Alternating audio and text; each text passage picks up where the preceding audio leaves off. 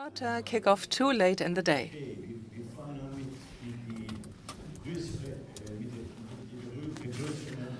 Okay, let us begin with welcoming and introductions and the initial speeches.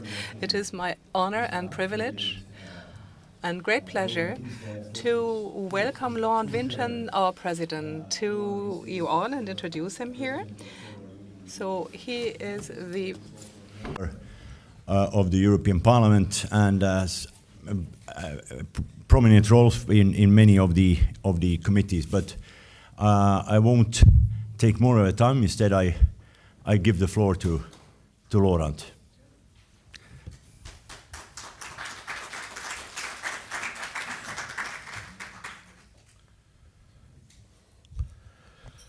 Thank you, Johan. Dear Colm, dear Minister Himonokif, dear representatives of regional and local governments, dear representatives of UN member and partner organizations, ladies and gentlemen, it is my honor and pleasure to welcome you to the 6th Forum of the European Minority Regions. It is one of the FUEN's flagship projects. It makes people aware of not only the cultural value, but above all, the economic added value that the different languages and cultures bring to Europe, the European Union, its member states, the regions, local communities, and citizens. I would like to thank Udaras Nageltachta for co-hosting this forum here in Galway and for their moral and financial support. Our annual forum of minority and sometimes I add minority-friendly regions brings together different European communities and is a venue for cooperation to sow the seeds for new networks. They enhance the political weight of our languages and cultures. Speaking with one voice, the voice of language diversity, strengthens our position in the process of European Union policymaking. It is the perfect setting for exchanging and discussing differences in the defense and promotion of our languages. It provides an opportunity to learn from both good and bad practices. Our first forum in 2016 was in South Tyrol, Italy, and it set the guidelines, objectives, and the goals of this forum. The second one took place during the committee week of the European Committee of the Regions in Brussels and anchored our forum in the European institutions. Later, the forum named Shaping Our Regions. We discussed national, regional, and local authorities' role in development, economic growth, and their responsibility to promote our languages and cultures. The forum in 2019 in Potsdam dealt with emigration and brain drain affecting our communities. Well, a brain drain, of course, is a negative course, but migration can be turned into an advantage if those who have emigrated return home with new skills. The skills, impulses, and way of thinking acquired is something that should be better exploited on the native land. Our communities are often bilingual, which helps think outside the box for solutions that people living in a monolingual and monocultural environment do not have. Last year in Helsinki, in Finland, the forum discussed the Nordic culture and linguistic diversity and how it could be a formula for economic growth. Among the speakers, Bengt Arne Wikström, a professor in economics, showed that for the individual, knowing smaller language is a bigger advantage on the labor market than knowing English, which is our times lingua franca, right? According to Wikström, your chances of getting a job, being promoted in that job, and having a higher salary is bigger if you speak another language than English. Because everybody speaks English, yeah. At the end of the day, it is a question of supply and demand. The supply of people claiming to speak English or Globish fluently is massive, whereas much fewer people speak our languages, the minority languages, which limits the supply considerably, despite a growing demand for people who speak other languages than English. This unquestionable economic added value of our languages, cultures, and communities is often forgotten by those who live in the majority bubble.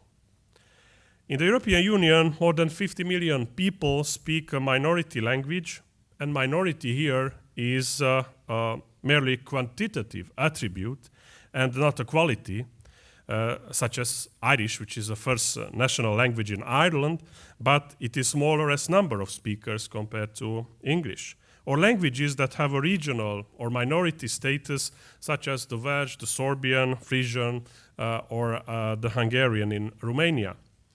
Our ancestors created a unique cultural wealth. They spoke their own language and followed their own traditions and customs. We at the FUAN aim to preserve and to promote this wealth. We speak our mother tongue and we want to be able to use it in our everyday life. We wish that our children learn it, not only at home, but also at school, to be able to use it in the public space and to pass it on the future generations. Other countries where all languages, also those spoken by a numerical minority, are official national languages on an equal footing are, for instance, Belgium, Luxembourg, Switzerland, Finland, or Canada. These are the good examples, the best practices. Ladies and gentlemen, while these and other countries actively promote and protect their languages, many countries choose to completely disregard or even oppress their smaller language communities. They try to assimilate them, to make them become part of the majority. We believe that the situation of European minorities or smaller communities cannot be considered an exclusive competence of the member states in the European Union. Our objective is to strengthen the Council of Europe's legal instruments and sanction mechanism. In the European Union, it's our goal to create a legal framework, standards, if you wish, for the protection of national minorities and the promotion of smaller languages. These objectives are well defined in the European Citizens Initiative, the Minority Safe Pack. It was one of the few successful initiatives and reached the threshold in 2018. Yet on 14th January 2021, the European Commission decided not to initiate the legislation based on this initiative. National and regional parliaments, members of the European Parliament, other political bodies and NGOs from all over Europe protested against the Commission's decision. On the 24th of March last year, the Citizens Committee of the Minority Safe Pack Initiative filed at the EU General Court of Justice a request for the annulment of the European Commission's decision. The court's verdict came 2 days ago, on Wednesday. And the ruling is a disappointing one. The General Court confirms the Commission's communication, refusing to take the action requested by the European Citizens Initiative. The court is of the opinion that the action already taken by the European Union to emphasize the importance of regional or minority languages and to promote cultural and linguistic diversity is sufficient to achieve the objectives of the Minority Safe Pack Initiative. Now, simply put, I believe that 1 million citizens prove to be stupid, signaling problems that do not exist. According to the Commission, according to the court now, it is like you go to the doctor with a bleeding and fractured leg, and you are sent home with a painkiller for a headache. You were treated, you got medicine, but your problem was not solved. But back to the theme of this year's forum, building on the positive experiences of previous years and to provide new impetus, this year's forum, Minorities Mean Business, How a Different Language and Culture Can Attract Investors and Tourists, is about the added value of minorities in conquering new markets and selling products, with a particular focus on tourism and investment. We choose to do it in Ireland, since it is an officially bilingual country. It is often seen as a model for language policies, for revitalization language policies. Galway itself is an ideal location for our forum for several reasons. including the Galway-Gaeltacht being the most highly populated Gaeltacht region in the country, and Galway almost unique status as a bilingual city. And it is a role model for language revitalization, as I said. The main theme today is tourism and languages, and we present research on the impact of tourism on smaller languages and cultures. The local language and culture is no doubt an added value that can make a region more attractive for tourists. For instance, the officially trilingual South Tyrol is the province in Italy with most tourists per capita, with more annual visitors than tourist meccas like Venice, Florence, or Rome, and this was created in a matter of a few decades with a very good strategy that has been implemented using this added value of the three languages. On many regions, the local language and culture bring an exotic flair to the region that is appealing for tourists. Thanks to a different language and culture, tourists feel like they are abroad, even though they are on vacation maybe in their own country. On the other hand, in some regions like Friesland, Wales, Switzerland, or the Balearic Islands, tourists are driving up prices so that the locals can barely make a living and, in the worst case, have to move away. Therefore, we do not only limit the discussion to the economic added value of minority languages and cultures on tourism, but we also focus on the downside of extensive tourism when it happens, such as higher real estate prices and negative changes in the linguistic and cultural landscape. In the afternoon, we will hear about the use of minority languages and productive activities.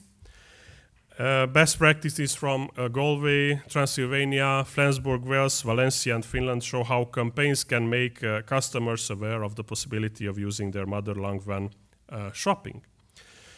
The last session is about promoting regional identity and languages among young people in the Celtic rim of Europe, in Ireland, parts of UK, Brittany, and Galicia.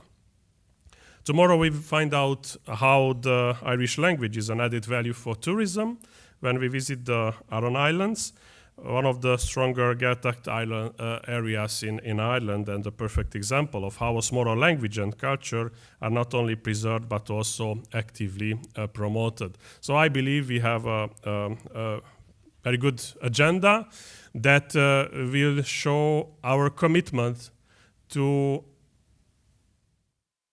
show to the outside world what our languages and our cultures are about. Our identity, our existence is actually an added value, something positive, not something that should be confronted by the majority. I hope that such events like this forum contribute to understand better what the minorities are. They are not people that are apart, that are different, but they are part of the everyday life of our societies. And I only hope that this is the idea that finally we will be able to convince also the international institutions, such as the European Union, that to protect this unique wealth, you need to have initiative, you need to take action. So our quest for minority rights will certainly not stop.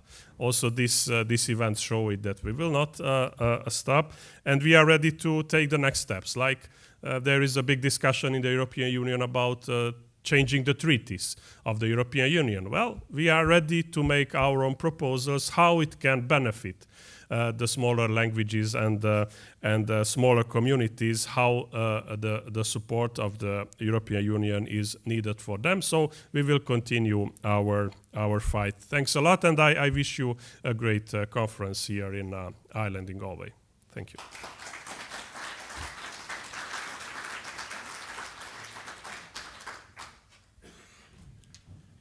Thank you very much, Lauren. That was a very good overview of the day we have in front of us. And now I have the honor and pleasure to present Rona McCanamar, who's the Director of Regional and Community Development and Language Planning at Udarasna Gaeltahta. And Udarasna Gaeltahta is our partner. We have been organizing this conference together, and they're also a supporting member of FUEN. So, Ronan, the floor is yours.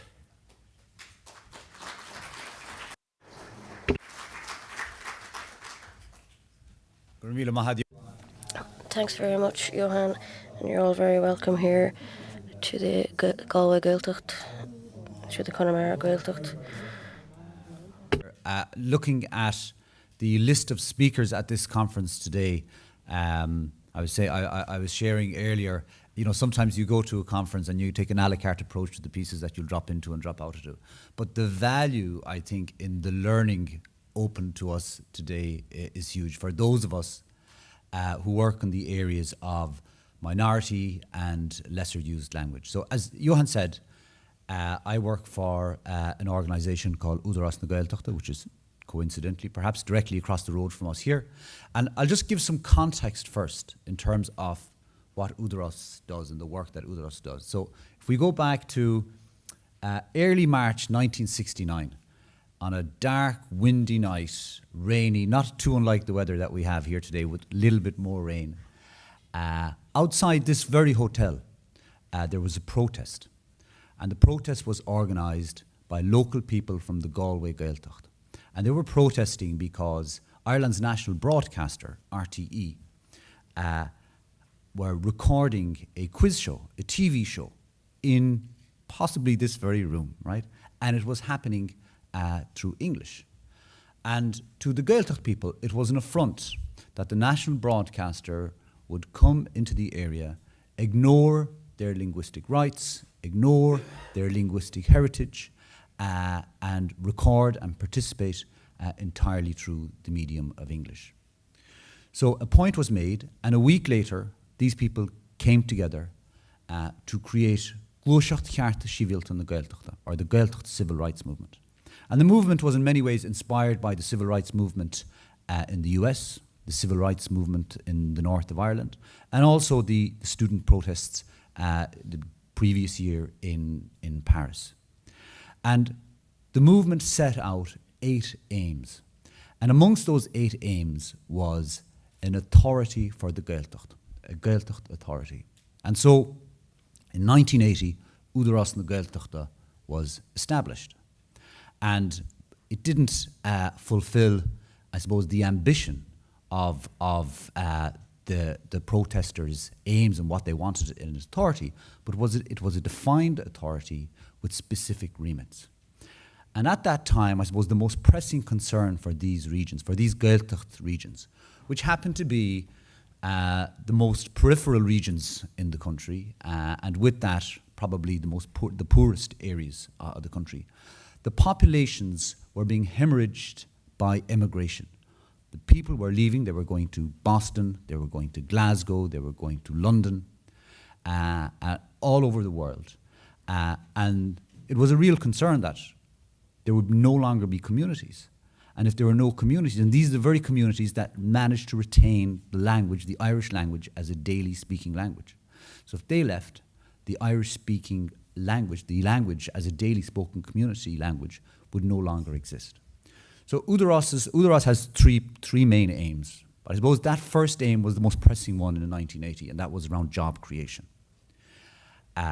The second one, and I would say that the second one has come more to the fore over recent years, because this country, compared to where we were in 1980, and the Gaeltacht regions as well, is in a much stronger, more commanding position economically and employment-wise.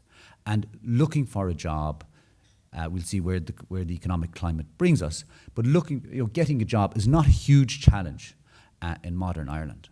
So you need something else. So you can have a job, but there needs to be more. Do you want to live in that community? So Údarás has a community development remit. And we fund a network of 33 community development organisations, most of them co-ops. And we are really, really, really fortunate that we have these organisations on the ground, making the immediate communities, these local communities, better places in which to live. So you can have a job, but you also need to want to live in the area. So what does that mean? It could mean a social fabric, community fabric, education, creating that sense of community. So that's a really important part of what we do. And the third part, and it goes back to why we were established, I suppose, in the first place, and why we create the jobs and why we develop communities, is around language.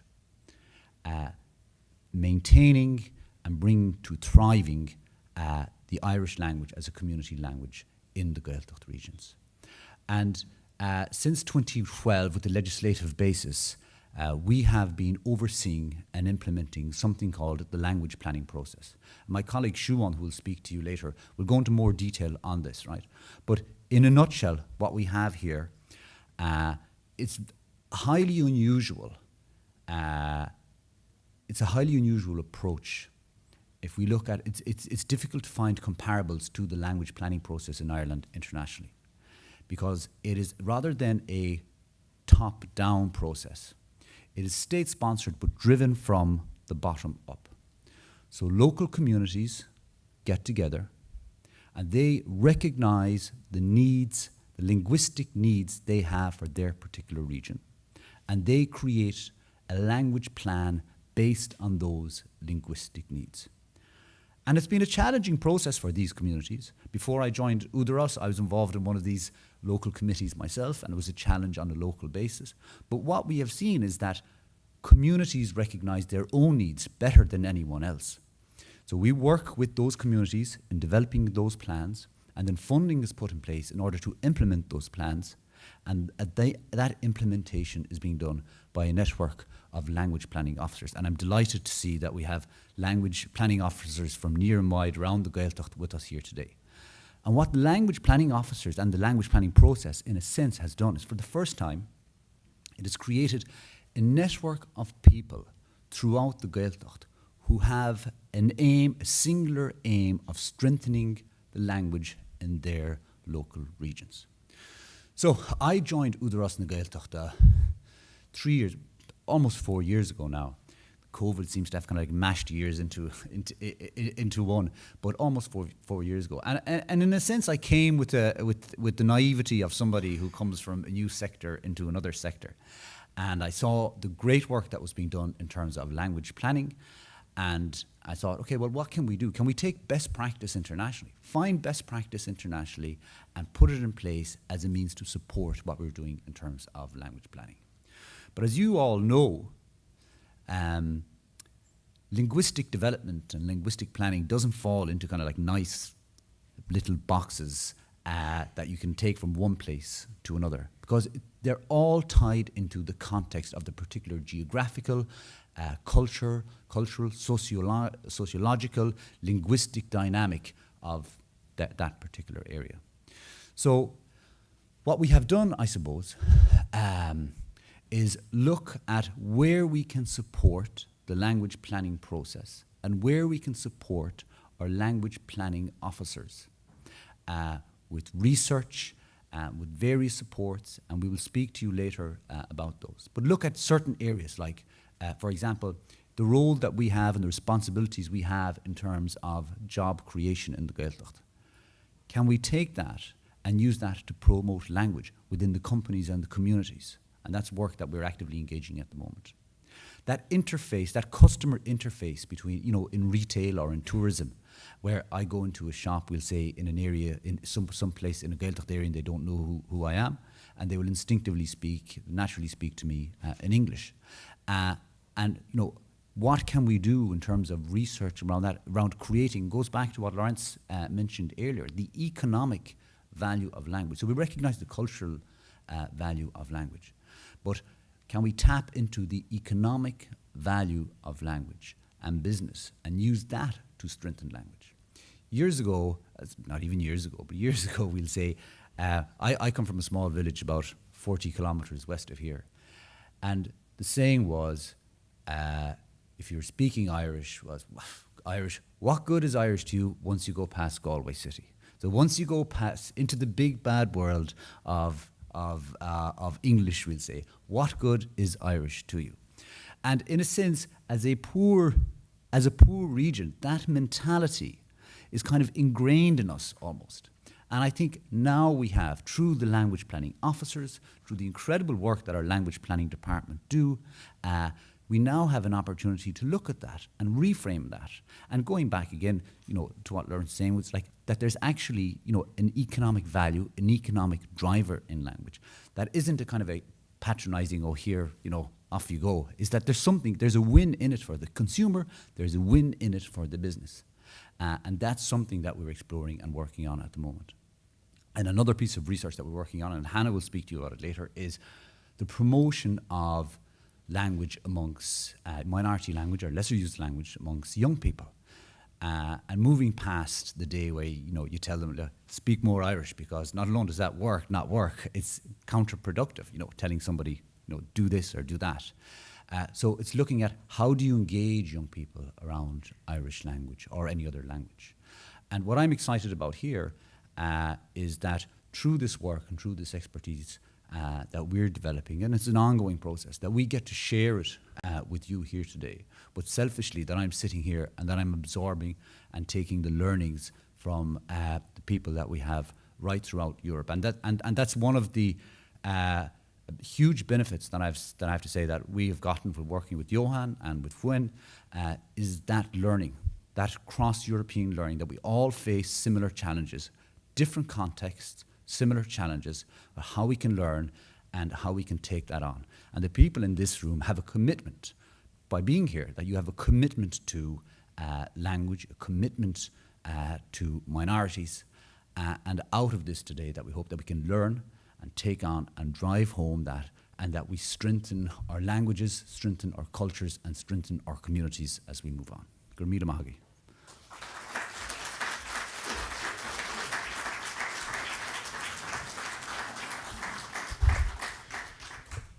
Thank you very much, Ronan. I think that was a very good introduction to today's theme and what we can learn from each other in the different session.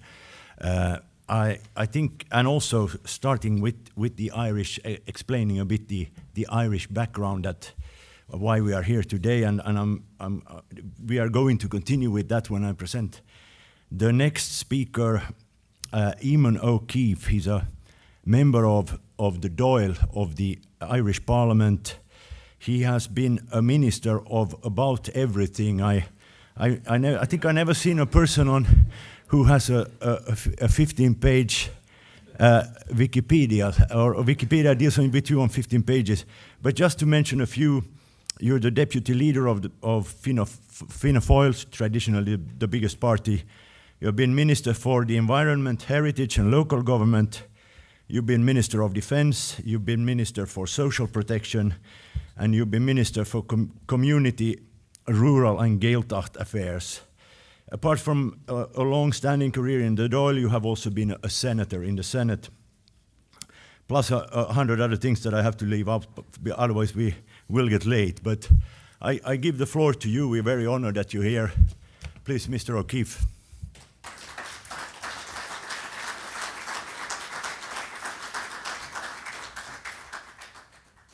Gora míle mágad agus áthas bheithin seo. Thank you very much. I'm very happy to be here today. And the background, and it is a little bit unique.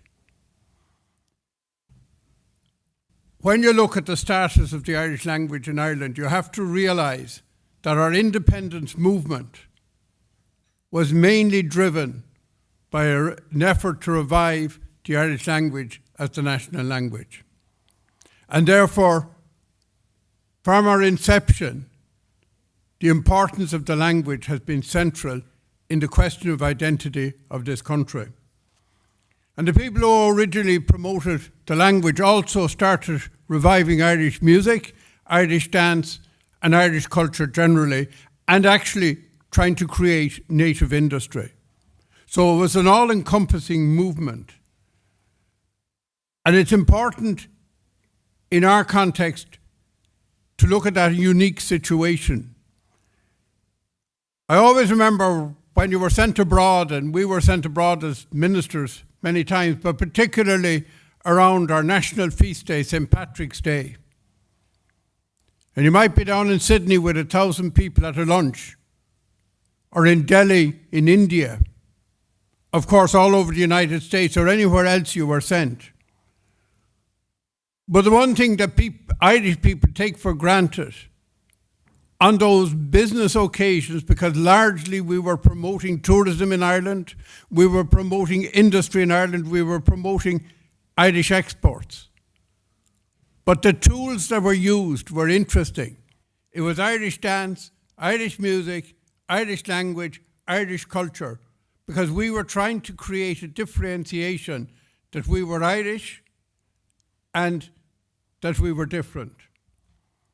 And that has worked very well for Ireland because we have become a very prosperous country. So you could say that if you look at it in its big scale, the whole genesis of independence is prosperity, and independence has led to prosperity, has been around the importance of culture.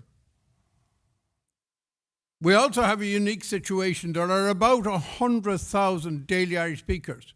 There are a lot more people, about 2 million, who claim to know Irish. They've learnt it at school. But when we do in the census an analysis north and south of daily Irish speakers, you come out with a figure of about 100,000. There are 7 million people living on this island. Furthermore, you have the situation that the Irish language in this state is the national language and the first official language of the state, and therefore does have strong state support. And you have to see that the opportunities, and this is what I want to focus on, the wealth creating opportunities, you see that we are in a uniquely advantageous position in this regard.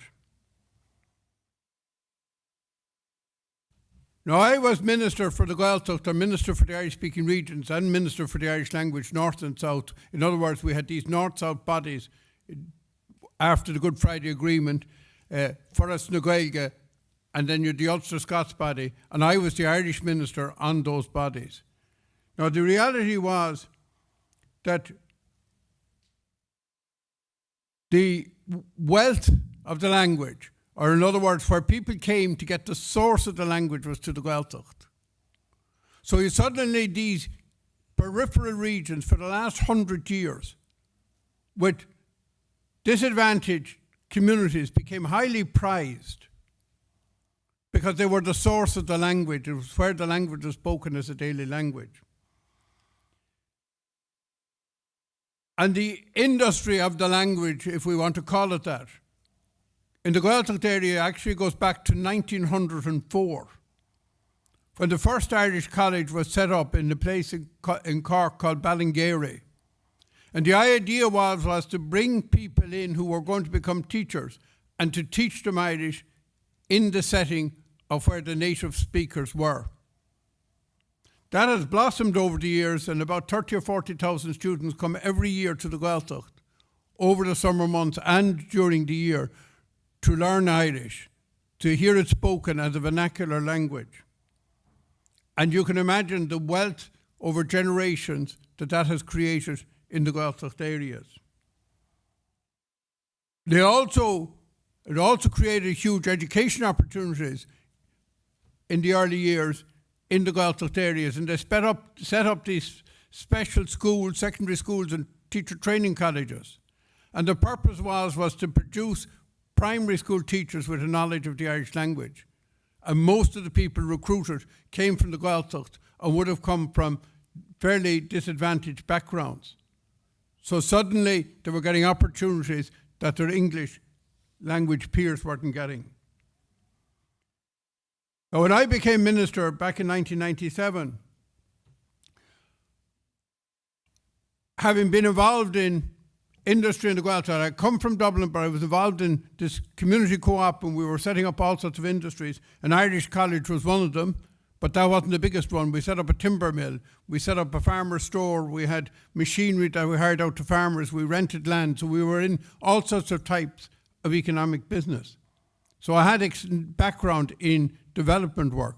The one thing that became obvious to me is that if you want to compete competitively on the market, you need some natural advantage. So the obvious one that people think of, the sea as a natural resource, the land, the forests, and so on. But the biggest natural advantage we had if we were competing with China or cheaper economies was actually in the linguistic industry, because nobody else had the Irish language as an indigenous language. And I saw this as a huge, we had been doing work and there were jobs created by the Irish language, but I saw this as an unexploited natural resource in these areas to create jobs and wealth. Now, if you look at this region, prior to my time, the Irish language television station was set up. And Údarás na Gaeltachta built around that an audio-visual, film-producing, television program producing industry. We had Radio na Gaeltachta, the Irish language station, previous to that again. Now, these were very, very central because these were middle-class jobs. These were good jobs. They were attractive jobs. You had young people as presenters on the television, newsreaders and so on, in positions that were attractive to young people growing up in the area. I remember one day I was looking for more money for T.G. Cahill. You're always looking to the Minister for Finance for more money, and we were in at a meeting, what we call the estimates meeting, looking for the money. And he wasn't in a great humour, and he wasn't, they're never easy to get the money off it. But I said to him, look, I said, there's one thing that T.G. Cahill is doing. It's creating an Irish-speaking middle class in the Gaeltacht, in areas that had traditionally been associated with, subsistence farming and fishing.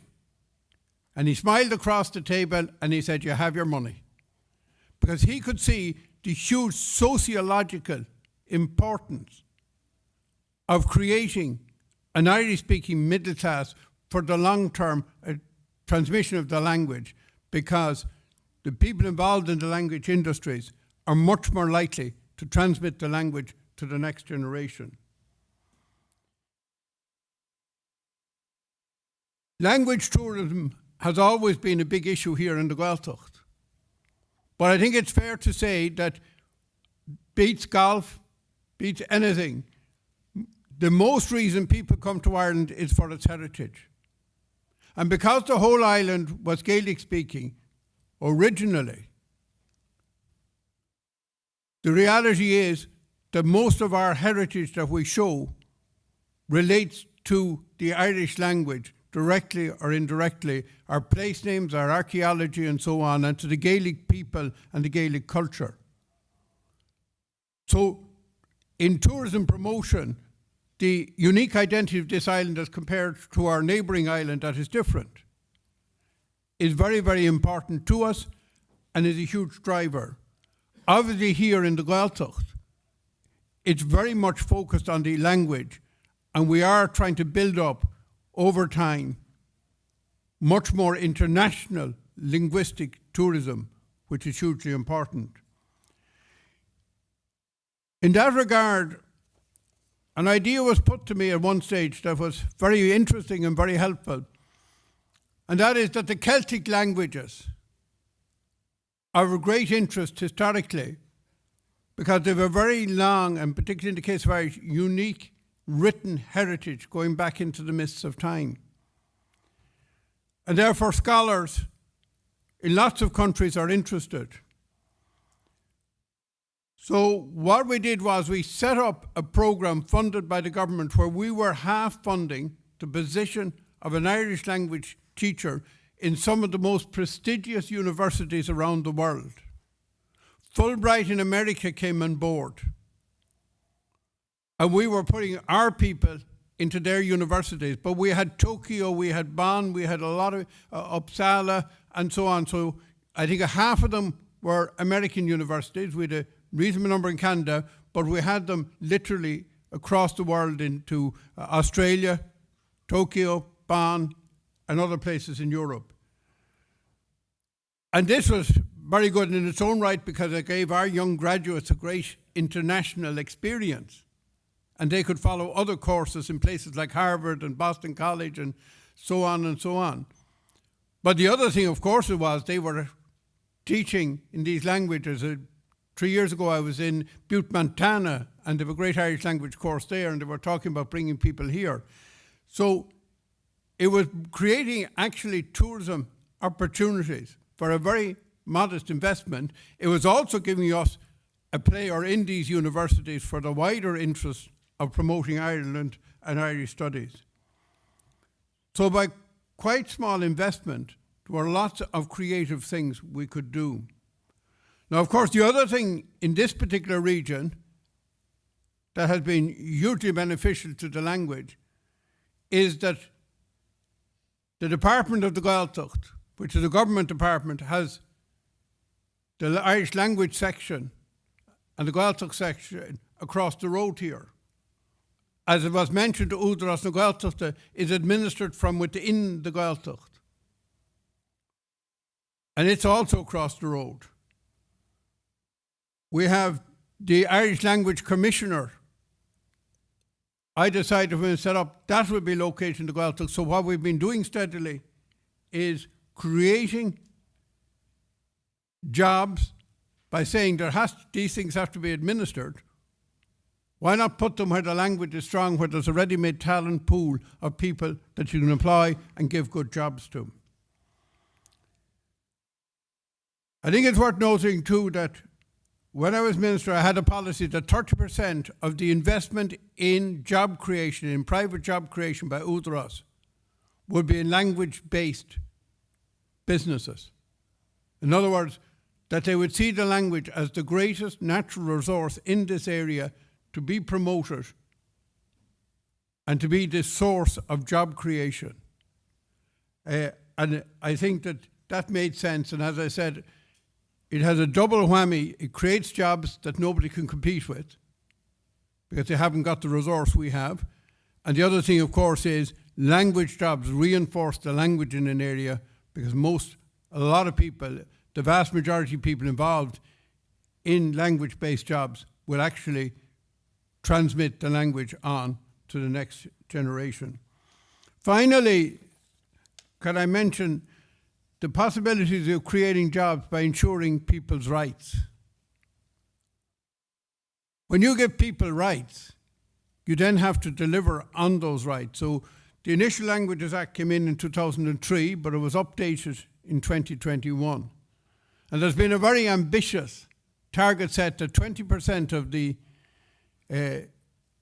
public servants to be hired from 2030 on will be bilingual, Irish and English. That's going to be a huge challenge. I don't underestimate it.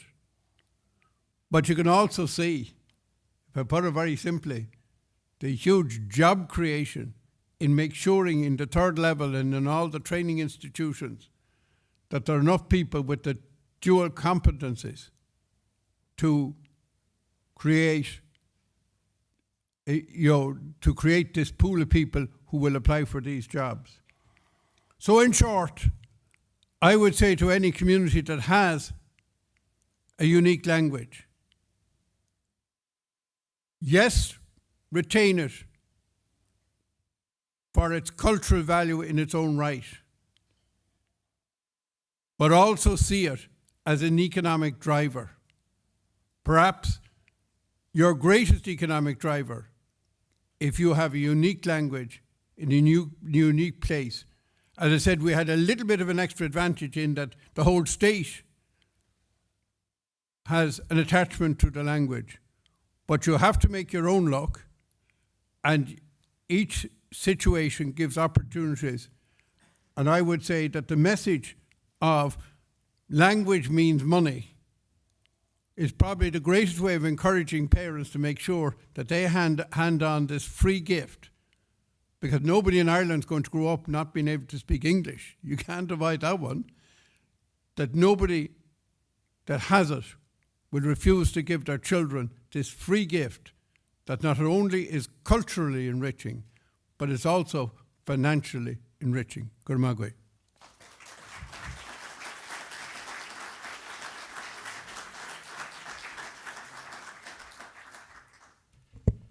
Thank you very much, Minister O'Keefe. I think that's might be a slogan for another forum of the European minority regions, that languages means money.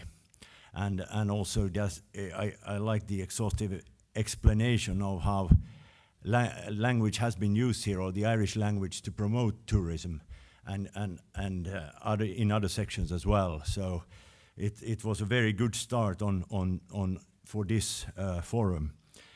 Angus Osnodi, unfortunately, due to family reasons, he's the chairperson of the Dáil Committee on the Irish language, cannot take part. He informed me that he cannot take part. So instead, I would go to earlier both Minister Keefe and Ronan mentioned the department here. Udaras the Nagelta have their seat across the road, but also the department is across the road.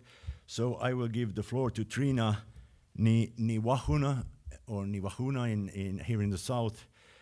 She is the Assistant Chief Officer at the Department of Tourism, Culture, Arts, Gaeltacht, Sport, Media, and she's also the Vice Chair of the Network for the Promotion of Linguistic Diversity.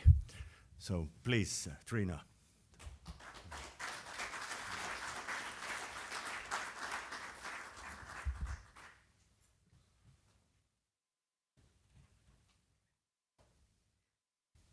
Sorry, I'm a bit shorter than all the other speakers. So thank you so much for the invitation. I'm delighted to be here. As Johan mentioned, I'm Assistant Principal at the Department of Tourism, Culture, Art, Gaeltacht, Sport and Media. And I happen to be responsible for the Irish outside the Gaeltacht, for the Irish language support schemes. And essentially, we're based in the Gaeltacht division here in Nafarbacha, just on the same campus as our colleagues in Udaros na Gaeltachta. And we have a policy and operational remit. So we have a current provision in 2022 of 6.45 million, and hopefully as a vote of confidence in budget 2023 we get an increase of 1.75 million. And as it happens, 1 million of that will be directed at the new digital plan for the Irish language, which is going to be published very, very shortly. And the other €750,000 will be directed at the other programmes in our remit. We have a very broad remit, as I mentioned. We also have to point out we're part funded by the Irish National Lottery. Just a quick overview of our work is that we're, as I mentioned, responsible for the promotion of Irish outside the Gaeltacht and internationally through the Irish language support schemes. We're currently working on the digital strategy for the Irish language. We actually, on our policy side, we led on the development of the recently enacted Official Languages Amendment Act in 2021, and we supported the ending of the Irish derogation in the EU institutions. Now, the 20-year strategy for the Irish language was published in 2010, and we operate essentially to implement Objective 10, which is one of the key parts of our work is supporting the work of the European institutions. We did that primarily through assisting the institutions in lifting the ending of the derogation of the Irish language at the end of last year. And just that's actually happened to be the most popular tweet in the department's social media accounts at the end of last year, was related to the ending of the derogation as well. So as I mentioned, we have a key responsibility for the Irish language internationally. And as Eamon mentioned, and he was one of the founder of that scheme, is a third level education overseas. And it's been extremely popular. It's gone from strength to strength. It was established in 2006, and Eamon outlined the history there. It's to promote Irish language overseas and to provide a platform to showcase the Irish language internationally. And as Eamon mentioned as well, there's been a key benefit to that. Not only are we building relationships with the institutions abroad and also with the communities abroad, we're connecting with the diaspora, and also there's an opportunity for people who are developing their Irish language skills abroad to come back and experience the Irish language in the Gaeltacht areas, and to enhance the connection with their, with either, in some instances that they might have a direct relationship, other times people just have a linguistic interest in it as well. So it's been very, very important.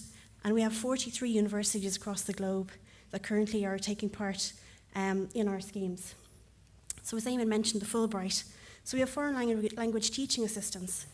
And actually, I sit on the interview boards for the ICUF and the Fulbright. And speaking with someone who was a former foreign language teaching assistant, I asked them, what is it that people are interested in? And something really struck me, and it was very powerful. She said that, in the evenings they do the cultural events and they do music and different events. One of the key interests actually was Irish language prayers. I thought that was very powerful. People wanted to connect with the Irish language prayers of their heritage. So as I mentioned, the ICUF is another one. We have 6 partner universities. Prior to COVID, we had 8. So we're hoping to build that up again. And one of the schemes, a really interesting scheme with the ICUF programme, and Fulbright is a partner of that as well, is the Trasnadunta Cyber Gaeltacht. It refers to a traditional Irish song, and it connects the Irish diaspora and the Irish people digitally on the Cyber Gaeltacht for 5 days. And we haven't set the date for this year yet, but essentially people tweet or use the social media in various different ways, and it's been extremely successful. We have various partners. The GAA came on board last year, and there's been millions and millions of different impressions and retweets of various different things, so it's been really, really successful. As I mentioned, the Irish and European institutions is a key part of our work also. So we have 21 universities across Europe, and we have an internship scheme that we developed in 2018. We work with the European Commission for a competition called Ashtrahori Oga. It's directed at people at junior cert level, so about 15 to 16 years of age, and they essentially translate into Irish from about 5 or 6 different languages. And there's regional prizes, and then there's the best prize overall. In relation to the internship scheme, we have a Centre of Excellence called Antonid Barfausch. They're a connection for the universities in Ireland that offer very high-level, highly skilled courses, things like lawyer linguistics, legal translation, various other things like interpreting as well, which is actually one of the few courses that's in Europe is actually here in the University of Galway, and they have state-of-the-art equipment. Then we also have the Chunskin of Archgillinagwega, which is the high, it's the program where we fund these high-level courses. So I mentioned we have the Centre for Excellence. We'll call it locally Unad Barfausch. It's chaired by the University of Galway. Essentially facilitates coordination between the various institutions of Europe who are taking part in the initiative. And it provides a point of contact for those institutions wishing to recruit temporary agents. And so the members of the Unad Barfausch to date are these various institutions. Now, we will be conducting a review of this programme and hoping to increase the amount of members to broaden it out. So I mentioned we had an internship scheme. It's been incredibly successful. According to the European Commission statistics, the success rate for employment following this scheme, which in the instance of proofreaders and translators is 10 months, and interpreters, which is the new stream we've added this year, is 6 months. The success rate is 75%. So 75% of those interns will get a contract of some kind, either a temporary agent or might have employment as a counter or an assistant. It's been extremely positive. So the Minister, during the summer, recently approved the extension of the scheme for another 4 years, and essentially €322,000 per annum, or 1.28, up until 2025. So the feedback, as I mentioned, has been extremely positive from the people taking part in the scheme. I think it gives a taster of what it might be like, because not everybody might want to go and go for the permanent job. They might like to have a taster to see, is this for me? And it's a great opportunity for people who want to see if this career and working on the mainland Europe is for them. This is one of the buildings, the Lex building, that some of our interns have actually worked in. So I mentioned there's 21 universities taking part. The department is also a member of the network to promote linguistic diversity. As Johan mentioned, I happen to be one of the vice chairs, and Anna, co-vice chair, is here today, which is great. So in terms of promoting the use of Irish in communities and businesses, our division also support the promotion of Irish in the businesses in various different organisations at the moment. In Dublin City, it's Bailliach Liguega. In Mayo, it's Gno Wio. In Galway, it's Galliv Liguega. And in Kildare, it's Kildare Liguega. We also work in conjunction with Conradh na Gaeilge to provide some really interesting initiatives as well. So Glúiseacht is a program where we have people go into Irish medium schools and they outline the rights, the Irish linguistic rights of people. They also give an outline of what careers there are in Irish. It's been a very successful program, and it'll be actually managed by a new section which is involved in the Implementation Act from next year. We also fund Radio Rira. As I mentioned, Baile Clíl na Gaeilge happens to be managed by Conradh na Gaeilge, the Cartlin at Fioca na Gaeilge, and the Culture Club. Another initiative that we support is the Antaivark, which is the Irish National Language Theatre. It's currently in collaboration with Phoebeen, which is a theatre company, and we provide a funding of €320,000 per annum. So, as I mentioned, we're going to have the digital plan for the Irish language published very, very shortly. So the technology is a huge aspect for the Irish language, and the department has invested heavily in recent years. I suppose the foundation of the digital strategy was the 2012 MetaNet report. We essentially want to establish long-term research and development infrastructure to deliver state-of-the-art of technology.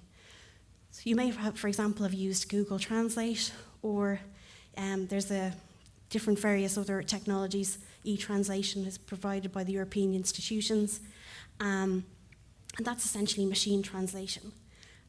We're also funding other projects like ABER in the Trinity College Dublin. You might have heard of that institution. And we're funding a project where they're doing text-to-speech synthesis and speech recognition. We also, the digital strategy will also include natural language processing tools, educational applications, and computer-assisted language learning. The strategy is prepared by the leading researchers in DCU and Trinity, and as I mentioned, it's due to be published very, very shortly. There's quite a few other projects that are really interesting and help business, especially maybe people in the translation sector and the freelance translation sector. So the department funds the Lex IATA project, which is essentially the development of Irish legal terminology. And we have one of the few languages that have this direct funding, and working closely with our colleagues in the European institutions. We also have Tastas Orpach na Gaeilge. This is a very important project as well. Essentially provides people with an accreditation of the standard of their Irish. We have Fáilte ar Líne as well, which is a massive open online learning course, and it's produced in conjunction with our colleagues in Dublin City University, Fiontar and Scoil na Gaeilge, and Future Learn, I have to also credit them. And it provides a platform for the Irish language. It's a free course, people can sign up to it, and they can learn about the culture and the language from anywhere in the world, and it's extremely popular. We also work closely with Careers Portal to give young people and people looking to maybe change direction in their career who have a high level of Irish an idea of the opportunities of careers with Irish. So on sailibra.ie, you'll find various videos about career as a lawyer linguist, career as a translator, career as an interpreter. And they're short, they're interesting, and it gives people, it's nice to, when people aren't always certain when they've completed their Leaving Cert, it's a bit like their baccalaureate, they're not sure what they want to do, and it gives them an opportunity then to see what the other careers are like. We mightn't all have met an interpreter to ask them, what do you do in your day job, or what does a legal translator or a lawyer linguist do? So as I mentioned, the Lex IATA Terminology Group, funding from 2022 to 2024, we're funding of €750,000, and the group meets twice per annum. And that's just an example of the homepage. So we also fund the Guish project, which is about the corpora, and that's a very important resource for people in the Irish language area. As I mentioned, Tastas Orpach na Gaeilge, which was developed by the Language Centre in Maynooth University, and it's based on the Common European Framework Reference for Languages. And we recently approved funding of €1.6 million for that development. And there's an awful lot of educational material and resources available on that website itself on teg.ie. As I mentioned, the Ashtor Yoga competition has been extremely popular. And we also have the Ultimate EU Textbook, which we have had translated into the Irish language and is available on the Acadov website of the University of Galway. Essentially, it was €32,000 to translate it, but it's an extremely important resource for people who are going to undertake the EPSO language competitions. It puts Irish language on a par and applicants on a par with all the others who have those resources available to them. So it's been a very, very important development, and it's free to use on that website. Other very important projects of interest are the European Language Resource Coordination and the National Relay Station. Essentially, this is about providing an awful lot of data to feed. Machine translation is a very data-hungry machine, so we need very high-quality bilingual data to feed into that machine in order to improve the translation that comes out of it. So we fund the National Relay Station to the tune of 126,000 to essentially collect the data from various state organisations and then feed it into that to the ELRC and into the European institutions. And we also have developed a network of Irish-speaking domain terminology experts. Various experts, they might not be aware that they are the best expert in their field with a high level of Irish. So it's nice to have them all together, that the translators of the European institutions can contact DCU and say, I need to speak to someone in, I don't know, medical, veterinary pharmaceuticals, and to speak to someone who's able to talk to them and explain the detail, so the translator or the lawyer linguist is the expert in the Irish, and the other person might have Irish but also be a language expert or a subject matter expert but also have Irish. We also, Eamon mentioned a really important thing, and Ronan I think also mentioned it, about the young people and about engaging them. A really important development as well developed by the department in 2015 is the Clár Tech Space. It kind of bridges the gap between, the preteens and the adults, and we kind of, I suppose, we felt that at that age, a lot of people move away from the Irish language. English is very dominant and it tends to take over, and this is a youth-led project, but allows young people to develop their technology and Irish skills at the same time. It's been extremely successful. So we work with our partner Kinea in its development and its delivery. And it provides a space for young people to decide what, do I want to design a robot or a computer game? Or a big thing right now actually is robot wars. And so we had the Tech Failure recently in April. And one of the key things that was involved was it was designed by the young people themselves. They had robot wars and music performances. They made their own music videos. They captured Gaeltacht stories using a 360 camera. It was broadcast live on YouTube, and it happened in Closh na Bhíon, which is in County Meath, on the 28th of April. So it's very much directed by the young people, and I feel that we feel even themselves the feedback we get from them is very, very positive. So as I mentioned before, we work in collaboration with a lot of different organisations and in the delivery of the programmes. So I'm here for another few minutes, and Johan has my contact details if anybody has any questions. But I hope you have the rest of your seminar. Okay, thank you so much.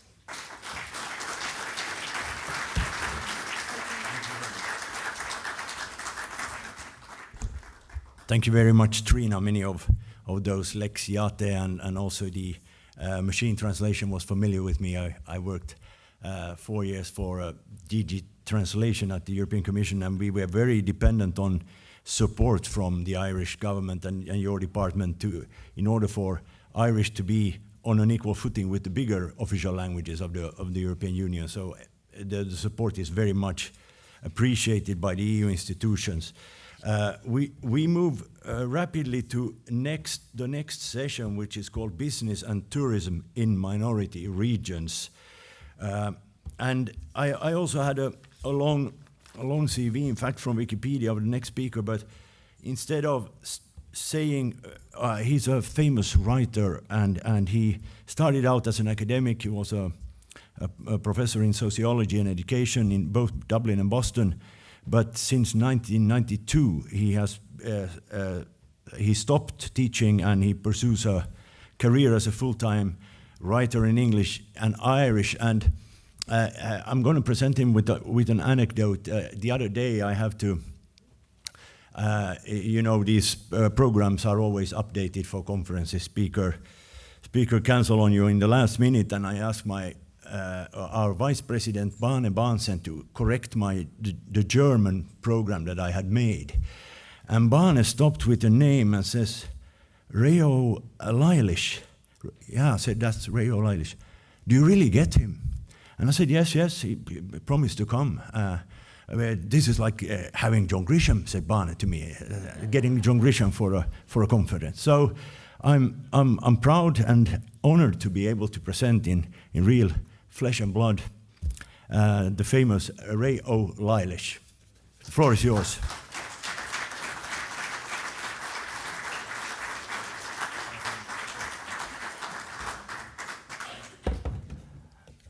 Éamon ná him go fóil just second one let the hell mar. Don't leave yet. Since I have the opportunity, and it's not often that I do have it, I would have to give recognition to Éamon O'Keefe. I'm not a member of any party, but I need to give Éamon recognition for championing, I would not like to say how many years, but there are very, very many. And for everything that he has done for the Irish language, and I would like to thank him for everything that he's done. We owe you a lot. Thank you, Éamon.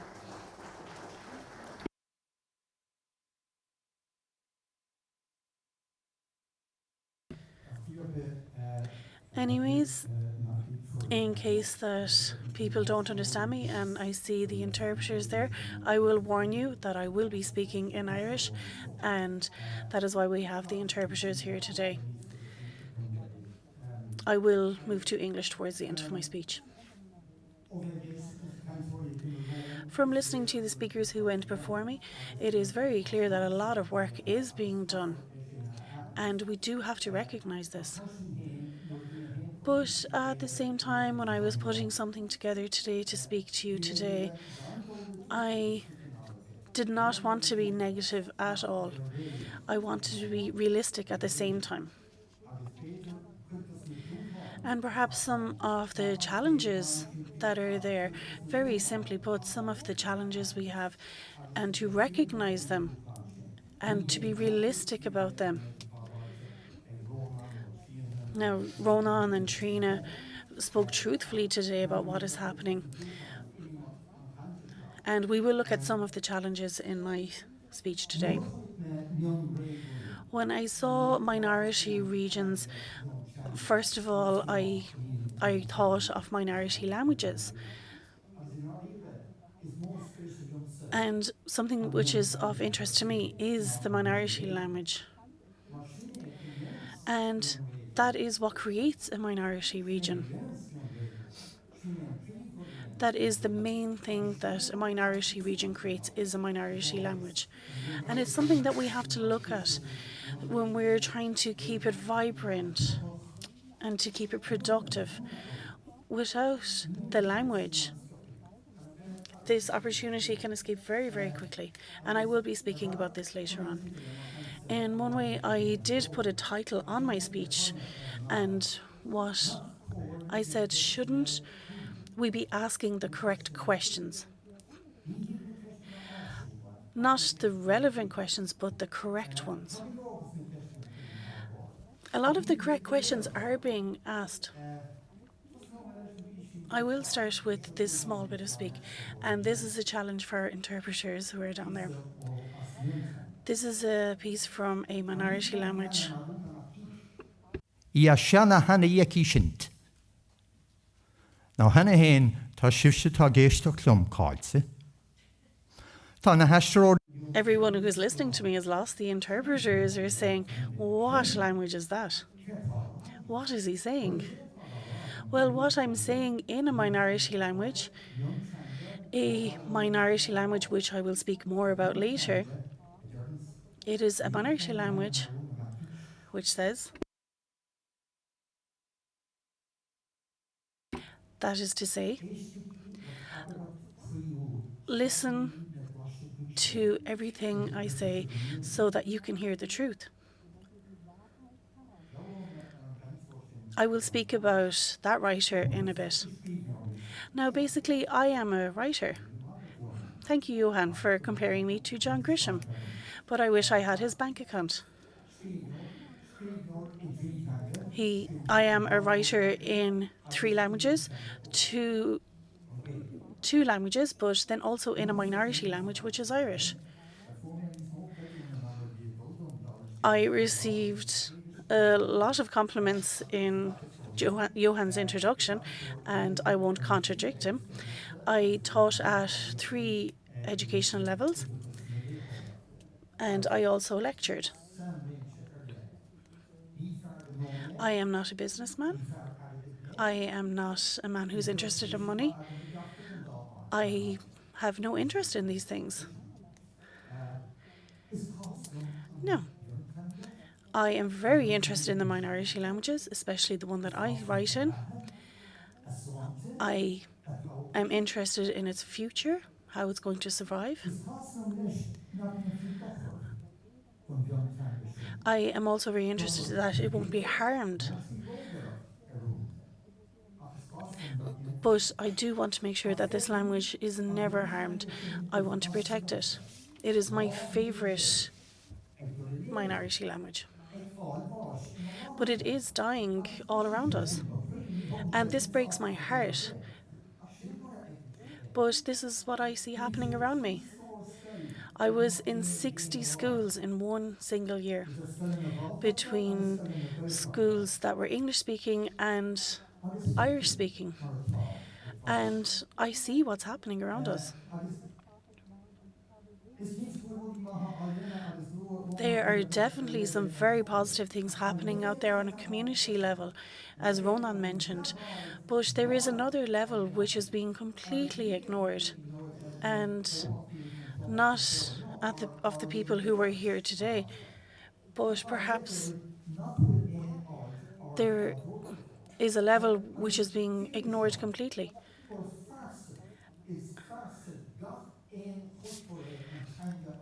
And I understand that the culture is a spindle of the language, and I do see that the language is getting weaker. And the language is integral in our heritage. And we do understand, everyone, that a language will not survive without being looked after.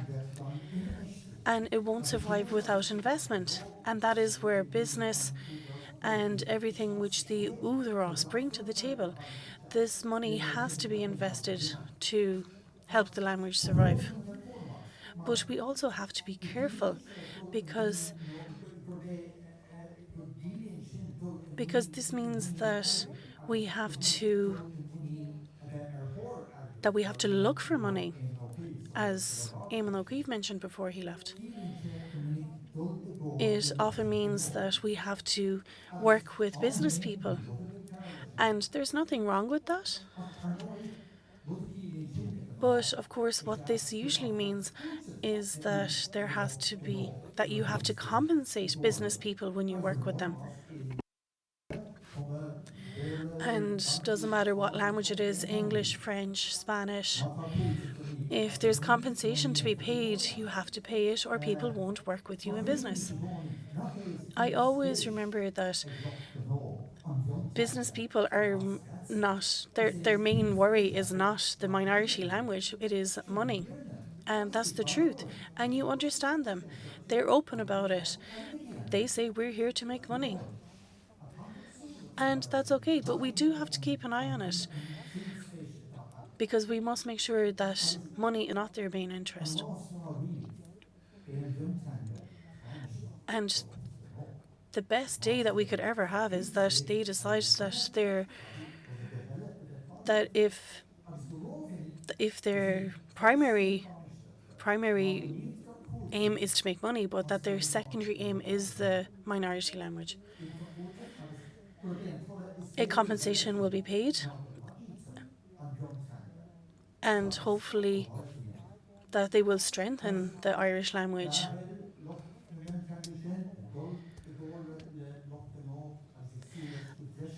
So hopefully everyone can work together and strengthen the Irish language.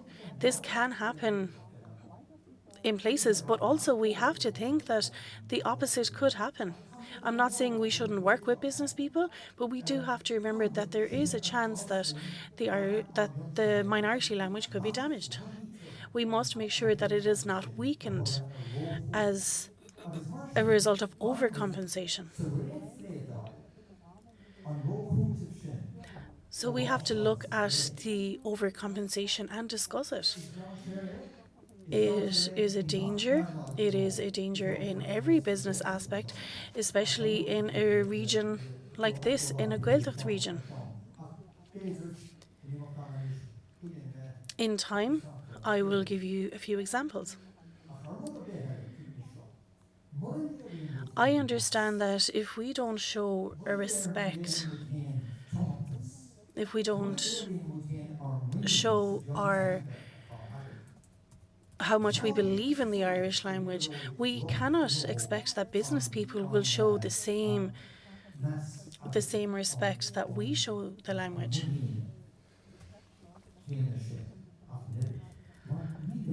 They won't show it. It is not their business. But we have to encourage them. I'm not here to be negative, I'm here to be realistic. And we have to look at the challenge that is there. And they can be encouraged.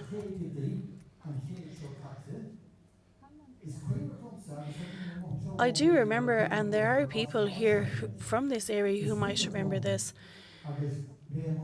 I remember when I was studying and working as a teacher in Galway City, the day where you would walk into so many different shops and businesses, and that you would be able to speak Irish to these people, and they would kick you out of their business for speaking Irish.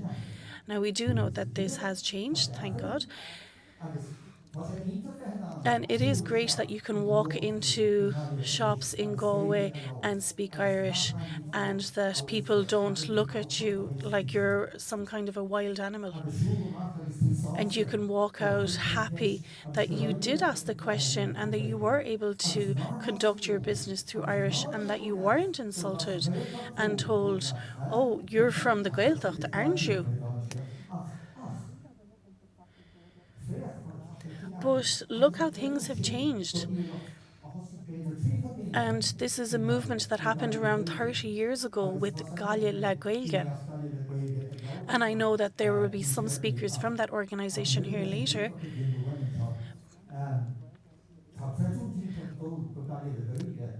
Gaile la Gaeilge have to be given a lot of recognition for what they have done. And Bris Nichanoli is here today with us from their organisation, and they have done some amazing work, and it shows us that things can be done. And it was true that people were refused to speak Irish to them in businesses in Galway, and it is scandalous that this would happen. Imagine being told that you weren't allowed to speak your own language. No, and I have so much money to spend on all these businesses, just like John Grisham.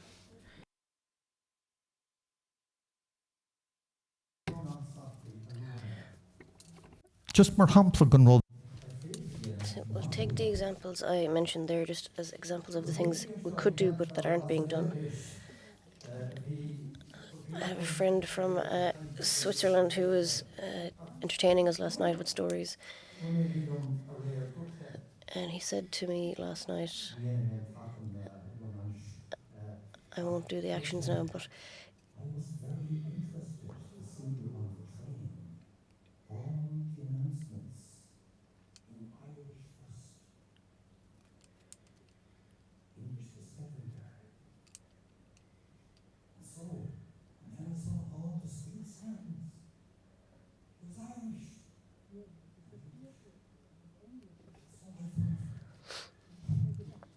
thought, I'm coming into heaven.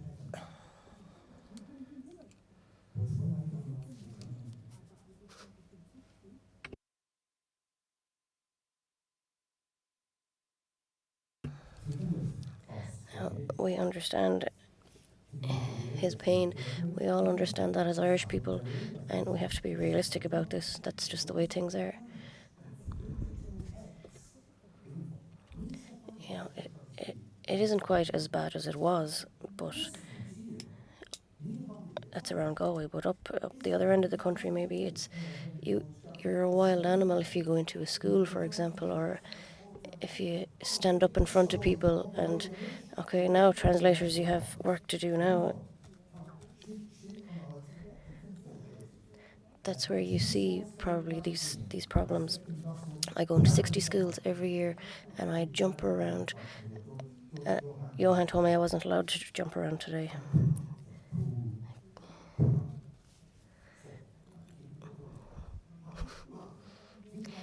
But you can jump around in schools, and I do jump around. And anyone here who I taught in a classroom, they know I stand on tables, jump on chairs. I do anything to keep the attention of the listener. But the thing is that what you tell them has to be interesting to them. So if they think that if they find out that something is interesting to them and they're hearing it through Irish, they say, "Oh my God, where did this guy come from?" But they learn that you can laugh through Irish. You can have love through Irish. You can do anything through Irish, no more than any other language. But we must understand that if we don't show respect and faith in our own language, in our own minority language, and present it to our business people, how in the name of God can we expect that business people will respect it? Or dedication or any other thing. So we need to be careful about that. Now I'm going to look at 3 very small samples here. For the past week, because Johan came after me and threatened me.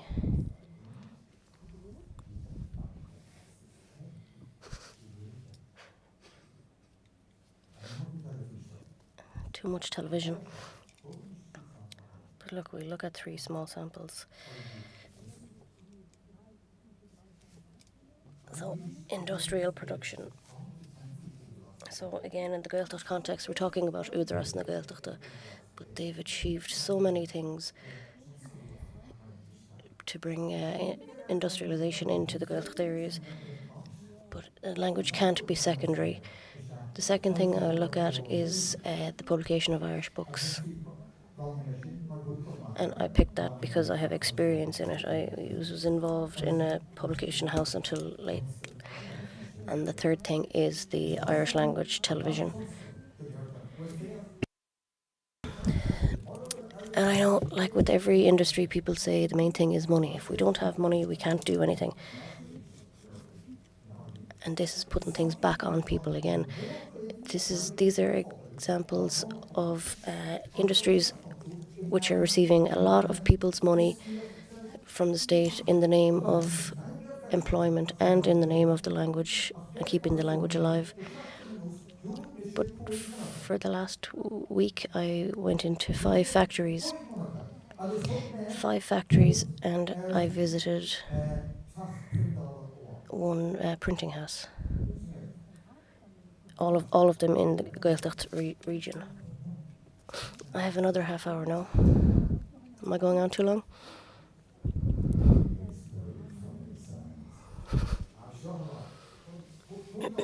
Okay, 5 minutes, Johan. And I'll keep this short. 6.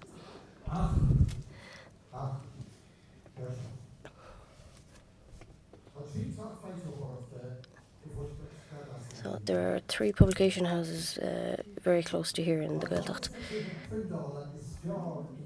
One of the best printing houses in Ireland is here in the Gaeltacht, and I don't mind mentioning them, Clodagh CL, and I dealt with them for 40 years.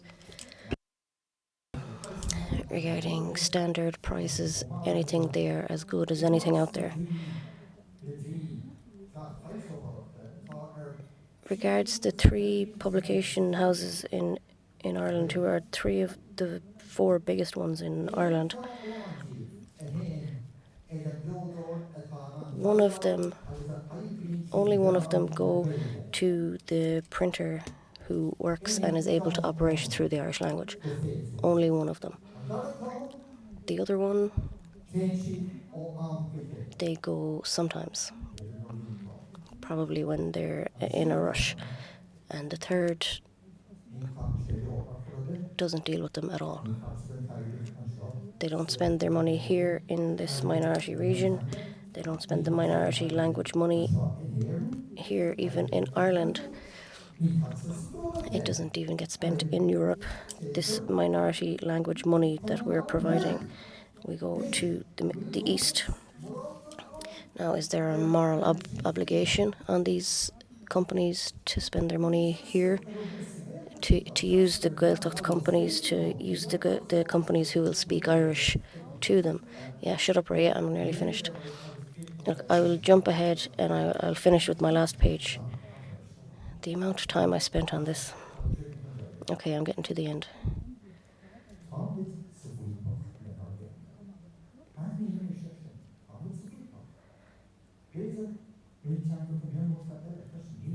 Okay, we're in trouble with our language, and maybe other minority languages, but definitely with our language. I know that. And I think because we're not asking the appropriate questions, and because those we question aren't being completely honest. And instead of asking these empty questions, let's ask the inquiring questions and the appropriate questions to see what is the truth on the ground, what is happening, what can be done, because a lot can be done. There are challenges, but we can overcome them. We're in an urgent situation with our minority language here, and if we don't acknowledge that, we're just kidding ourselves. I was listening to Antonio Miguel, and he was speaking about the climate. And instead of the word climate, I will put the word minority language in here. The clock is ticking. We are in the fight of our lives, and we are losing. We are on a highway to minority language hell. With our foot still hard on the accelerator. We need to ask appropriate questions.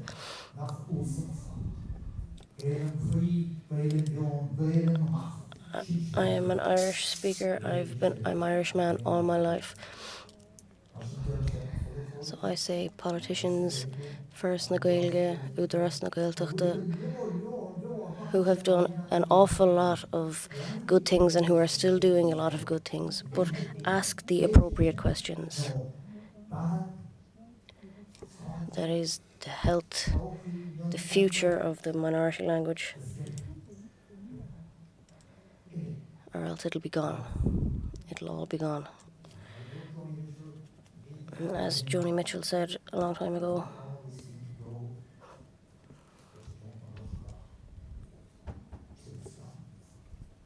thank you.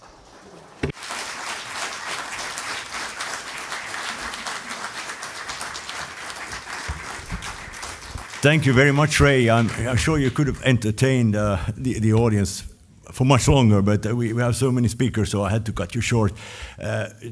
Mentioning the publishing houses, you mentioned C.L. Lowy.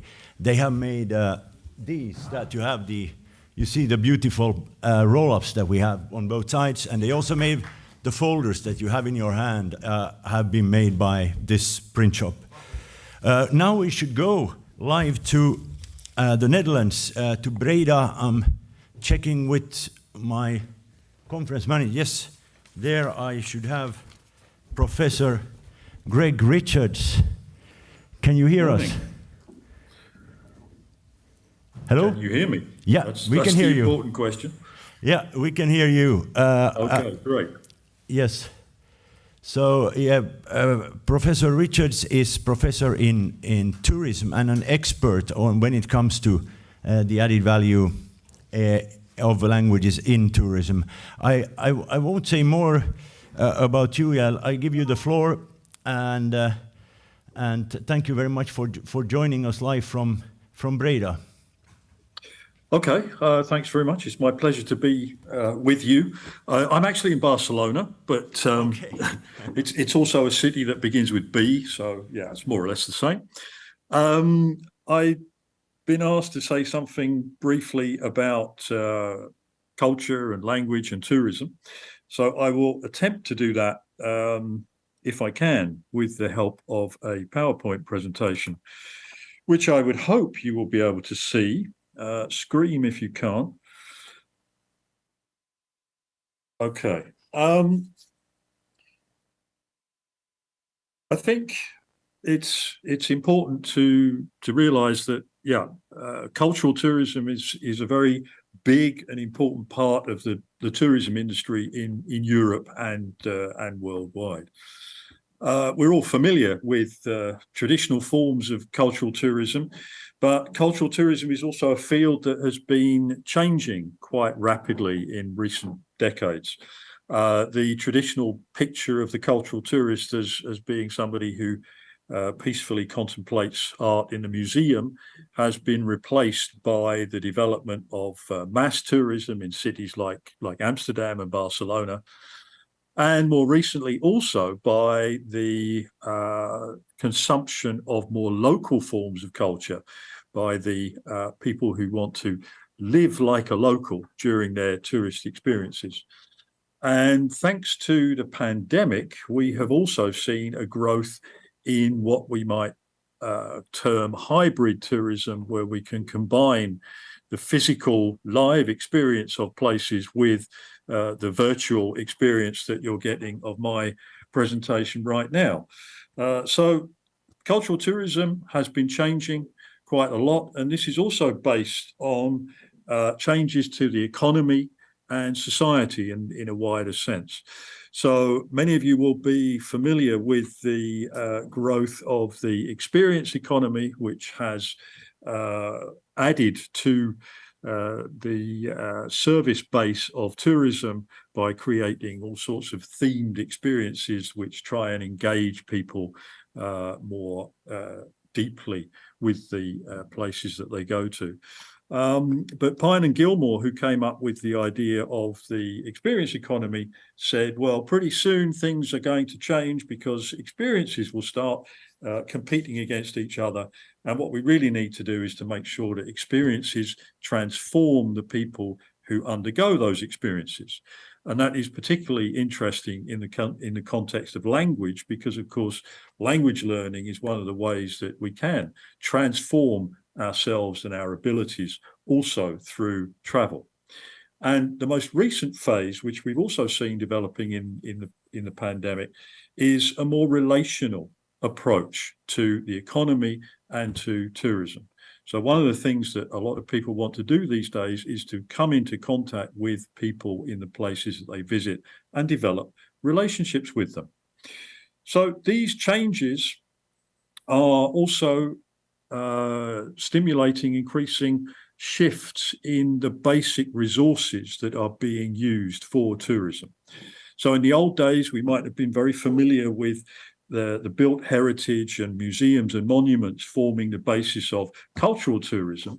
And even if we look at other forms of tourism, these were usually based on physical, tangible resources like beaches or mountains. These days, the basic resources of tourism are much less tangible. They are to do with things like image and identity, the atmosphere of a place, the stories that can be told about it, and of course, the creativity and languages that are present in the destination. So this has had an important impact on the role of languages in tourism as well. This is some research that we did with WISE Travel Confederation over the last 20 years or so, and this has shown a steady increase in the number of young people engaging in language learning during their travel.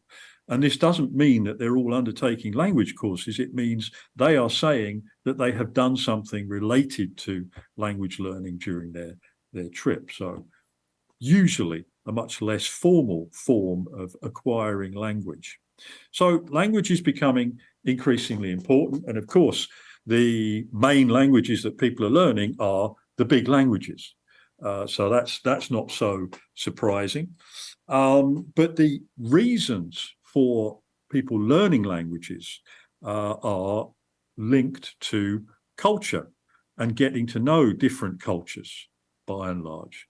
So this is where minority languages also have an important role, because they can introduce you to new cultures and give you a range of new experiences as well. And the interesting thing about language tourism, as we might call it in broad terms, is that it usually involves much longer stays in a destination than the average tourist. So this also implies a much bigger social, cultural, and economic impact than the average tourist. And this is also related to what the language tourists do when they arrive in the destination, because a lot of them, of course, stay with local people in homestays with host families as part of the language learning program. And this means that they have much more contact with locals than the normal tourists as well. They also spend a lot of their time touring the country that they visit. They go to museums and attractions when they arrive. So this also gives them a lot more contact with the places that they visit than the average tourist. And these local contacts are, these forms of language tourism produce a lot of impacts in terms of informal language learning through contact with local people. So language tourists have more contact with locals and more intense contact. They have a greater degree of satisfaction as a result of these contacts. And as Pine and Gilmore's theory suggests, they also have more transformation as a result of these experiences. And there are different types of language tourists, of course. There are people who are really enthusiastic about the language and want to know everything about the language and the culture. There are people who already know quite a lot of the language and want to just get deeper into the language and the community. And of course, there are people whose desire to learn is less committed and more pragmatic, learning languages for the sake of communication and finding a job. So clearly there are different ways in which you can engage with these potential tourists. But the main message is that language tourism benefits people and the places that these tourists visit. So there are positive economic impacts. It can be built into a program for language development or for tourism development. And it, as I've already suggested, has greater lengths of stay. People are more likely to come back after their visit and so on. So there are a lot of potential benefits that come from this. And the language skills that people acquire also affects their experience of the place that they're in. So their contact with locals means that they gain a deeper understanding of local culture. And this is important because, as we've already seen in the previous presentations, language represents an essential resource of place.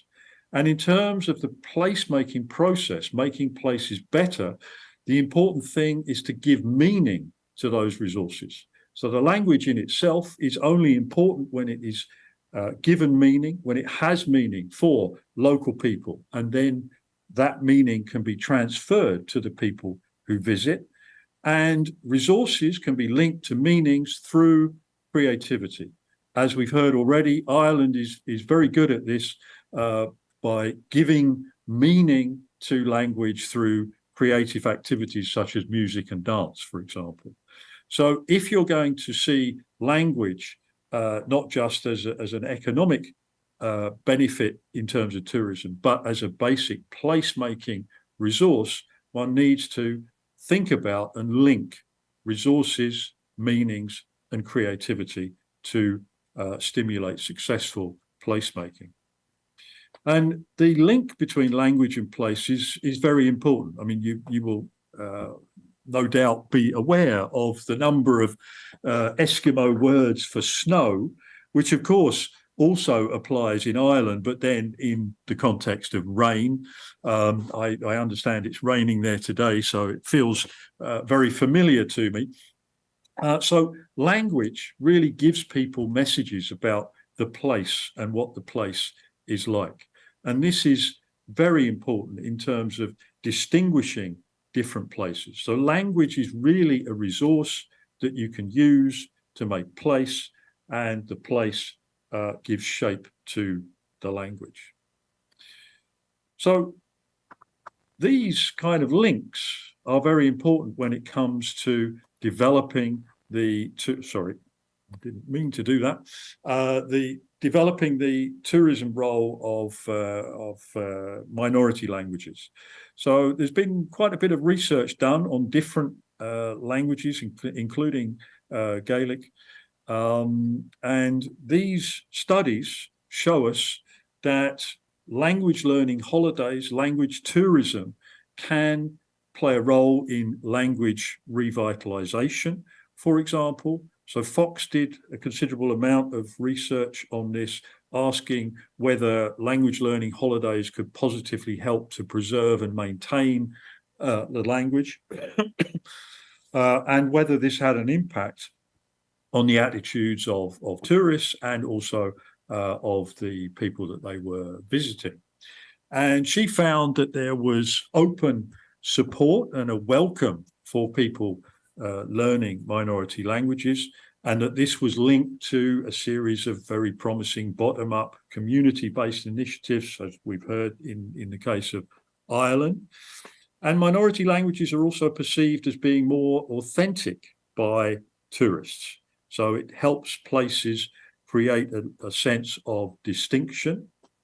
And it can also help those places as well by stimulating processes of language revitalization.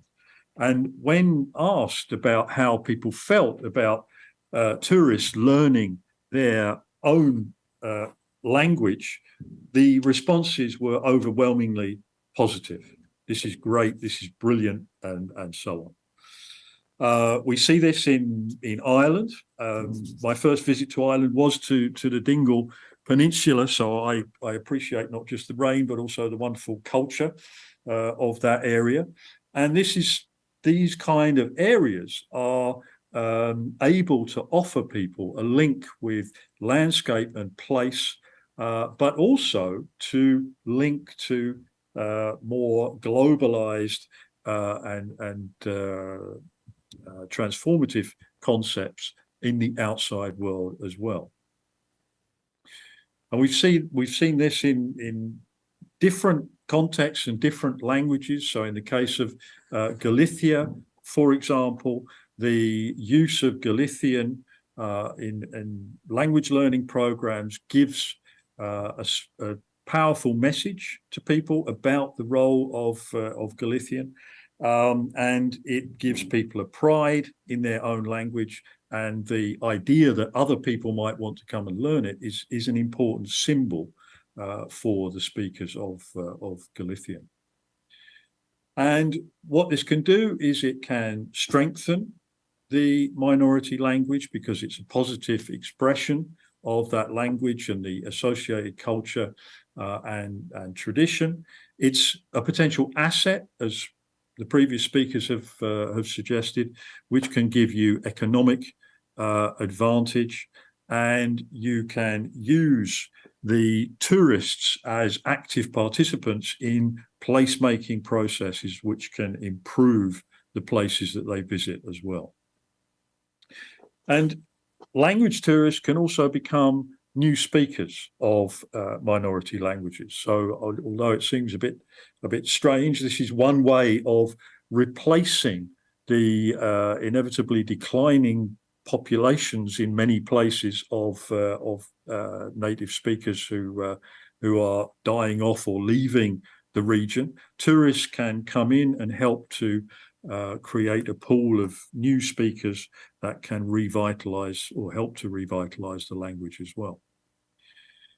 However, we must also recognise that tourism has often less positive effects on the places that people visit, and this has also been observed in the case of language tourism, which can be a source of separation, marginalisation, and even, as Iglesias suggests, xenophobia in some places. And staying with local people is all well and good as long as those relationships work out positively, but sometimes they can also lead to negative feelings as well. And there is also the danger, of course, that bringing language tourists in will have the effect of majority language learning crowding out the minority language learning, because inevitably bigger languages will tend to bring in more language tourists and therefore more business, and therefore it's likely that that's what people will invest in if we are not careful. So there are a number of challenges for minority languages in the development of language tourism. Tourism may be seen by minority language activists as an enemy of the language because it brings in people who are speaking other languages and may lead to the local language being crowded out. It may lead to a loss of authenticity and the minority language being seen as a kind of marketing gimmick to attract tourists rather than an actual program of language revitalization. And it may lead to processes of commodification. So it's not all good news. Clearly, if you are going to use language tourism as a tool for minority language revitalization and support, it has to be done in a well-managed way. But there are, having outlined the potential problems, I would argue that language tourism can generate a wide range of different benefits. It creates connection between people, it makes places distinctive, it generates economic impulses, it provides sources of creativity, and I think from my own perspective, it is a very important resource for placemaking.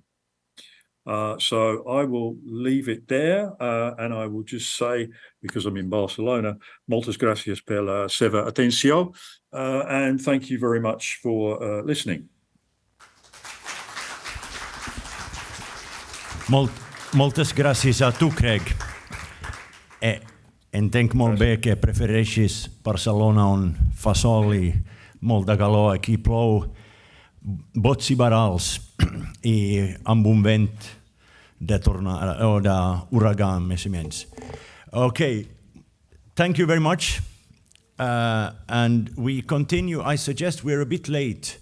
So we leave the comments until after the lunch, but I would finish this session and then we go for lunch with the last keynote speaker, also very qualified, like all our speakers have been.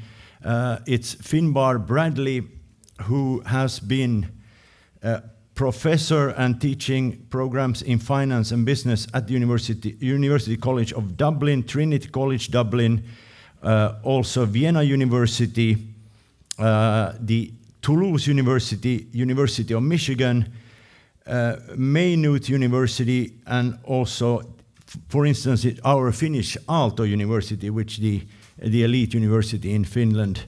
So may I give the floor to Finbar Bradley, please.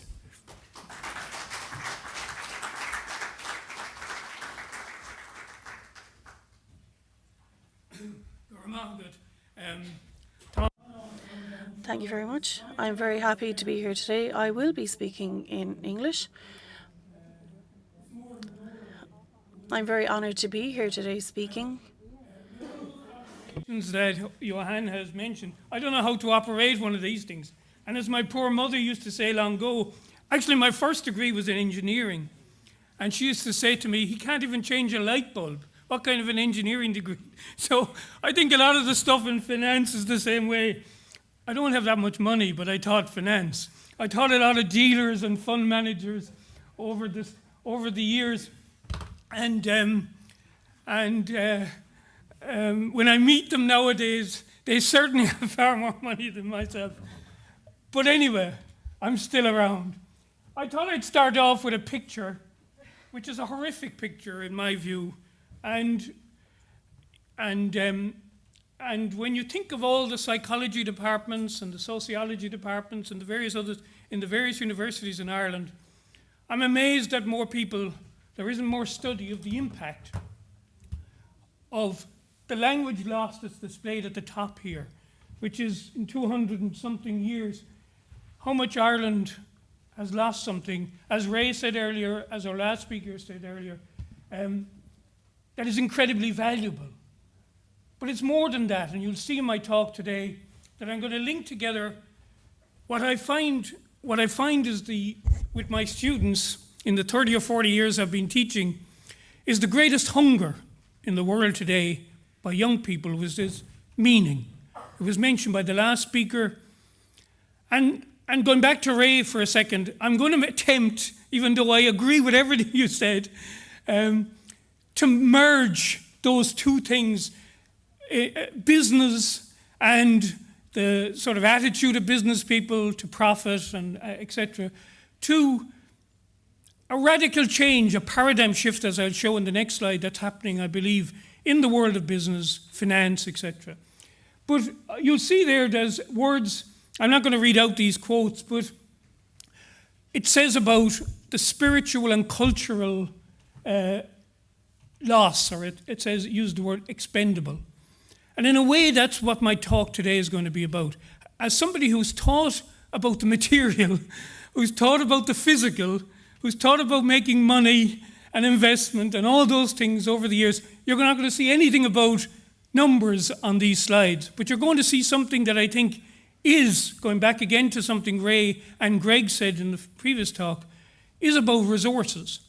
But it's what I see happening in business today when I talk to the Facebooks and the Googles and those types of companies, they may not articulate it the way I'm going to articulate it today, but their great search is for the search that I think minority languages have. But that bridge that you mentioned, Ray, the real challenge is how you bridge it. I'm going to try and give some examples of organizations that I think are doing that, or at least not organizations, but little entities. So I like to start off, when I teach a course called Sustainable Ventures, Oscailge Faoi Láthair, but for the last 10 or 15 years I've been teaching, before green became sexy, now I'm moving on, but before green was sort of being taught all over the place, I was teaching this course called Green Ventures, and I always started with this slide, or a slide like this, because I would say to the students before the semester started, my plan is to try and get us to talk about the right-hand column.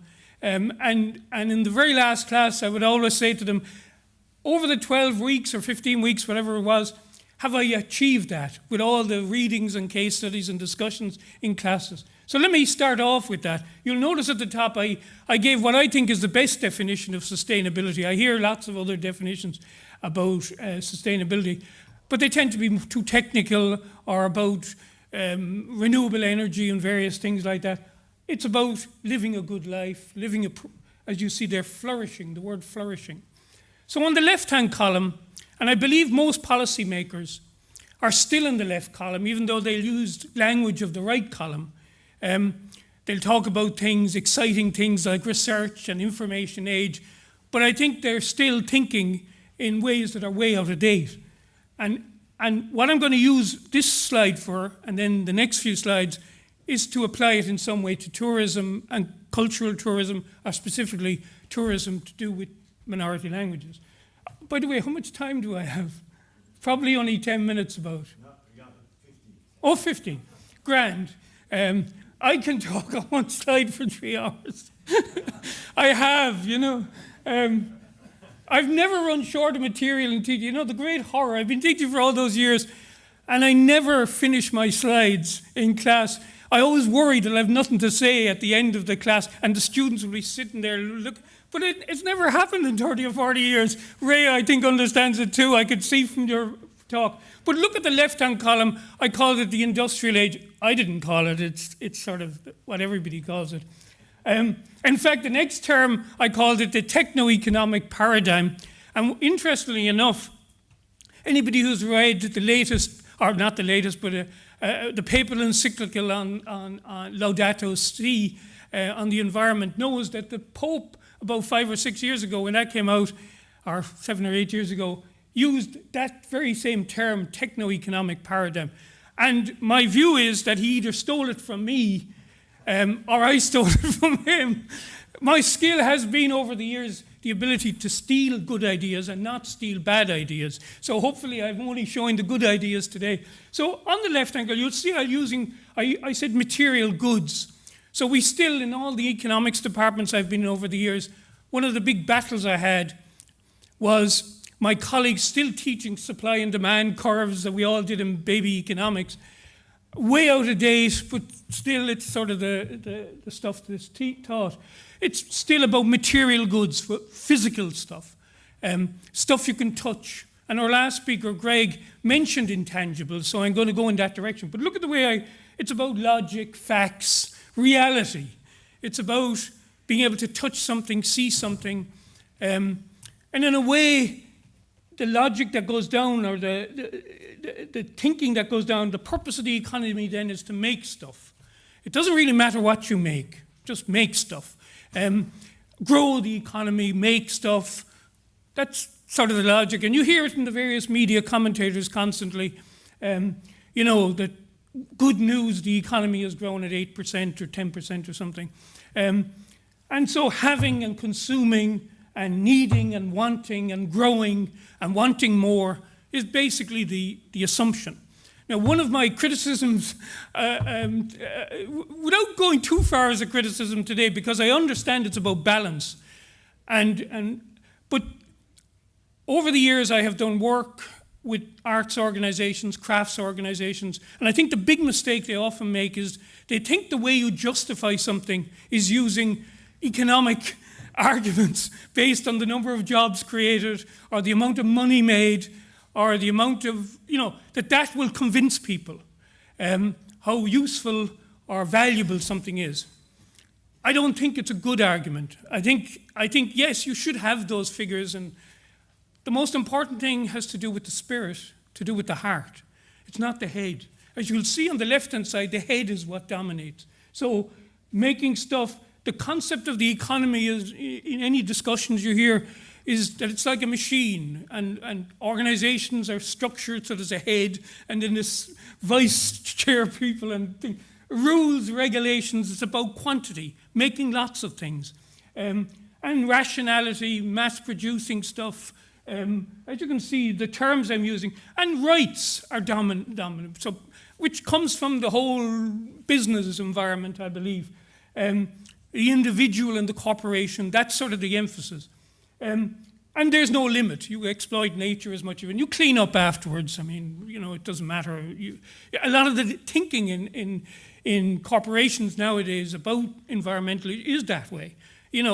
I've been at various talks where they talk about how successful the company is, and they have somebody who's head of sustainability or something, who's meant to kind of clean up or tell people, look, be careful. Or it's an old way of thinking is what my argument is. So on the left-hand side, you can see down at the bottom, so business then, the purpose is to make money.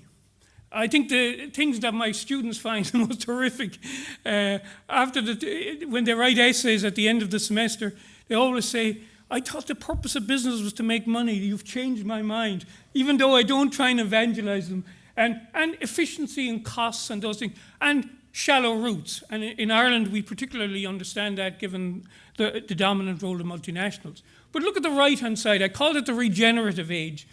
And it's not just me saying this. I mean, these are terms anybody who's thought deeply about where the world is and where we're going will know that the real paradigm, the real shift, and I think COVID has hurried it up, but other things have hurried it up, is about well-being. It's about that word I have at the top, flourishing. It's about living a good life. You know, we're on this planet only a short amount of time, and we have relationships with each other and relationships with our past, relationships with the future, and with nature, etc. And it's about how you pursue that journey so that you live a good life, a prosperous life. You're entitled to that. But you also have obligations and responsibilities. So you notice instead of making, I'll contrast some of these, I won't go through them all. Instead of making stuff, I say making sense. Making meaning is the holy grail of new business. So we're human beings, as you can see there, I said, so it's about flourishing. We're not human doings or human wantings or human needings. We're human beings, we be. And so caring and loving and having a vital life is really what the movement at the moment, and I didn't use the word up here because it's too provocative. The movement, instead of growth on the left-hand side, is about degrowth, but it tends to get a bad press because people don't fully understand it. But it is the future, or we're all finished. So, as Ray said earlier, I wouldn't be looking for business to do things on behalf of society, but in their own interest. They are realizing that we're in serious trouble. So if you look at the words that I have down, instead of a machine, living organism, instead of words like rationality and structure and these hard terms, I'm using words like quality, excellence. They're to do with the heart more than the head, as I said earlier. Emotions, for goodness sake, feelings. You know, how do I feel, or how do I experience something? What does something mean to me? They're incredibly intangible. It's much easier to talk about the size of that instead of the feeling that I have about you or the experience I have. And so I wrote a book recently with a colleague from Austria, and we compared financial purpose, money value, with real value, a living purpose. That is the real challenge for our businesses. Any business that's progressive and understanding of where the world is going understands that a living purpose. That is, in a way, I'll put it a different way. When I said to my students at the beginning of term about what our job and during the semester is, I ask them the same question at the end of the semester. And I say, what have we been doing for 12 weeks? And I usually don't get the right answer. But I'll give it, which as a teacher you kind of like, because it means you can kind of, it's always bad to not have the answer. Like when students ask you some question, you don't have the answer. Ray is an expert, I bet, on this. The skill is not to say, I don't know. The skill is, that's an interesting question. Let me give you that as an assignment for the next week, and we'll have a week to think about it. But going back to this living part, I usually say to them, what is it? And it is the following. That the old way of thinking, the thinking on the left, was that the purpose was to make money and you try to achieve that. Now the companies that are the most successful, the companies that will be the most successful, I shouldn't say it at the moment, a lot of the companies on the left-hand side, the Amazons, those types of companies are thriving on the left-hand side because they focus on stuff on the left-hand side. So it's not that I'm that idealistic that I think the world is on the right-hand side. What I'm saying is anybody, and when I come to minority languages, you'll see why I say it, that the world is going to the right-hand side. The trend is, I put arrows going in both directions. It will never be completely. If you're going to make, sorry to the hotel, but a cheap glass like this, you don't need somebody reflecting on the meaning of life. You just want somebody pressing a button and making 1 million of them a day at the cheapest price.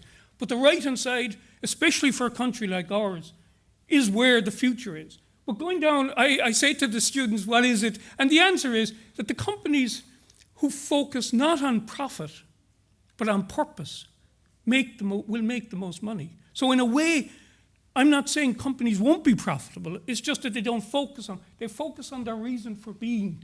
And their reason for being on this world, more and more, will be a living one. A living purpose. And they will be very successful. And there are examples. Recently, I know there was a lot of publicity about Patagonia, for example, the company that, the owner was giving away all his money or two. So meaning, transformation, words that were used earlier. I'll run through The next slide, the embarrassment of this slide is that our previous speaker, Greg, used the same slide. If we had only coordinated, I wouldn't have used it. But I think my diagram is clearer, if you don't mind me saying. He's not here anyway, so I can afford to badmouth him. But it's the same slide. So I'm doing something right, I think, by having the same slide as him. I put an additional thing with the word meaning there. But let me explain. He explained it, but I'd say a couple of things. You'll notice it's to do with history and the past and the future and all this. Extract commodities, making goods, deliver services. A lot of people talk about experiences, but the Holy Grail, as he pointed out from these two from Harvard, Pine and Gilmore, is about transformations.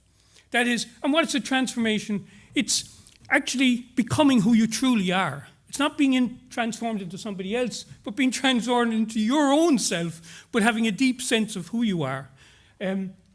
And you'll notice I put the word, so going up that slide, and or going along the bottom, you'll see pricing is going up. So you're getting more price, or it's more valuable, or you get a premium, or whatever way. As you come up, you see differentiated, and then over, it says relevant to the needs of customers. So it goes back to my previous diagram about being personalized, the thing that really means something to me.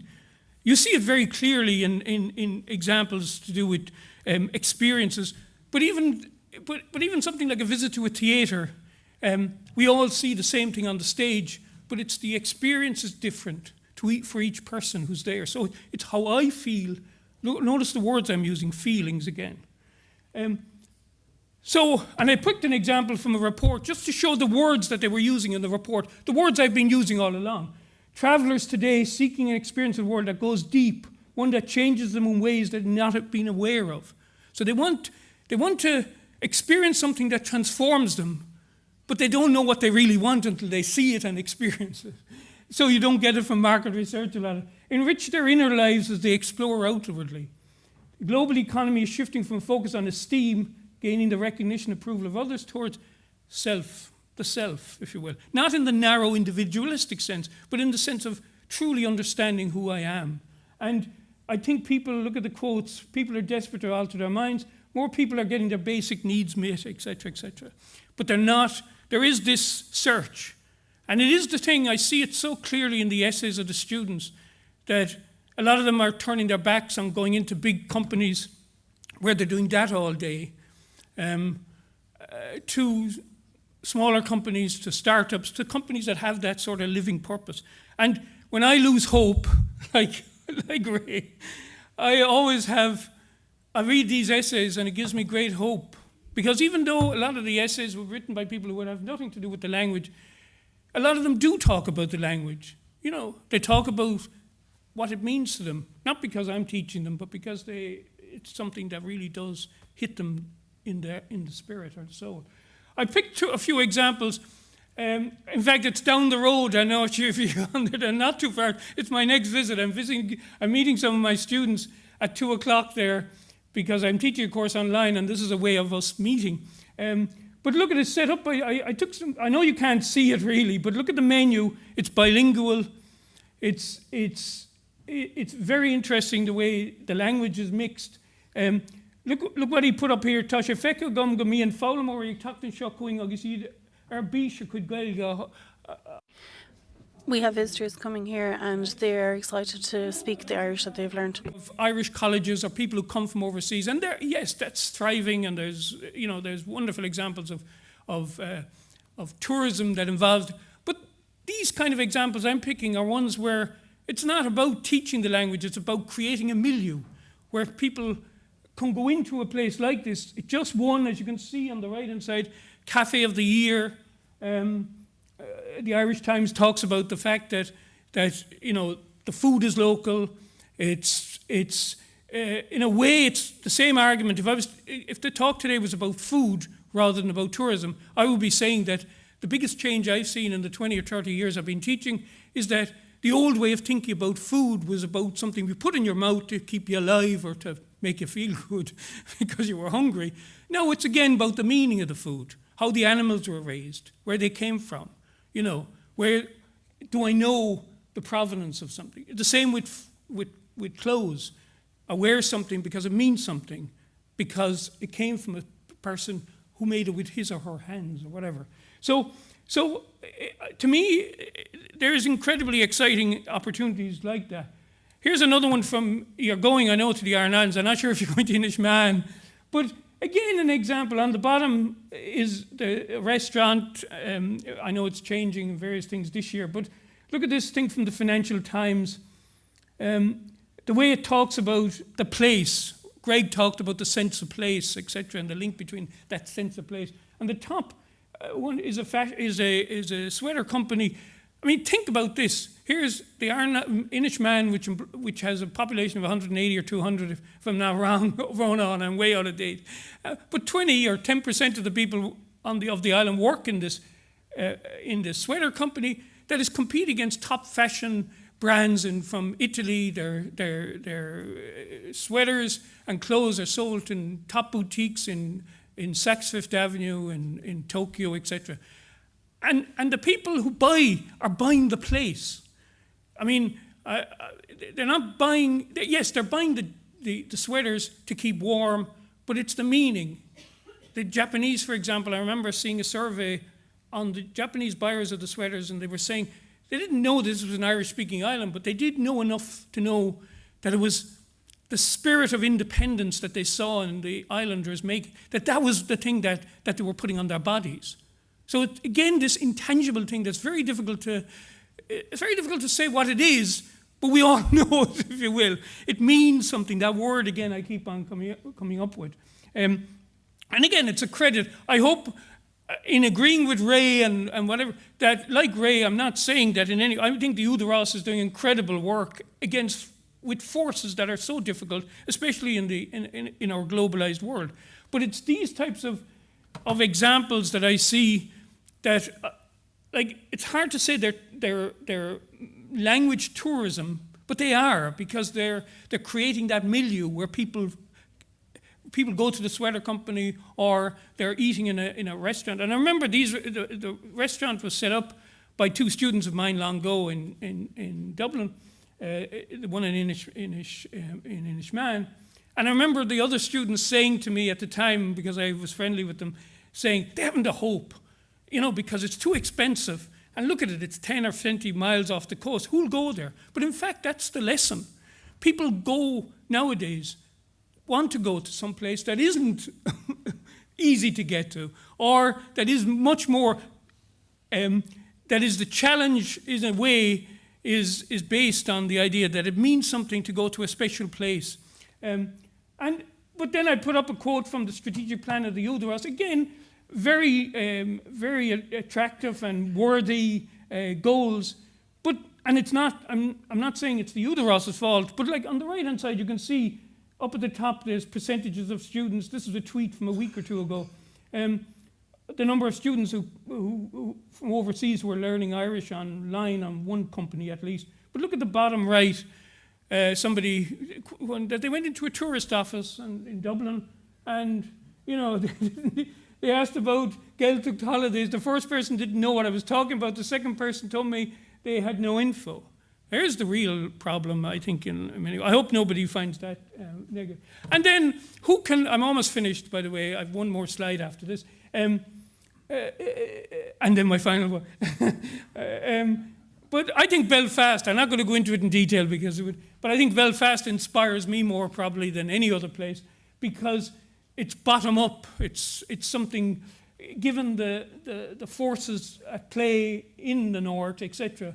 And I remember visiting there 20 or 30 years ago in the height of the Troubles, and being so inspired by these individuals who, were doing something against all these incredible forces not from the state, but not just from the state, but militarily, etc.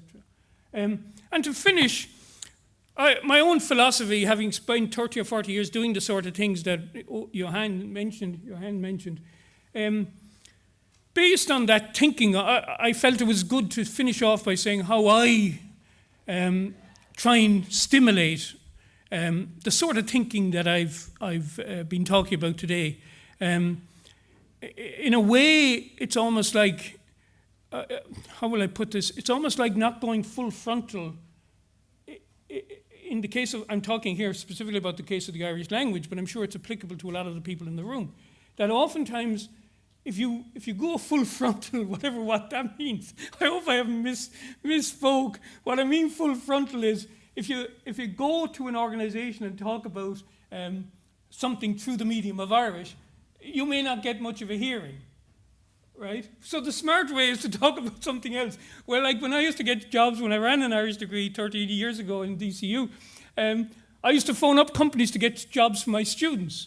And I would tell them the degree was not a million miles away from that. I have just one idea in education, just one, but I've milked it for 30 years. And I would phone up a company and say, oh, look, I have these students who are doing the following degree, et cetera, et cetera. Any chance? These were financial services companies, high-tech, Microsoft. A lot of the students ended up in those types of companies. I would phone them up and I would say, this is what the degree is about. It's about giving students a sense of rootedness and connectedness, of belonging, you can see there.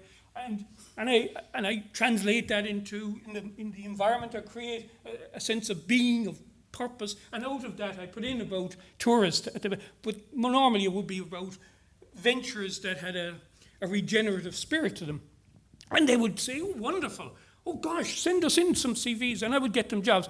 And then I might get a phone call a week later from by the way, I didn't realize until the end of the interview the degree was all in Irish. Oh, I said I forgot to tell you that. It didn't, But the point was Irish was core to it. And that's where because the spirit I'm talking about. I remember a lot of people in my own university at the time used to say, this is a good degree, we should do it in Chinese or Japanese, something that will be useful in their way of thinking, going back to you, Ray, that utilitarianism was their driving force. And I used to say, well, you can do it, but I'm not doing it, and it won't work. And that was why it worked, because again I was touching the heart rather than the head. I was creating a milieu, as I said earlier, in which the students reflected on who they were. I put it around the questions: who am I, where am I, why am I, and how will I live a good life? A life I'm entitled to because I'm a human being, as I said earlier. So I put a whole bunch of language, like wonderful words. The first one in Irish, Dúthaí Ganama, soul territory, all capturing this idea of the sense of place. And then Dean Yannick's the lower place names. They all don't mean the same thing. Terroir, obviously, in French means something else. And even the English word dwelling, this idea of a sense being safe in a place. But that thing in the middle, that's really my whole philosophy of how you create the milieu. You create an environment where students, no matter how marginal, how difficult it is in terms of structures, and I was operating within an English medium university, you create an environment where students have a sense of place, their roots, who they are, their ancestors, their traditions, their heritage. Because if you don't create that, you will not have environmental sustainability, all the things that people talk about, the future, the climate change. How can you care about the planet if you don't care about your own place and love it? I can't understand that. You don't love something too big, you love something small, and then you love the planet after that. Because if you love one, you love them all. And so that relationship between sense of place and creating what I call real value that's beyond the economic, beyond the financial, the value that is not captured in numbers and formulas. It's captured, as I said earlier, in the heart and the spirit and community things, and things that have no number, but we all know they're incredibly valuable. And Ray and the previous speaker talked about resources. I am a great fan of an economist that none of my colleagues ever quote because he's from the 30s or something. And he used to say, and I've lost his name for the moment, he used to say, resources are not, they become. A resource is something that becomes, just like I'm explaining here. So to finish off, and this is the last one, Goramila Mahagrave, but I wanted to finish with a quote from a book that wasn't actually about Irish Gaelic, but about Scots Gaelic. And it was somebody who went up to the Hebrides and went around and examined what was going on, etc., etc. But look at the way she's talking about the placelessness which capitalism requires to ensure. The real challenge, and I've spent, as I said, 30 or 40 years teaching in various universities, first of all in finance and then reimagining my own life, etc. And I see that that is actually the challenge. How do you balance those two columns I put in the first? How do you create the environment that we can't, and the Gaeltacht and Ronan and the people in the Udaros understand this, we can't sort of put a line around and create a reservation or whatever the right word is, because these forces of money and labor and movement, all very healthy. We all know, it's good that cultures, no one culture is better than another. I appreciate all that. But how in the market is so powerful, and I realize it more than most people, the forces of the market are so dominant, and money in particular, that the only way you can protect that thing that I'm trying to capture is creating this bulwark against it. And as she said here about Gaelic or Irish or many languages in this room, I believe, and this is my final thing, that our greatest strength is also our greatest weakness, or put it the other way around. Our greatest weakness, the fact that it's marginal or very little spoken or under pressure or all these other words that we call, that is actually, yes, that is incredibly a weak thing. But it's also the greatest strength, I believe, in the world to come.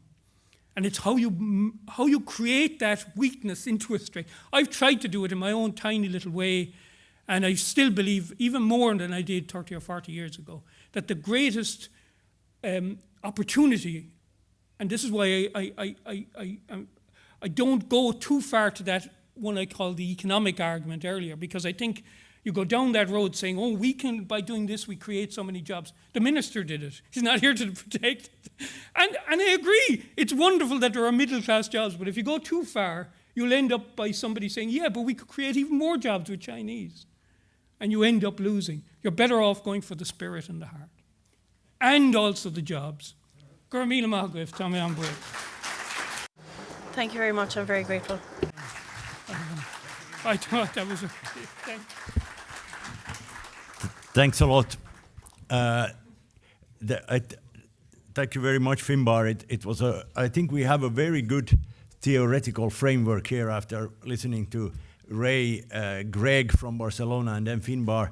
And we should have, I was reminded by my colleagues, we would have time for the case studies before lunch. But I would ask them to be shorter, and I would ask them all to come up to the table, and we take one after another. So could I ask the first case study from Friesland, Christoph Schmidt, who's director of Nordfrisk Institute in Germany, Håkan Casares-Berg from Observatorio da Cultura Gallega, Consejo de Cultura Gallega in Spain, Oscar Adrià Ibáñez from Plataforma per la Llengua, and then on the next side I have Romedi Arquint, former president of FUEN, and Lia Rumancha from Switzerland, and Eugenia Natsalidou, founding member of the Macedonian Educational and Cultural Movement in Greece. And finally, last but not least, Miriam Priest-Jones, consultant and former chief executive of the Welsh Language Board and the NPLD. If you could come to sit around that table. Many of you use PowerPoint, and then you can come up one after the other to the lectern as well.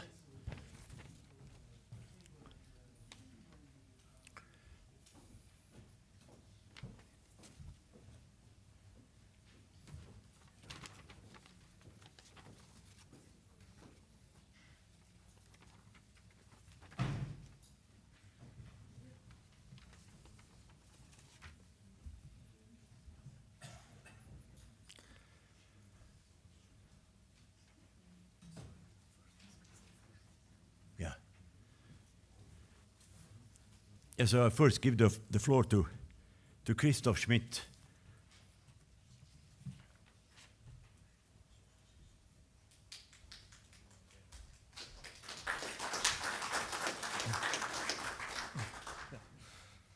Thank you, Jan, for introducing me. Ich nehme mir die Freiheit, auf Deutsch zu sprechen, denn es fällt. I'll take the liberty of speaking in German because it's easier for me. It's my mother tongue, and thank you very much in this context for the for having interpreters to translate me. Many things that I had prepared have already been said, so forgive me if I jump the odd slide of my presentation. I don't want to repeat things unnecessarily. My first question, did you enjoy breakfast this morning? I did indeed, precisely because it was different from the breakfasts that I know from Germany. Looking for something unusual, that is something that surely is an important factor when we want to bring together tourism and minority cultures. If we look at North Frisia, people very often talk about the negative effects of tourism, the long queues of traffic, traveling to the islands and back, the high numbers of guests that exceed capacities on our islands. You see here the main axis. People that very often feel almost expelled by tourists, they are pushed to the margins. The massive construction development is going on in North Frisia. That's one of the most important pillars.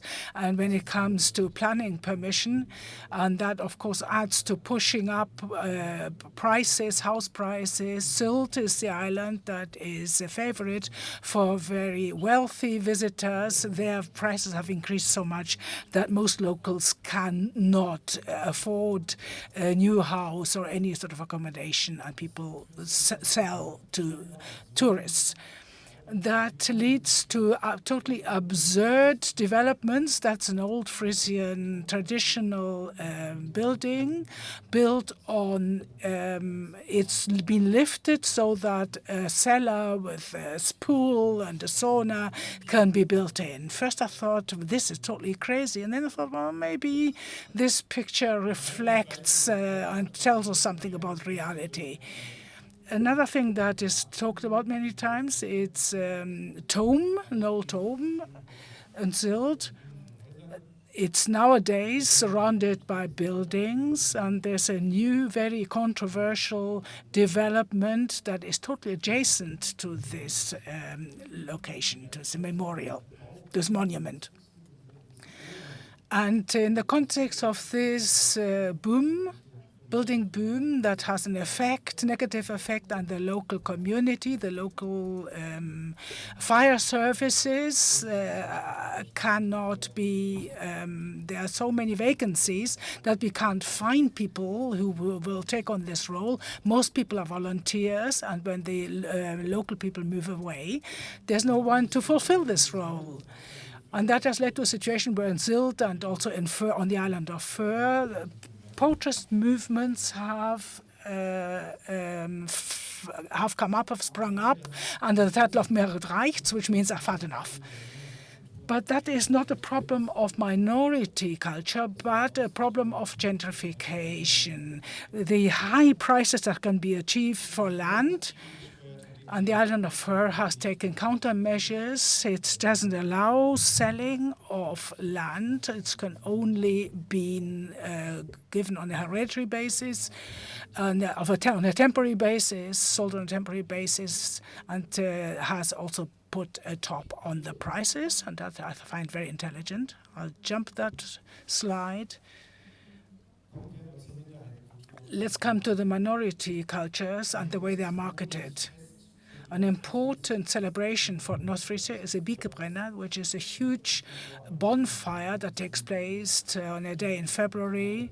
It used to be a small celebration that something that would celebrate with friends. Now it's very often organized by the community, by the local council, with lots and lots of visitors. And that has led to a situation where locals say that's not our celebration anymore. And in terms of COVID-19, this sort of thing, these tourists weren't able to come, and that led to regeneration of the celebration. People could say, well, this is what we really want it to be.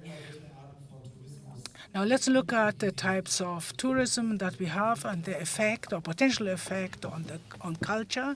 This is a very outdated picture. This is how tourism used to be. People who came to swim, it's visitors that tend to stay on the beach, and they bathe in the waters, in the waves. That means that there is a specific infrastructure, but the local population go back to their own homes, which are not affected by this influx of tourists. That's what I would call recreational tourism. And then we have a different type of tourism, the party tourism, that now has been strongly revitalized after the pandemic. There is a series of studies. I talk about one that looked at it from Munich. The party tourists are the most rejected tourists by the local population. They are noisy, they don't take into account the needs of the local population. They don't sleep at night, and so on. They're different. And the third sector, as already mentioned, this is Goethe, the national poet. This is him traveling to Italy. People now travel to a different country to have authentic experiences. The problem is that the authenticity is very often perceived as something totally different from what is used to. This morning breakfast, I felt that it was authentic because it was completely different from what I know or what I'm used to. The problem is that North Frisians aren't that different, so we are basically exaggerating differences. The cultural tourism tends to compensate for things that we miss in our own lives, thinking in these graphics that we have seen about cultural life and capital. Cultural tourism is after that second column, the right-hand column. Peace, quality of life, things that one misses in one's daily life. And that, of course, is being put to good use. We have an increase of so-called Frisian buildings that are built like in series. Huge developments. They're not really authentic, but they're very often built like that to convey this autochthonous idea. They're modern buildings that sort of imitate the typical thing. And I dare to say that what we as local population describe as authentic, as traditional, is something that is linked to tourism. These traditional dances with traditional clothing has nothing to do with tradition. It's got to do with the question of what have you got to offer here? What is authentic in your island? What is different from what I can experience at home where I come from? And the minority as such has decided to convey an image which isn't really authentic, like these kind of traditional clothing, but it has not managed to convey the importance or the meaning of these traditional dances that they used to have in the past. But I don't want to look at things in negative terms, because tourism also has its advantages. Firstly, material security. If many people come to visit, that fortifies local communities. People don't have to move away. But obviously there are disadvantages. One feels that there's an invasion of strangers. I don't have enough space anymore. That's what's happening in Föhr. We don't just have the tourists that come to the beach, but those who come to find the authentic Föhr, who visit the whole island. And that it can be disturbing. There's no space for the locals where they can be among themselves. If tourists invade everything, or like these celebrations, that's not our own celebration anymore. And there are small places, like with just 100 inhabitants, and if several hundred tourists come per day, they simply invade everything, even private gardens, where people are lying in the sun. They say, oh, I thought that was allowed in this place, that this was an open sort of place. The opposite, an example of the opposite, how you can use the Frisian mentality, are these citizen wind farms. Very often they are created by big companies. That's not the case in our islands. It's the local citizens that have invested, and that's our own mentality. We tend to want to do things our way and do them ourselves. Now, let's talk about the tourism on our islands and what this means for investments. We're working with images that we are trying to create, and this is a negative example of how the economic promotion tries to the body responsible tries to market North Frisia. There's more on the corner. That is what they apply at all the coastal regions. They don't really know what we are like. Or we in North Frisia, we are naturally on a route to success. It doesn't say anything about us. Those who have done this haven't got an idea. They don't have sufficient information. And then we have another thing. We have good water. We have pretty landscapes. What do you think about Caribbean? And then we sort of say the Caribbean and in Frisia. And then that leads to a situation where you have pirates printed on menus. But that may look very nice, but it has got nothing to do really with Frisia. And the other people who try to use nature in a less damaging way, that's a photograph of Frisia at night. We are marketing the clear skies tourism. And that leads us to the minority culture on its nucleus, the language. I found this fantastic when I landed, and I saw these everything also signaled in Irish, knowing that it's spoken mainly only on the western coast of Ireland, but this culture, this society has decided to be proud of that heritage. In the Frisian Islands, we have something similar. Apparently, we have bilingual signals, signage that was decided by the land of Schleswig-Holstein. I think it's very nice, but at local level, it's very often not accepted by the local inhabitants. That applies also in the north of Frisia, where people still speak Frisian. They say, well, this is a gimmick. And that is an example for a top-down approach. Nevertheless, it's maybe useful from a certain point of view, but they should have maybe contacted local groupings before they took these decisions. It would have been more sustainable. A best practice example is a hotel in Nibül. It's the only one that I know that does this sort of thing. They use the Frisian language as an advertisement, like to greet their visitors. This is their the drinks menu with long drinks. They use the Frisian language to a certain extent, to a minimal extent, and they mention that tourists like it. Or what I really like is the craft beer movement, which has also reached our shores. This is an example from the island of Oos, which is called Bimbods, which means pils, which also means mushroom. So it's a play on words. I think that is very nice, but not sufficient number of examples like that. Let's look at the East Frisia. We have a big supermarket chain, retailer chain, that uses German, official German, and the Plattdeutsch, the original dialect, which is, for example, cold drinkery for cold drinks. That's very present, the language in the Edeka chain, and there is a marketing company that is using this in a humoristic way. Kentje first, second is a typical kind of sugar that you use for serving tea in that region. And this relates to a campaign for the German federal, for the Bundestag, the German parliament. It relates to that, and it's again a play on images or words. It uses a local tradition, and this is again 50 Shades of Grey, and we have grey, it's a fantastic grey.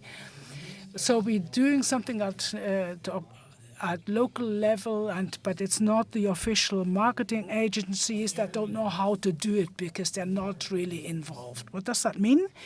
That the minority organizations need to work together better. They need to try to become more active, take the initiative, build up a wind park, a wind farm themselves in a not literally, but in a way. They have to be shaping the image. They have to define what North Frisia, the image it should convey, what it should be a symbol for, and they have to find the USP that we want to offer to the tourists as something that distinguishes us, but also to the investors that will be attracting, because we are the only ones that have this language. And if we manage that, we will also get the tourists that we want and not the ones that only come for, that are attracted to commercial offers. And that means we have to convince the majority society that it makes sense to acquire this or to value the minority culture. Thank you very much. Zeit mit. Thank you, Christoph. We have time for one more comment, but you only have 6 minutes before we go for lunch at 12:30. Mr. González-Barry, please. It concerns also the other comments. Keep them as comments to 5-6 minutes, not longer. Otherwise, we won't have time. Okay. Thanks.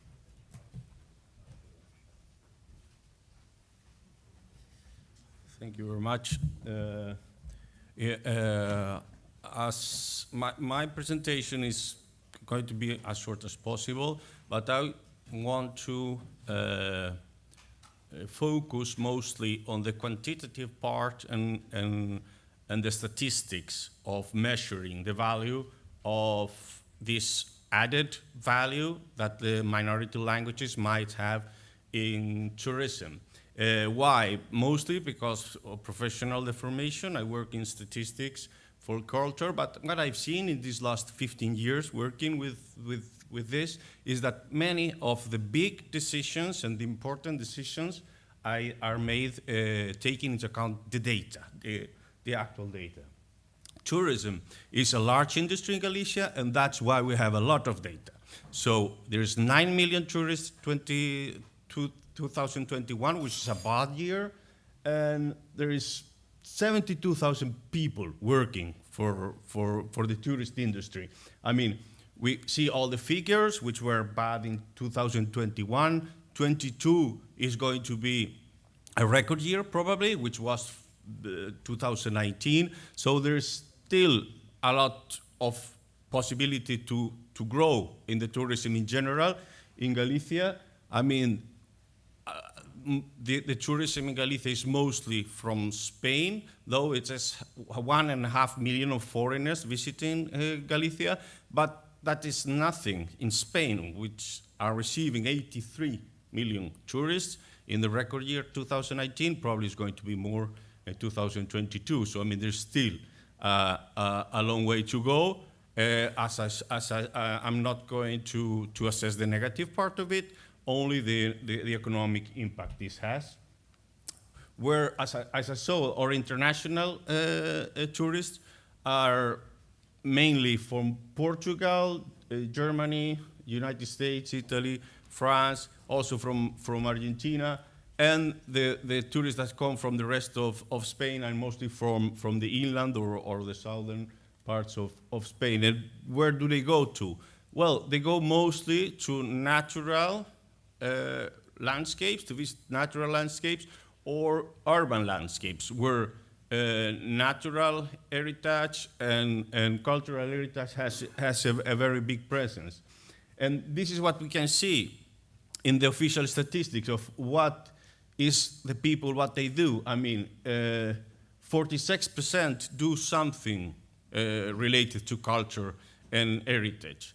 And 7% attend actual cultural activities as concerts and these kind of things. So in the end, the tourist of Galicia is much more a culture-oriented tourist than the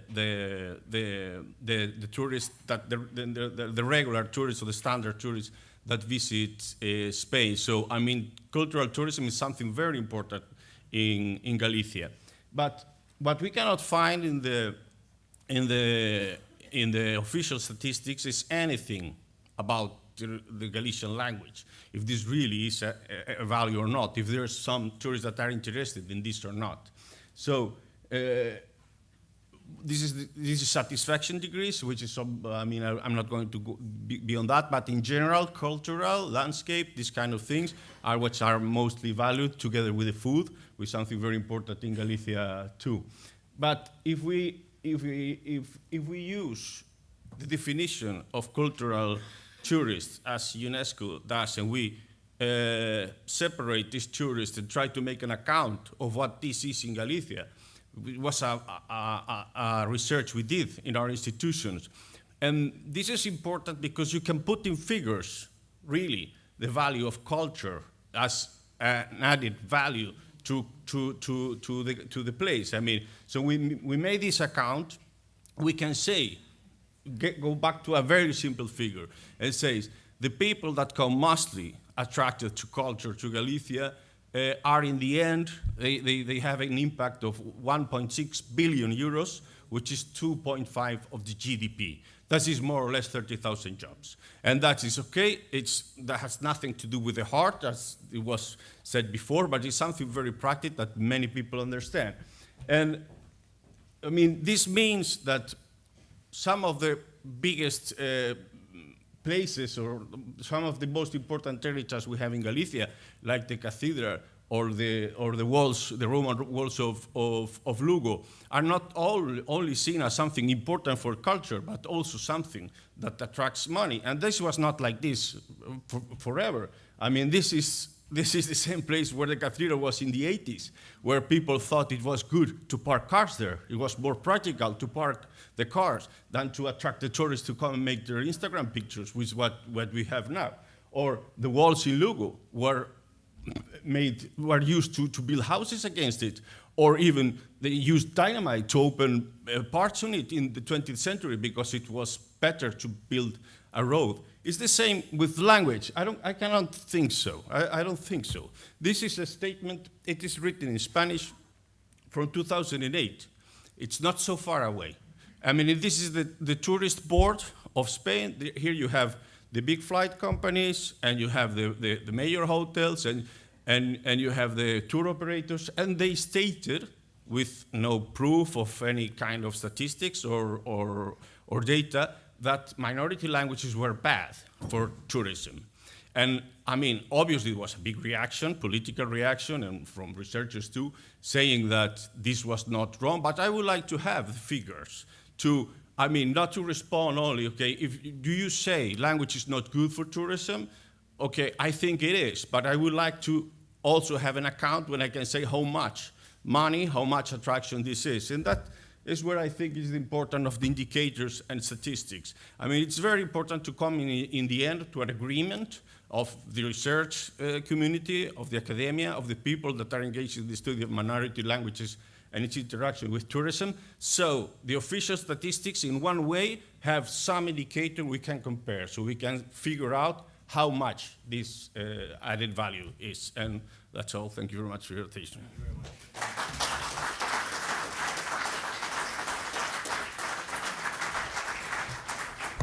Thank you, Håkan.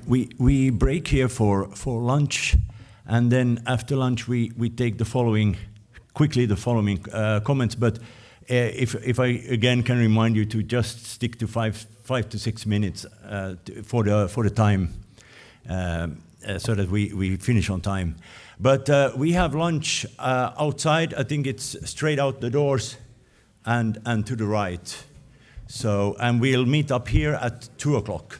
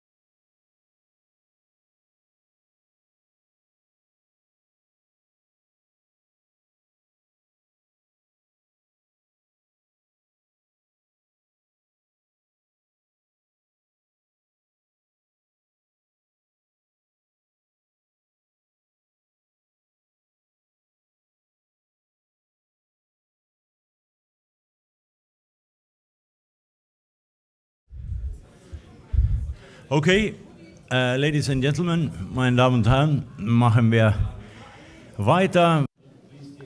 Seats and we can continue because we have a long schedule ahead of us.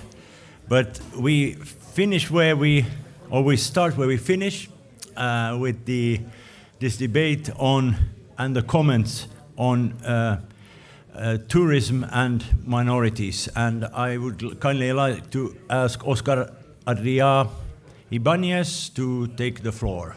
Please, Oscar, the floor is yours.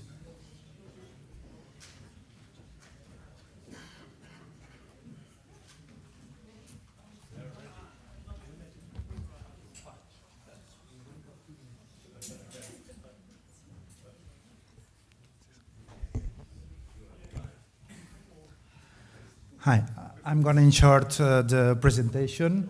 You have guides about the Catalan language in Barcelona, and you can consult it. And I only want to highlight one good point of our tourism. It gives authenticity and the opportunity to for rural areas to attract urban tourists, including areas in France and Italy to attract people from Barcelona, tourists from Barcelona. And we have also a bad effect because our tourist economy started with the dictator Franco when Spanish was the only official language, and we have a lot of names of cities worldly known as their Spanish name, Palma de Mallorca and not Palma, Ibiza and not Ibiza. And that's difficult for us to promote our original names. Okay, let's start with experiences. Our first aim is to highlight that in regular destinations of local people, we have a good circle. We have Catalan cuisine is associated with Catalan-speaking staff, and it provides value to local people and to people to learn Catalan. It is associated with default menus in Catalan, and it helps the language. And it is associated to speak with the owner in Catalan or to comment in internet in Catalan. For example, I have checked a restaurant I go, and from 150 comments, 57% were written in Catalan, even if a Catalan speaker knows that if you write in Catalan, most of your readers were Catalan too. Okay, Catalan menus, default menus in Catalan. And for that reason, TripAdvisor, who bans Catalan on comments, is the top rated in Plataforma per la Llengüa's complaint service. Okay, let's present other experiences. The guide Camins del Català, Roads of Catalan, inviting people from Catalonia to visit the other places where Catalan is spoken. And also the guide BCN off track that I have brought, you have it on the table, that provides the tourist an experience where they can enjoy the city as a local, including saying their first words in Catalan. Okay, we have detected also for the authenticity in tourist ads and posters. There is a village using its local dialect to promote it, to promote tourism. In the case of Begur, if you use the local dialect, you are more authentic than the standard Catalan. In Valencia, we have the experience. We have seen the advertisements of the Valencian Public Tourist Agency, in Catalan in other Catalan-speaking regions, and also a route to know the life of Ovidi Montllor, our most known singer. They sang in Paris too, and you can visit their local city to know about his life. Okay, in Balearic Islands, I have brought the example of 2 guides to visibilize the existence of the Catalan language to the tourism, and another one to invite tourists to say also their first words in Catalan and try to buy in shops in Catalan. And in the Balearic Islands, we also have a race connecting different villages with the same accent.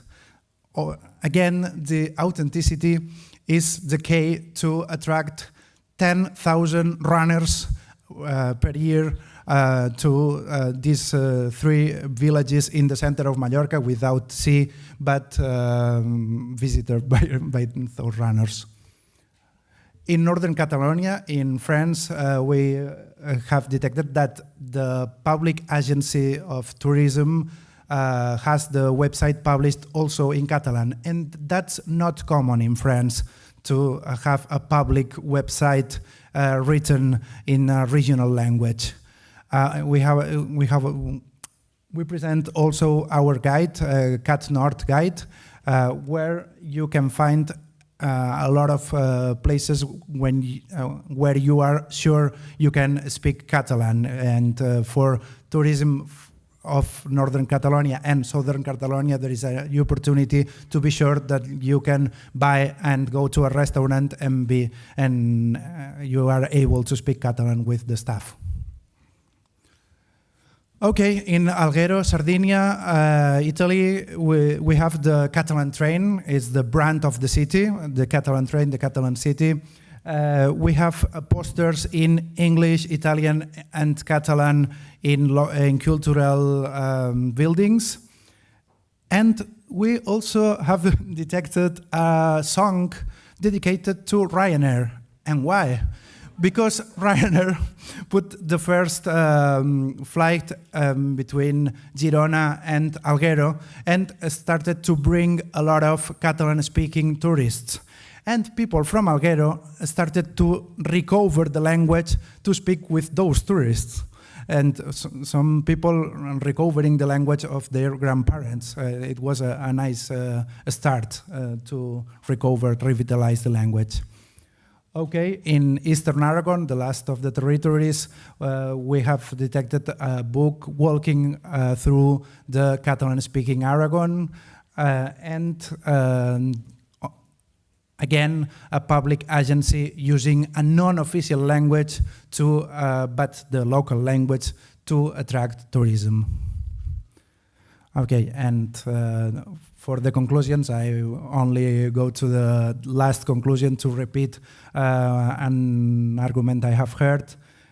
Is it possible to collaborate among minorities to offer an international minority tourist experience? Let's talk about it today. Thank you. Goram Mahagat. Moltes gràcies.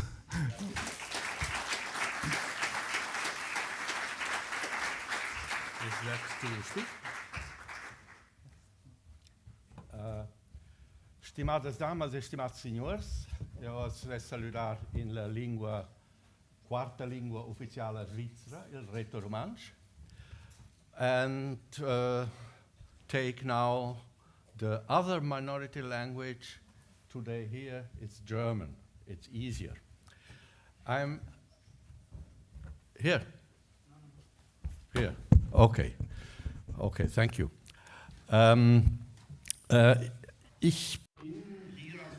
I am here as a representative, not of the Lia Romancia, not of the FIOF.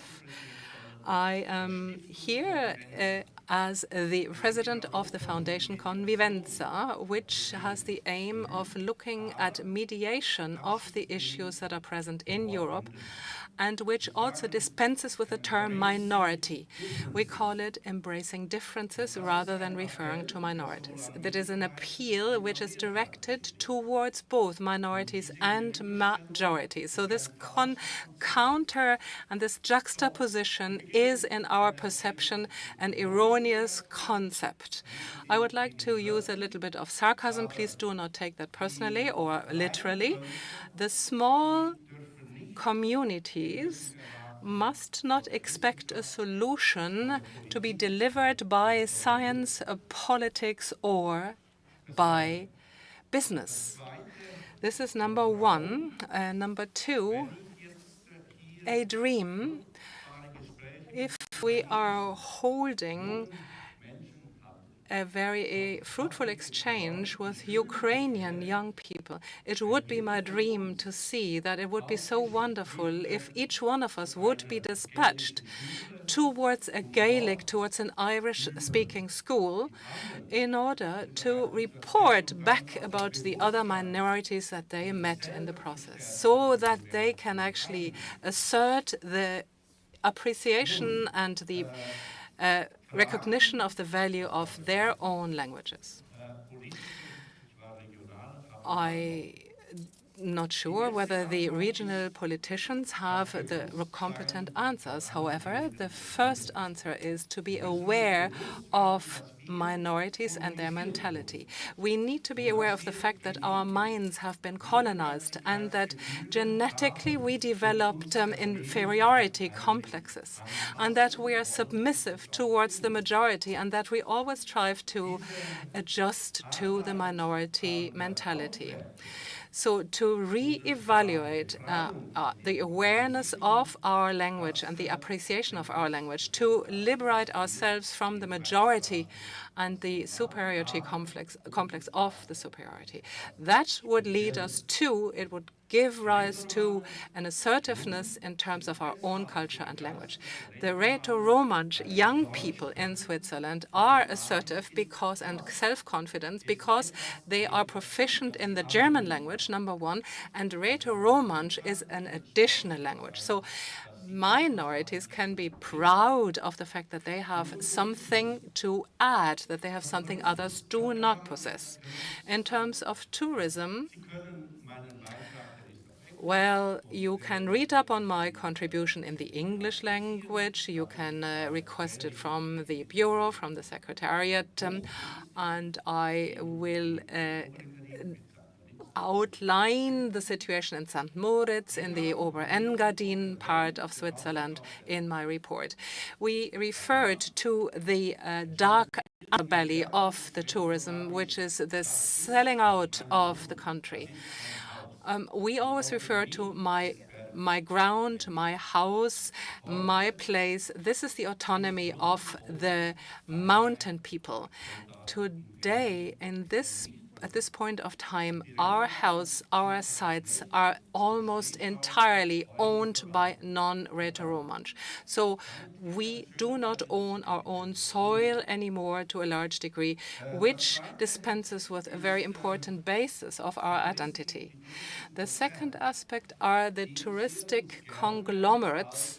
The touristic organizations would like to view us at the lasts of the Mohicans. So you can go there, admire them on a stage, and to see, oh, from a detached point of view, this is very interesting.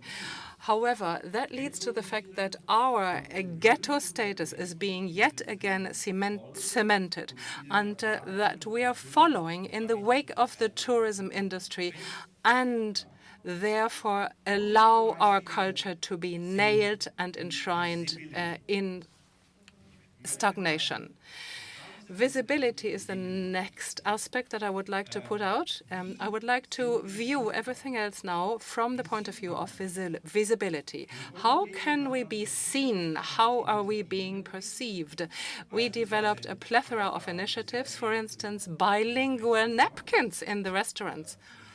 Of course, of course, bilingual signs, street signs, village signs, and the Railway Authority also has a bilingual announcement, English, German, and now also Rätoromansch. We also developed a brooch that identifies us to each other. And when we come across others wearing the same brooch, we know this is one of us. We have commonalities. And we also saw that peripheral regions at the age of biotrends will have a wealth of valuable contributions to make. There are women living in our region who make jams, who make preserves, and if somebody mentioned that the breakfast was good today, I would have to say, well, this is an imported jam. I don't know where it was imported from. I think it's negative because we could also reflect on our own potential, our own resources, and use those to produce our own jams. In Switzerland, we have a supermarket chain in which integrates the Engadin nut cake, Torta da Nusch in Rätoromansch, which indicates to people, to outsiders, that Rätoromansch exists. There is a wealth of opportunities available to us. We should be able to revitalize the awareness of those amongst our people so that they can acquire a pride in their own identity. I have a question to finish off with. How can we, as minorities, leave the status of folklore and provide young people with the opportunity to express themselves in dance, in singing, where the older generation might think this is not Rätoromansch as it should be. It's not the purest concept anymore. However, there is a widespread trend in terms of Rätoromansch's singer-songwriters, lyrics, and musical production. We've got a Rätoromansch radio program and a radio channel which broadcasts in the Rätoromansch language, and the older generation is called upon to support a way that the younger generation can utilize their identity and their language and culture for building their own unique identity. What we heard and saw last night is nice song and dance, Irish song and dance. It's something that we will also promote because it's also beneficial to the tourism industry. There are artistic groups in the Rätoromansch speaking part of Switzerland who travel from one hotel to the other to showcase their culture, but they also do disco dancing. So from a point of view where we are being instrumentalized by external forces, by market dynamics, by other interests, how can we depart from this point of view and achieve our own autonomy? How can we achieve an awareness of what we want ourselves rather than being told by others? If you help yourselves, God will help you. And finally, which smart strategies do we need to develop in order to leverage tourism for the preservation of our own identity, for the conservation of our environment, of our landscapes, of our nature, rather than being instrumentalized by other external forces, so that we can create a value add for ourselves? That's it. Thank you very much.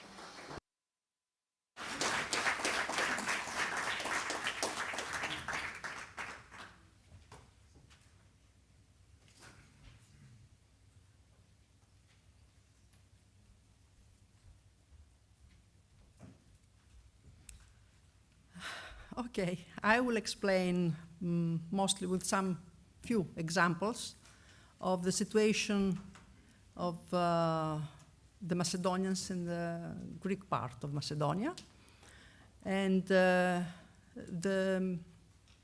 business. the Macedonian language, in the last, say, 10, 12 years, it's getting much better in the younger generation for what is concerned about village festivals with Macedonian music and Macedonian singing. This is very popular with the young people all over Macedonia, Greek Macedonia. And it's now you can see that if in some village there are pressure not to bring singer in the festival, the young people just leave the place. They don't stay at the festival. They just go. For the business is another story. It's much, much difficult there to use the language.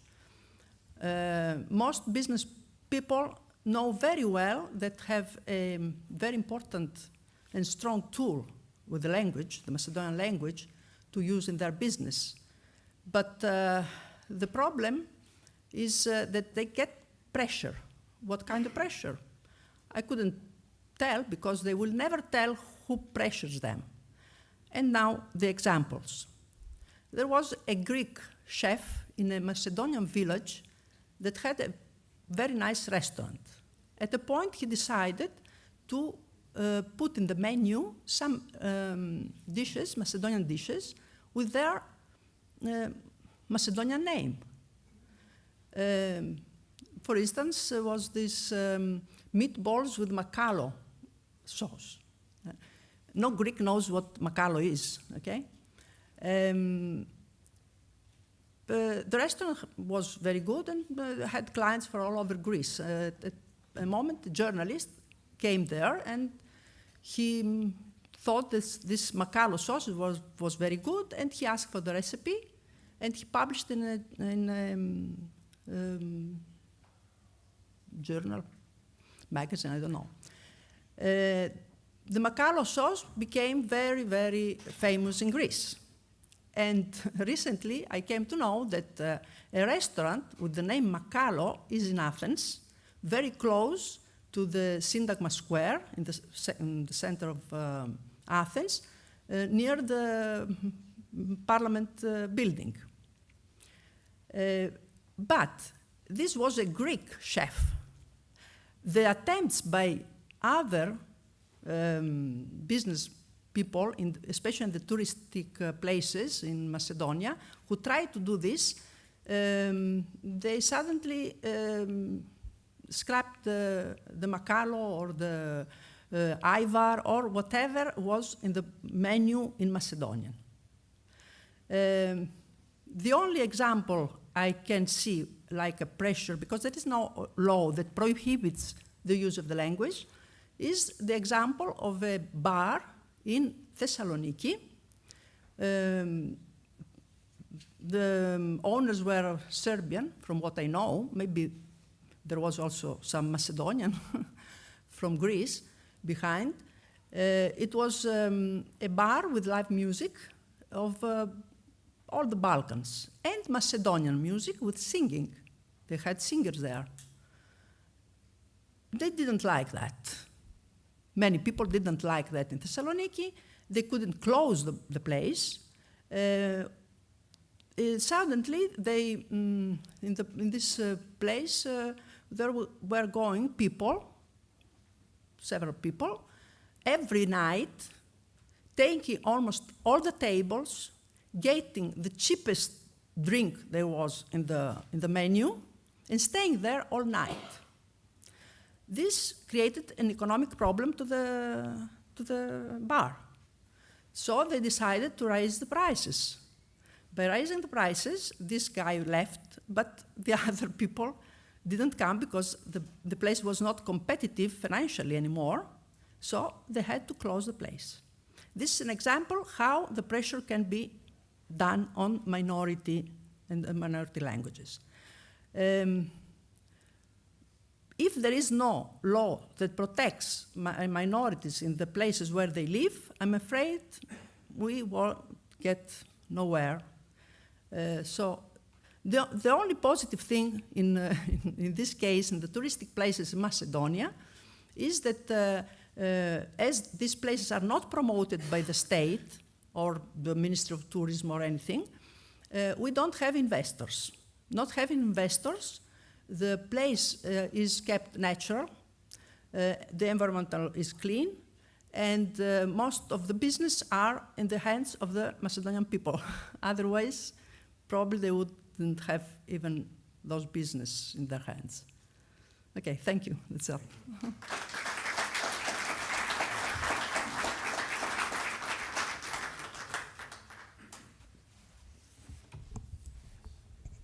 Thank you. I'm Marion Jones. It's a pleasure to be here. Thank you, Johan, for the invitation. He told me he wanted me to talk about language and tourism. I'm afraid I'm going to ignore most of that instruction and talk about football instead. So apologies, Johan. Hopefully it'll be more interesting, I think, than talking about tourism. I come from Wales, but I've also worked at an international level in terms of language planning. Can I start by saying that we had two excellent presentations this morning from Ray and Finbar. In some ways, they've taken away more or less everything I wanted to say. So I won't say it again, but I'll just give you a quick resume in terms of what specifically I agreed with in terms of language planning. So I think if you look at language planning, and tourism is part of this, you have to look really at the opportunities and challenges you face. And I think the question was asked about, are we asking the correct question, is a really important question. And what is the correct question? He didn't answer that question really in the presentation. But I think that in terms of languages, we need to be looking basically, if this works, it's not going there. Backwards. How do we create a positive image about languages? What do you actually want in the future? Most people want to have a choice, and when they choose the best. If you have a choice between a Ford Fiesta and a Ferrari, I presume you're going to choose the Ferrari. And I think that's also true in terms of languages as well. You need to have a language which has courage, but also being attractive. Needs to be vibrant and lively and young. Otherwise, people are not going to choose that. So you need to have a positive profile. That feeling success, the Gucci handbag phenomena, we call it. It's something I want to have.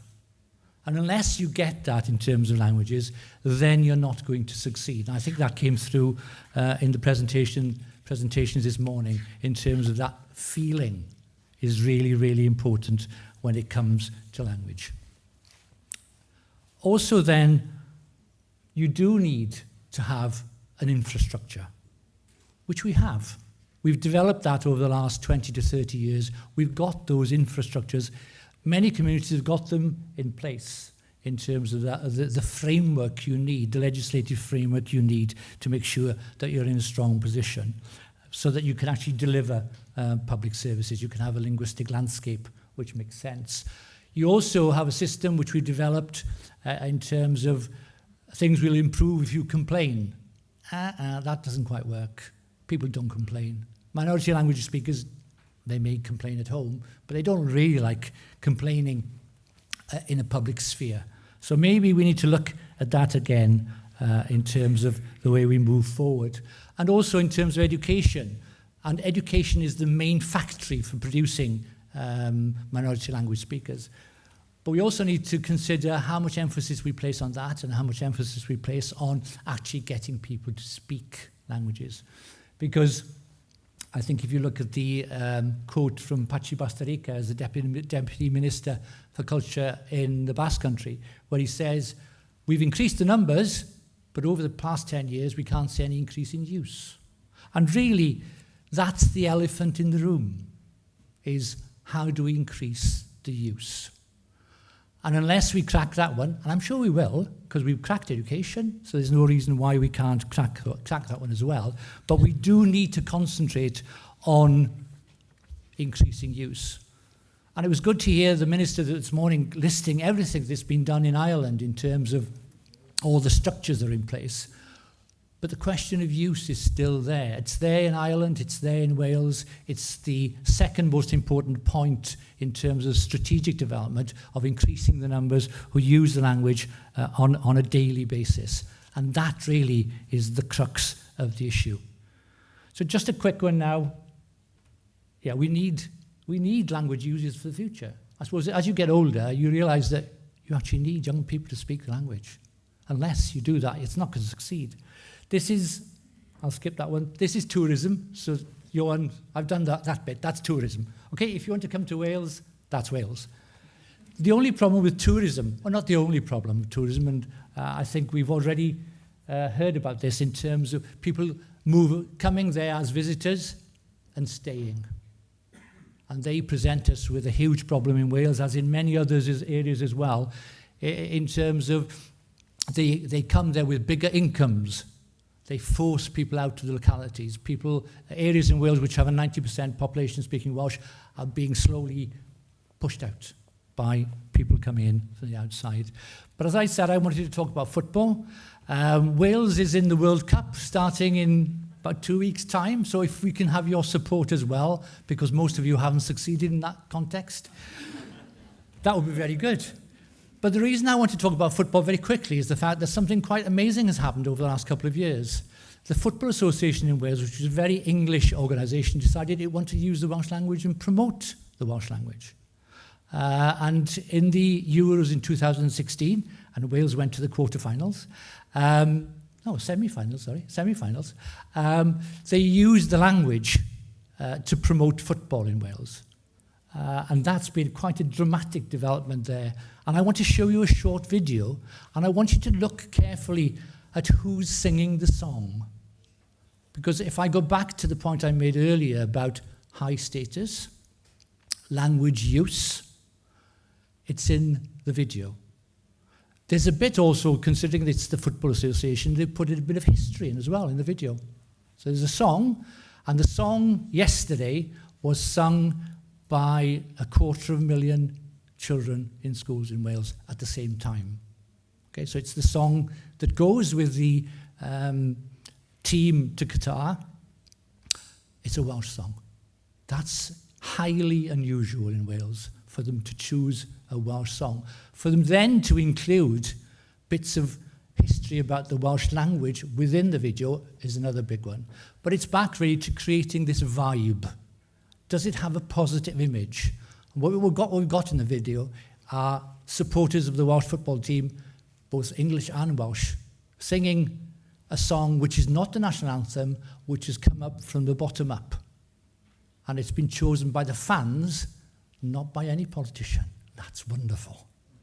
Okay? Here you go.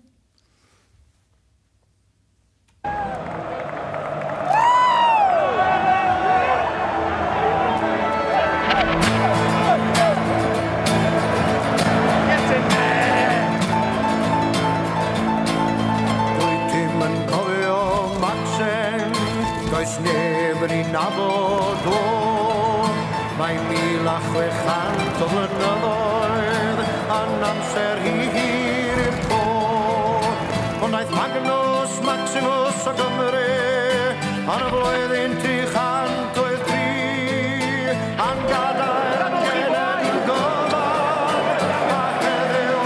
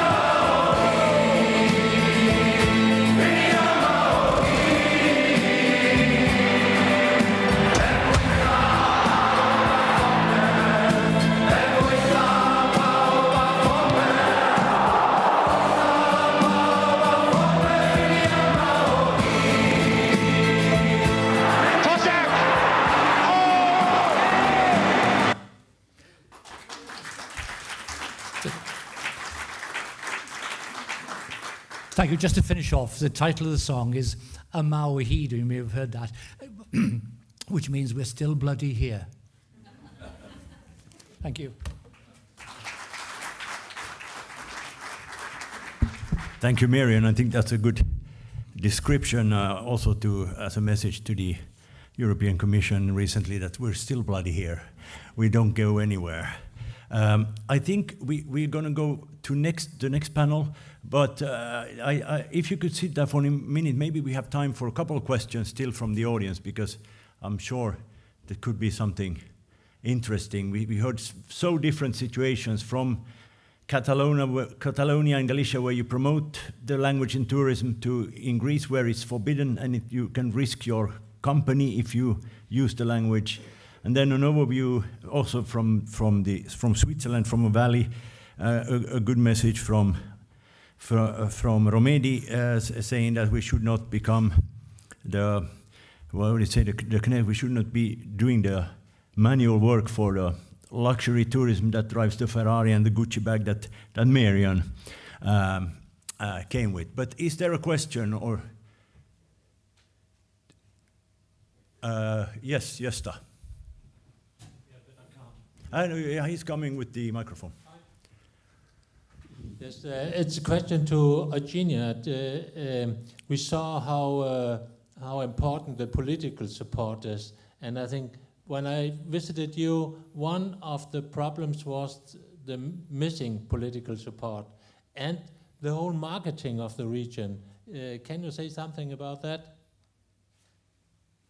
You mean the political support? Oh yeah, it's working. You mean the political support from the state? Yeah. Yeah. No support at all. Lots of discrimination and this negation for diversity in Greece in general. I don't speak only for Macedonia. The same is in Thrace with the Turkish minority, the Aromanian minority, but also the diversity without a national diversity kind of, for instance, in the islands of the Ionian Sea, that had a dialect that's dead or dying because Greece don't like anything that is not Greek promoted by the state. Not even Greek dialects that are mixed with other languages, like the Turkish or the Italian or any other. They don't like diversity. Greece has a very, very bad relation with its own history. They don't like their history. They are focusing only in the ancient history of the time of Pericles, the golden age of Greece. That's all, nothing else.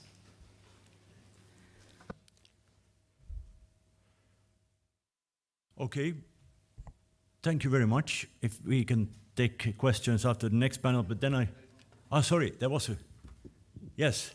Sorry, Andrea, I didn't see your hand. Sorry about that. Okay, I have a question for a colleague from Frisian Islands. Your story was really dark, and the situation is not great regarding tourism and what the local community is being put to because of the tourists that don't respect the environment and the people that are living there. But if you could go back in time and just find that equilibrium where amount of the tourism was enough to develop and to bring prosperity to the citizens and not to invade in their own lives as it is today, what would that be? It's not easy to determine that.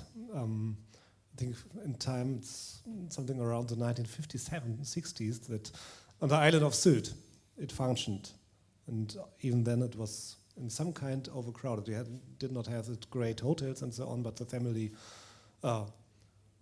gave their own beds to the tourists and so on. It was not a paradise as far as I see. So, in my opinion, I see that it functions on the islands of Föhr and Amrum. They find a good way to balance it. It's not easy for them, and some also say the buildings are too expensive now, and so. But I think they find a balance. Is that what you wanted to? Yeah. Okay. Thank you. Thank you, Christoph. If there are no more questions, I would quickly suggest a change of panels. Thank you all panelists this time. And could I ask for Michele Gazzola to prepare? He is a lecturer in public policy and administration of Ulster University.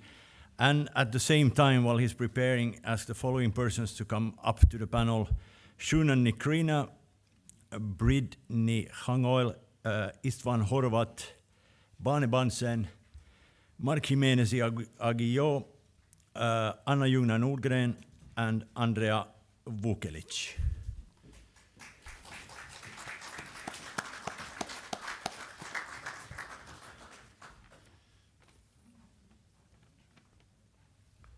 Grazie, devi essere molto breve però, visto che...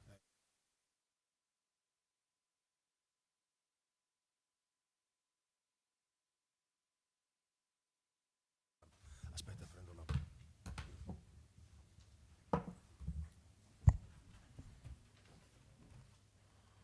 All right, so I will start immediately, but please let me thank again, the organizers and Johann for the invitation. Vielen Dank. Es freut mich sehr hier.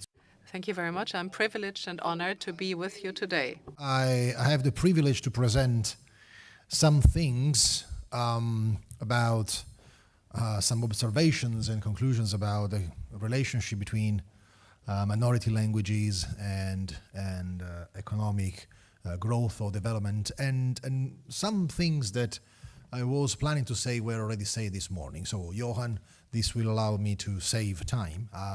The connections between minority language protection and promotion and economic development and growth and labor market outcomes are relatively underexplored as compared to other areas of study, e.g.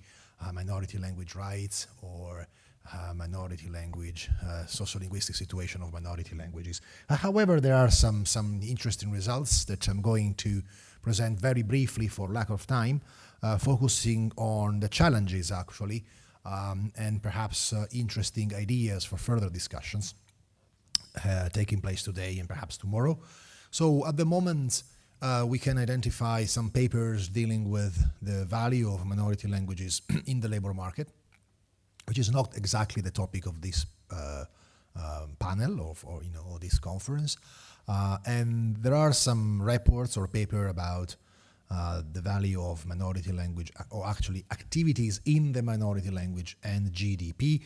And as this was said this morning, there are some discussions going on about in the academia as well, not only among policymakers, on the value of minority language to promote tourism and economic development in general. So I have to be like this because otherwise I can't read the screen. So I will skip for lack of time this because we are late on the program, and I will focus on two topics that were discussed this morning, namely the relationship between minority languages and tourism and economic development in general. And here we have to be very careful about what we want to about the results of the literature on this topic, because the relationships between tourism, promotion of tourism, and language minority, I mean, the vitality of the language, because this is the key variable we are dealing with here. We are not dealing with the income of the speakers of the minority language. We are dealing whether tourism helps the vitality of the language, not the income of the speakers. Because what matters at the end of the day is whether the language is used, learned, and transmitted to children. And Greg Richard, I have the privilege of adding instant citations. So you see Greg Richard this morning. This is a very interesting form of citation, but I added during the lunch break because I thought was good, and it's the first time in my life I had instant quotations, but it was worth doing. He presented many papers about dealing with this, of course, from different countries, so evidence is mixed. And there are some relationships between promotion of tourism and the economic development of areas where minority language is spoken. This is very often linked, especially for small minorities concentrated on specific areas, with a taste of authenticity. So there is taste for diversity, especially from a certain type of customers, of tourists, well-educated, that like the idea of going a bilingual place, seeing a different linguistic landscape.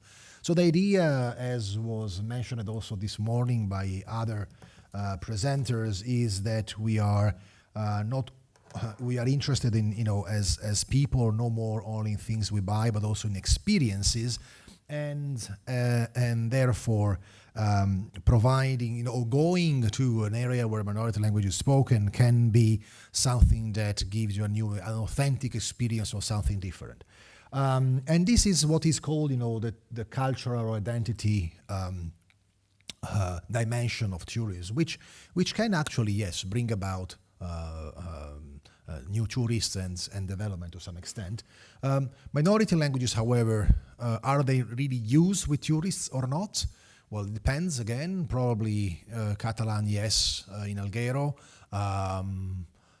Irish, maybe yes, I don't know, it depends. This is something else that we have to check, to what extent bringing people who don't speak the minority language or not primarily help the use of the language. But there are several things that has to be considered when using the leverage of tourism in promoting minority language. That is, that minority language speakers may not like to be, how can I say, pigeonholed in the role of traditional folkloristic minorities all the time. Maybe yes, for some extent, but not necessarily. Some speakers may want to be part of the modern world and not just be linked to a nostalgic idea of the past.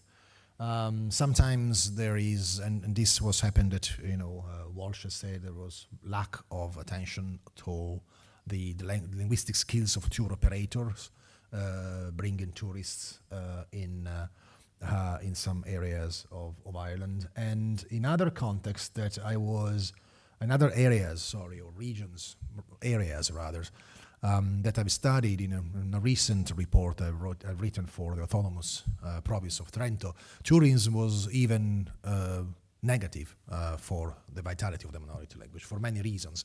First, it brings people from outside. That was specific in the Ladin-speaking area in the Dolomite, wonderful place for skiing. But the problem is that, because of the success, many people working for the season there, especially winter and in the summer, they were not speakers of Ladin, they were speakers of Italian most of the time, therefore diluting the opportunities to use Ladin in the workplace. And in other cases, like Cortina d'Ampezzo, where Ladin is almost completely disappeared, the success of tourism in that beautiful area brought about an increase in property prices, and minority language speakers were selling their houses and moving somewhere else, thereby further weakening the fabric of the minority language community. So there are some things that has to be considered. The development of the region does not necessarily mean the development of the vitality of the language and language use. And this is something, we heard about something about, again, a quotation from this morning, Christoph Schmidt talk about Friesland, where something, if I didn't mean understood, something similar happened. There are other forms of developing the economy of regions or areas where minority languages are spoken. We have examples in Scotland and also in Ireland. Again, I quote from this morning, but this was written before. I just add, more references. So developing a cultural industry in the area where the languages are spoken. So the production of audiovisual material and education, especially here in the Gesellschaft. It's the privileged place to train language teachers, to organize summer schools, vacations for students who want to learn or practice Irish during the summer. And this was mentioned, by the way, this morning by O'Keefe. So it was correctly mentioned, and rather than bringing industries here in a place where minority language is spoken, that in the past was a strategy followed which diluted and weakened the community, because it was bringing people from outside who were not Irish speakers. It was much better to develop resources internally and to bring people who want to learn the language and practice it. So that was perhaps a more successful strategy to revitalize the language together with improving or increasing the development, the economic development of the area. But there is, and I'm going to conclude here because of lack of time, there is an underexplored strategy to promote the use of minority language and at the same time promoting the development of areas. And this is to use social policy as a form of language policy, which rather than attractive income from the outside, the approach based on social policy is to reduce the incentives to move outside. So rather than attracting people, you do everything you can to, reduce the likelihood that people move out from the region or area where the minority language is spoken. Which means that you can create through social policy, which does not mean to create a form of public assistance or public or social benefits, which are detrimental, but to provide good social services that make much less likely for people to be willing to move somewhere else, or at least they go somewhere else, but then they want to come back after a certain amount of time, thereby increasing the quality of the living condition in some places. And this is something that has been tried in the Dolomites again, or in the province of Trento. The difference here is that what weakens very often minority languages are incomers that don't speak the minority. So mobility can be detrimental. At the same time, reducing the incentives to move away for speakers who already live there, it's by improving and increasing the quality and the quantity of social services, is an implicit way to improve their income, because you spend less on things. Spending less on things meaning in practice to have more, to have a higher net income if your social expenses are less or smaller. And what does it mean in practice?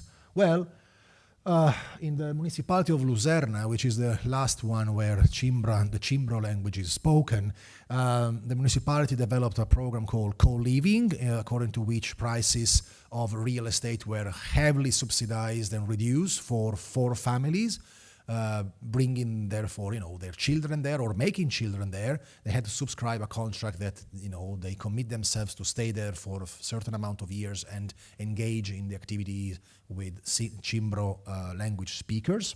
That was adopted in 2019, providing outstanding care services for the elderly, children, women who want to combine family and work, thereby reducing the need to move somewhere else to find a job. Why should I move somewhere else if I have such good, amazing conditions where I live? Better access to broadband and condition for remote working from home, or creating a hub. And this is something that has been done here in Ireland. We all have this flyer, an interesting idea, developing this G-Tyke. How do you pronounce it? Sorry for my horrible pronunciation. But this is a great idea. With smart working, working from home or to remote, you can, as an individual, choose where you work, where you want to work.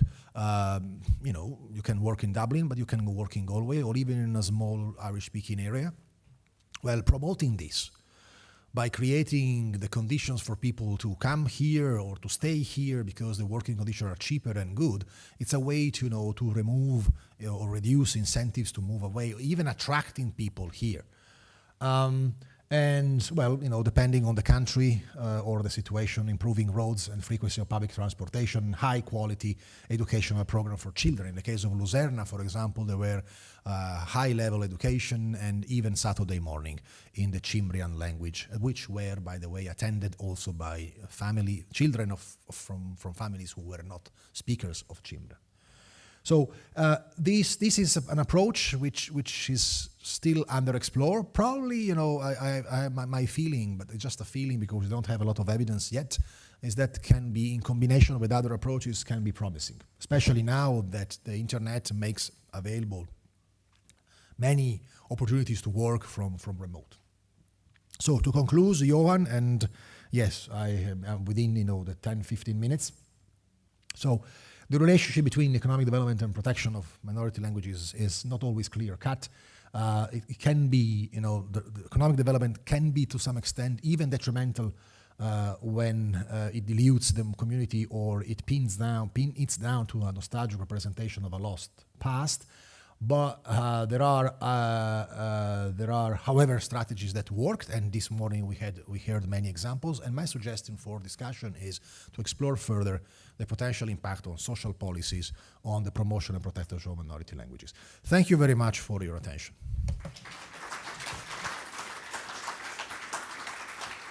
Do we have time for questions, or maybe we take the questions after the that? panel. Okay. Just because we're or a short question if someone has a question to Michele. We take them later. Thanks you very much. Thank you for the attention, especially after lunch. Thank you very much, Michele.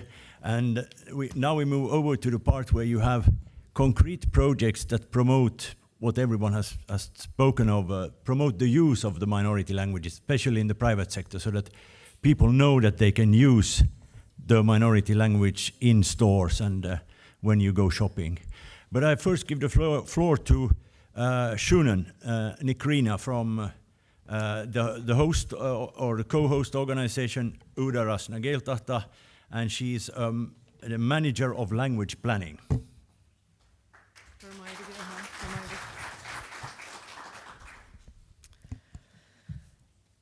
Okay, Gurmai. Thank you very much. It's great to be speaking here today. I don't know what the Irish is for a graveyard shift, but I think you all understand it. Just in relation to how Údarás na Gaeltachta supports the use of Irish in its client companies. And I'll just figure out how to move this on first. Yes, so just going to give you a quick overview, and I think actually Ronan alluded to her earlier on. He gave an overview in relation to Údarás na Gaeltachta's role and mission, so I'll move on through that slide. I'm just going to set the scene for those of you that are not aware of the Gaeltacht, its location, and I suppose statistics in relation to Irish language use at the moment. And I suppose I want to give you an oversight as to how we have been, as an organisation, supporting the use of Irish in client companies for the last 20 years, and how now we've come to the stage where we're looking at reviewing our approach. So it's great to hear the previous speaker and actually earlier speakers today that I think we're moving in the right direction, albeit a bit slowly. However, we need to ensure that we're moving, I suppose, reforming or informing the steps that we'd like to take in the future. So I'm just going to move on. So as you know, Údarás's main mission is to ensure the sustainability of the Gaeltacht community, and job creation and enterprise development is central to that. So as you can see, the Gaeltacht areas are mainly located along the west coast of Ireland. These are rural areas, and they are located a lot along the coastal areas and very beautiful areas of the country. When you look at our statistics in relation to the amount of speakers and look at the population, and this is based on stats from Census 2016, which will soon be updated in relation to the number of speakers that we have. But in terms of the Gaeltacht population, we have a population of around 100,000, the figures we're looking at the moment. A number, and just in relation to the number of people that have a level of Irish, but when you look at the statistics in relation to the number of people that use Irish as a daily language in the community, it's a pretty low number. It's just over 20,000 speakers. And that highlights the challenge that we're facing as an organisation ourselves in terms of supporting the use and influencing the use of Irish in the language. So I'd like to refer you now and just to have a look and give you an overview in relation to our own clients, our client companies. So Údarás at the moment supports over 8,000 people in employment in its client companies throughout the Gaeltacht. So we've around 500 clients that employ more than 2 people and above that, up to 300. There are some companies that employ between 200 to 300 people in those companies, and you can see that those companies are based in a wide range of sectors throughout the Gaeltacht. Some of them can be language-based, community-based, but the vast majority of them of the companies are actually into today's modern kind of growth sectors: the digital sector, the life sciences, the med tech, the pharmaceuticals, engineering, the media and audiovisual, and so on. So as you can see, they're the sectors that we're focusing on. And these are international, multinational, some of them large companies, and we also have some smaller local companies as well. But as an organisation, and we have seen the employment grow in our client companies since we've been established in 1980. So I'd just like to, I suppose, give you an overview here of our approach. And I borrowed this image from a colleague of mine, Hannah, who you're going to be listening to later on. And our approach has been very much a carrot approach rather than a stick approach. And I'll explain why in a moment. But for you, just in terms of a translation, and basically translate, no, this is how you use it. And that's been very much our approach in relation to how we deal with our client companies and how we try to influence them in order to influence their use in their businesses, their use of Irish in business. So we've worked with these companies over the years, and we work with them to put in place a language plan or a policy, a language policy in their businesses. And that language policy is made up really of initiatives and activities that cover 4 main themes.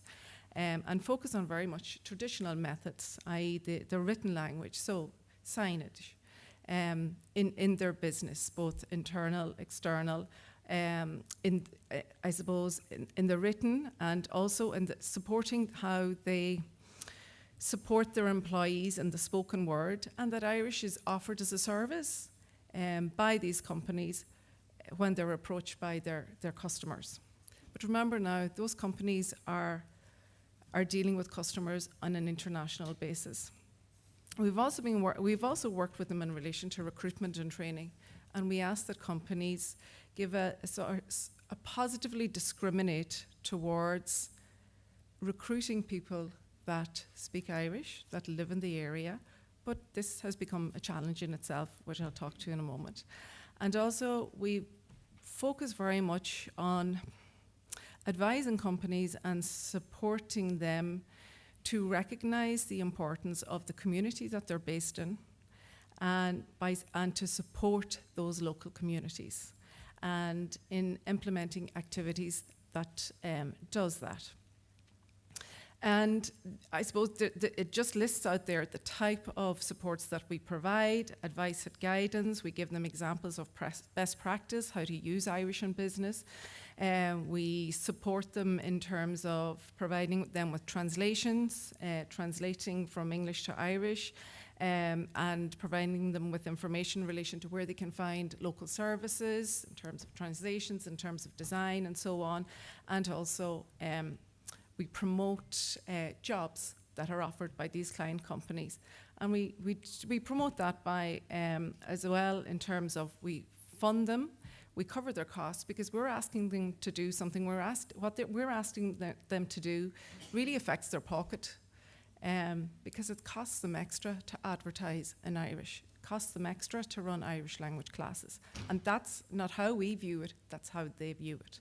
So at the end of the day, and as was mentioned here earlier on, a lot of these enterprises are thinking about their pocket and their profits at the end of the day. So I just think we'd like to focus now just on talking about the challenges. And when it comes to supporting and influencing language use and implementing revitalisation policies in client businesses, we in Udaras and in Gaeltacht communities, we face the same challenges as many other minority and lesser used language regions in other parts of Europe. We're all aware that English dominates in business contexts. We in the Gaeltacht, we've seen a continued fall, and you saw the statistics earlier on, in the number of native speakers in the Gaeltacht, and then the daily use of Irish as a community language in the Gaeltacht. Although on the upside, there's been an increase in the amount of people that have some level of spoken Irish in a national context. We've seen a trend, and same thing across Europe, towards a more urban-based living in larger towns and cities, which results in the movement of our young, educated, highly skilled workforce to those areas that are outside of the Gaeltacht. We've seen, and we are seeing, a skills shortage in the modern growth sectors, in the economy, and in the modern companies that are now based in the Gaeltacht. And they're finding it very difficult to recruit local people, Irish speakers, with the necessary skills and qualifications that are required in those sectors. So they have to seek them elsewhere. And back to the point that was made earlier, as a result, we have people moving in and basing themselves in the Gaeltacht. Not just Irish people, but people from all over Europe and all over the rest of the world. So when you look at Udaras and its strategy in some way, and its role and its mission, you could say it could be the Gaeltacht in some way. It could be a victim of its own success, in that we have close to 8,000 people employed in Udaras assisted companies. However, they're not all Irish language speakers. And our focus has been changing very much, and I'll just talk about that in a minute. Also, the Gaeltacht community is very much, like I said, it's become a cultural community, a multicultural community. And Udaras competes with the rest of the country for its enterprise development and job creation role. And our focus has always been on sustaining communities, on supporting enterprise development, on ensuring there's a high quality employment available for those who work and live there. So where does the language fit into that? And that's the challenge that we see. And as I said, sometimes one of our roles conflicts with the other role. So over the last few years, there's a new approach in place in the Gaeltacht. It's called the language planning process, and it's been referred to earlier here a few times. And this is where the local communities are supported to implement agreed language plans based on the needs and the requirements of their own particular communities. So throughout the Gaeltacht areas, you have some weaker communities in terms of use of Irish language than others. And Udaras has been given the job to direct the language planning process in the Gaeltacht. And as Ronan alluded to earlier, we're looking to kind of reframe our focus to specific areas to support the implementation of the language plans and the language planning process in the Gaeltacht. And specifically, when it comes to supporting the promotion and the use of Irish in our client companies and in our client businesses. We are currently looking to revise our previous approach that I highlighted there, and we've commissioned a few pieces of research that are actually underway at the moment to inform our approach. There's one piece of research, and it's focused very much on our client companies and on the employees in those client companies, and collecting data and information in relation to their needs. And also another piece of research is focusing very much on clients that don't necessarily come under our remit, the hospitality business and other services in the Gaeltacht, and what their views are and what their needs are in relation to the use of Irish language, and what their customers' views are who use their services throughout the Gaeltacht, including tourists that come to visit because they believe they're in this special linguistic area. So this research will be completed by the end of the year, but I kind of wanted to give you a general insight into how we're looking to pivot and maybe shift our approach from what we had in place over the last few years.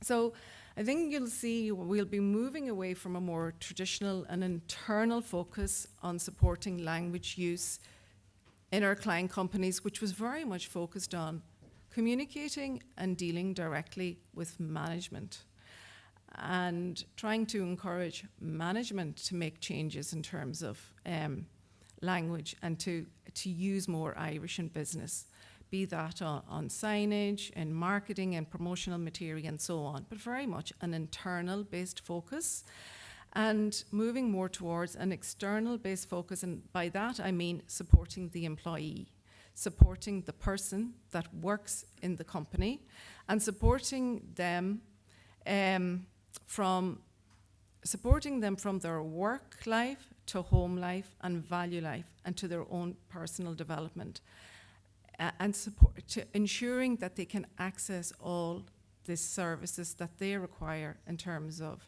language maintenance and language use. And supporting the creation of opportunities for cultural engagement and enhancement in their communities by those employees. Because remember, we're not just focusing on the Gaeltacht communities themselves, but we are like I said, there's a lot of other nationalities and non-Irish language speakers or non-fluent speakers living actually in the Gaeltacht areas at the moment. And we need to ensure that they can access all the services, and not just them, but their families, the families that they are raising. Those families, their children are attending Gaeltacht schools, Irish medium schools in the Gaeltacht areas. So it's a wider approach, so that the focus is not just on the company and within the company itself, it's wider to the community in which those employees are located on. And also, and I think it was alluded to earlier on here as well today, focus on moving just beyond providing support for translation and highlighting and using the digital channels that are available and highlighting the added value of the unique cultural and linguistic offering that the Gaeltacht has and the identity that it has in supporting the companies to show that in their own USP, in their branding, in their positioning, in the copywriting and in their marketing, and supporting companies to do that, and not just a pure translation service, and to market the Gaeltacht as a brand in its own and the Irish language as a USP and a place apart, and as a unique selling point that the companies themselves can use when they're selling internationally. There's also a big focus by companies on their social responsibilities, and customers want to hear that the company respects and recognizes the society that they depend on for their own business. So I suppose we all hear a lot of talk at the moment about companies having their own corporate social responsibility strategies, but how many of those social responsibilities strategies contain a linguistic element within their strategy? And how can Údarás work with those companies to develop that element as part of their own corporate social responsibility strategy, and what tools can they do to affect that? I think we're also looking at moving away from, not so much moving away from, but adding to supporting language learning in the more traditional form of language classes towards supporting more vibrant and experiential initiatives through Irish for the employees, not just inside the business, but outside the business. And where employees can learn through doing, through being, through creating, and connecting with the culture and the language in their local area, but outside of the workplace. And also, again, emphasizing the important, we're not just a monolingual or bilingual society. It's not just Irish and English, it's more other languages, and that we share cultures. And that employees and that employers realise that they're not just dealing with one or two different cultures. The focus is very much also on community outreach, connecting the company with the community that they're based in, and giving them the tools and the information to do that. And that we, I suppose, we attract them to support local events, open days, family days, so that not alone do we bring the community into the companies, to the client companies, as well as bringing the employees out to the community. So, Sinead Generalta, that's. I just have a few. We can now sit on the panel and manage the questions later on. Yes. Okay. Germay.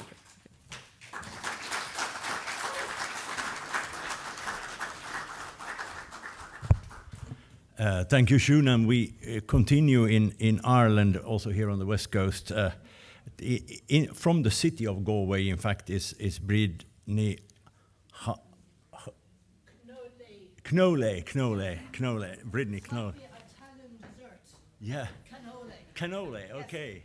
Very hard to pronounce, I'll give you that. Okay, Gemanaji Riv Khorja. Oh yes, so are you going to move this as I speak? Or do I have an apparatus? No, I don't. Siobhan, stolen. Okay, well, Brittany Knowle in Tanam to Ormsa, is Misha Privaimnach Ralev.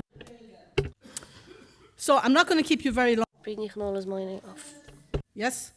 So, and if I'm, stop sooner than that, all the better. Okay, so what does Gaillimh le Gaeilge do? We're located in Galway City. We work in association with Galway City Council, Galway Chamber, and other groups to promote the Irish language in business. So, we are funded by the National Lottery. Actually, we won an award recently from them, 10,000. It was very handy for next year's budget. We get that funding through the Department of Tourism, Culture, Arts, Gaeltacht, Sports and Media. Galway City Council funds us. The Galway Chamber through a membership scheme where you can be a friend, a good friend and a best friend. So we give different services to each category, and in 23 we're going to have a new category where you can be just a friend for a reasonable fee of €50. So, and then you see our logo here, the Corja Gaillimh le Gaeilge. So you get a sticker once you support Gaillimh le Gaeilge. So you're letting people know that you're supporting bilingual Galway and the work that we do. So, I suppose going back in 1987, that's when we were established. And why? Well, Galway City is located near one of the biggest Gaeltachts in the country, Connemara and the Aran Islands. And those people used to come into Galway City, still do, to do business, use the hotels, the services that we have. But we never knew exactly how much money they spent in Galway City until 1987, when Rinne Gaeltachta commissioned a study, and INUIG, Allscoil na Gaillimhe now, did a report on the value of the language to Galway. That time it was worth £17 million, and £13 million of that went into Galway City.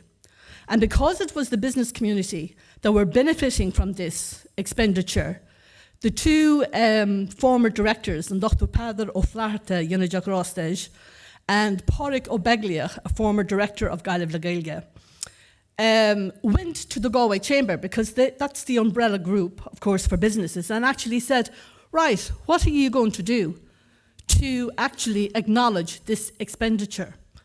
So they said, right, we'll set up a Coiste na Gaeilge, an Irish language committee. And on that committee, you had fluent speakers, but you also had people who didn't speak the language, but had tremendous goodwill. There were also the movers and shakers. They just did not sit on a committee to sit on it. They were actually going to do something. So in the report that INUIG carried out, there was also recommendations. So the committee in the chamber, and those recommendations were put into force by one employee at the time. She was working part-time to start off with. So that's the history. And they decided to focus on 3 main areas. It was signage, internal, external, stationery, marketing, and commerçage veil, oral communication with customers. And it's basically the same format we're using today. We updated that study in 2009, and we found then that the language was worth over 136 million to Galway. And this is a very valuable resource for us when we're going into businesses selling the language, because it has to make business sense to them. Of course, we know there's social and cultural value. That comes later. It supports over 5,000 jobs, and 90% of Galway City businesses believe that it's a unique selling point. So that's where we were starting off from. So we basically concentrate on the visibility of the language because it gives a sense of place.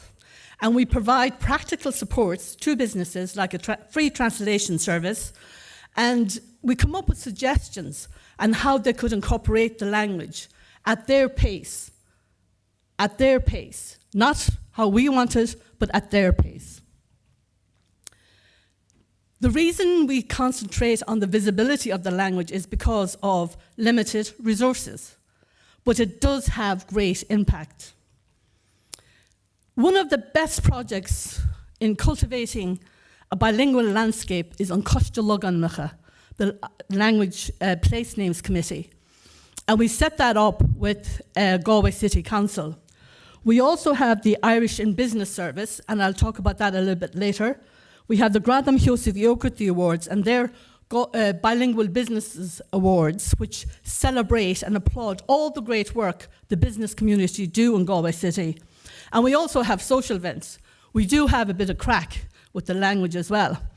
We have business lunches where we invite people in to restaurants and hotels who use the language. And everybody pays for their own lunch. And we also have a Folacht Fia, which is a barbecue. And this gives chance to people to come together, to get to know other speakers, to do business. And these events are sponsored by local businesses. It does not come out of Gaelic Gael's main budget. So this is the work of the Place Names Committee. So in Galway City, you had names, housing estates called Faunan, Colwara, Awan, Nimradon. So when you come into Galway, you see those signs. So you know you're someplace different. You know you're definitely in the West. And easily pronounced. This is the An Gaeilge in Business Service. So basically here, we just go out to a business. Johan, if you were opening up a restaurant in Galway, I would approach you. I would say, Johan, you know, what's your theme? How do you want to connect with the customer? So then we will sit down with you and we come up with the plan, and it's tailor-made for your specific brand. And all of this service is free, so why wouldn't you do it? You know? So there again, that's the process. Now, this is examples of the work in Galway. International brands. We've worked with Diesel, TK Maxx, Burger King, and Monopoly. Sport. The Welsh, we have rugby as well. So they do great work as well in the sports arena. We were hoping to come up with a, you know the way the Welsh, is it the Welsh or the crowd that have the haka? You know the, yeah, Aishin, we want to do one in Irish. So the Irish language and products, that can be used as well. If you're in Galway City, bump into or go into Judy Green's pottery. Beautiful, beautiful pottery and crafts, and also the Irish language being used. So we always encourage people like yourselves to go in and spend money, because then it shows them, you know, there's value in it. There's a company called Graw Chocolates, and she was looking for a tagline. So we gave her Ismilish and Seale. It's a sweet life. So, you know, all the sweet boxes going out, that's what you see. Bilingual menus. Again, you can have the menu sprinkled with a bit of Irish, or it could be full-on bilingual, but you work with the customer.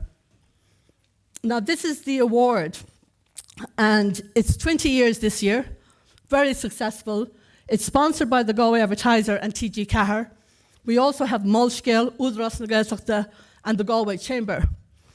There's 5 categories. You have retail, tourism and hospitality, services, online businesses, and non-profit. And we're going to make a few small changes to these next year.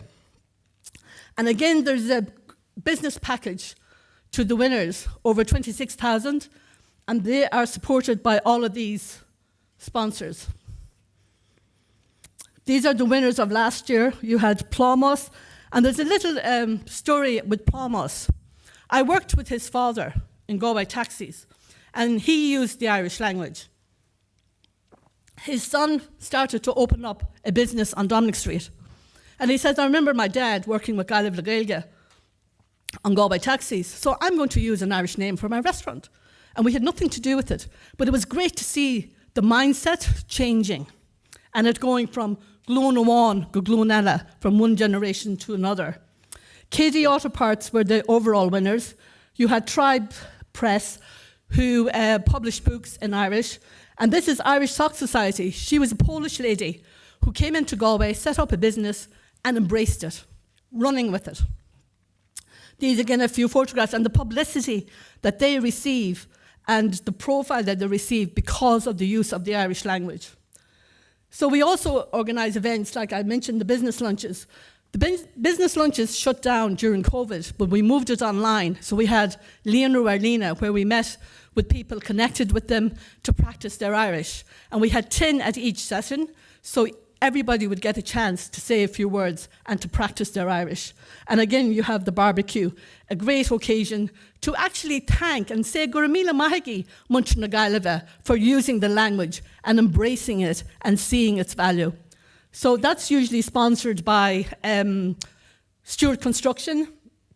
There's the Líonú Arlína. We were celebrating Christmas, in case you didn't know. This is the Follock Fia. So the ministers of the day usually turn up and meet with the business people. It's usually sponsored by Stewart Construction, and then oil companies like Top Oil, Sweeney Oil, and this year it was KD Auto Parts, all supporting and getting involved with the language.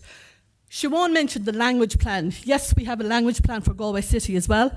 We were designated by the Department of the Gaeltacht to put a language plan in place. We did this with Ulster na Gaillimhe. And I suppose the main focus on that will be, we have already created a bilingual environment, okay? You can see the language, but we need to hear it more. And that's where our next focus will be, so that a service in Irish will be as visible as a sign in Irish, hopefully in 3 or 4 years. So again, I've just already said that, this is great, flying through it. Again, done.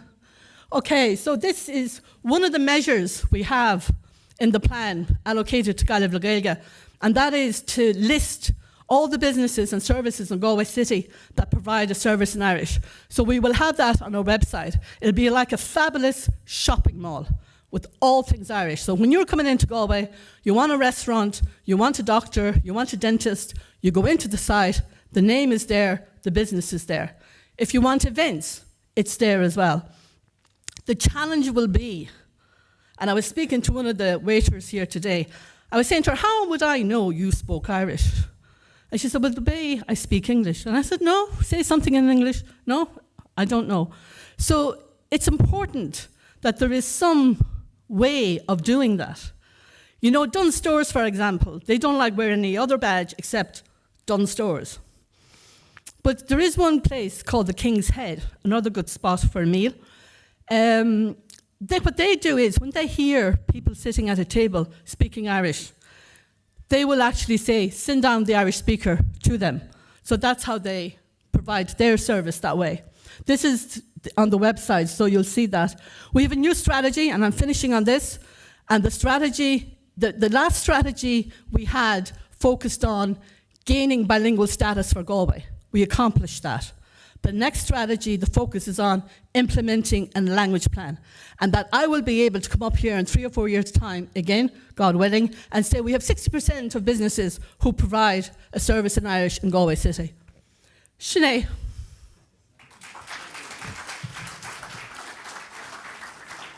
I just want to give one of these to everybody. They're called Pick Susme, Give Irish a Go.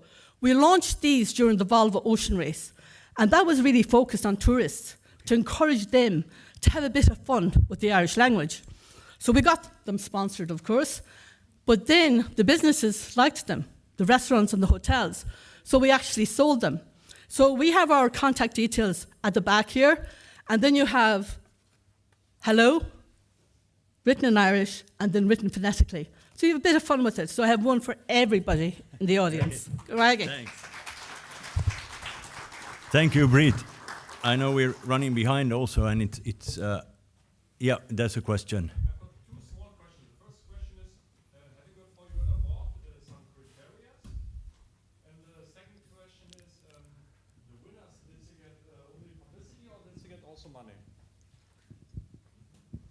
You're a businessman, are you? You're a businessman? No. All right, okay. No, it's just do they get money? What they do get is, yes, they do get profile, and that's very important, because when we're talking to people, who get involved in the award, we say, well, what would you like as a prize? And they say publicity, and we said fine. So that's why then we go to the local newspapers, like the Galway Advertiser, and then there's a local radio station called Galway Bay FM. We go to TG Carr, we go to Mulchgill, anybody that can give us publicity. We say the retail category, right? You're the winner of the retail category. You will receive 2,000 worth of ads from Galway Bay FM. So you can, 2,000. The hospitality category, Fáilte Ireland sponsors it. So you will get €2,000 worth of a business package from them, like training, in-house training, or whatever they are offering on that day. What else do we have? The Acadum na Hallscoil the Gaelgate, they sponsor as well. So there will be in-house training worth €2,000 provided for your staff to help them to communicate better in Irish. There's also a diploma that is given by the college as well for a member of staff to do a 2-year in a language. So it's basically, we don't hand over hard cash, but the value of what they get comes to that. Yeah. What was the other question? Sorry. Criteria, was it? Criteria, yeah. Yes, criteria. Well, to be an overall winner of the Gradam Piosov Iorgati, most winners usually are involved with the award for about 5 years. They will be working with Gaelic Gaelic for 5 years. So you need to have signage, you need to have, the Irish language in your signage, and your stationery, marketing, website. It needs to be visible everywhere. Every tool you use to promote your business, you need to have to see the language. And more importantly, you also have to have a service in Irish. And that has to be, that's coming to the fore a little bit more. People are expecting that now. They go, yeah, I see the signs, I say, that's great, but how come I don't hear the language? We have to hear more of this. And Galway is ready for that now. Galway is ready for the language plan.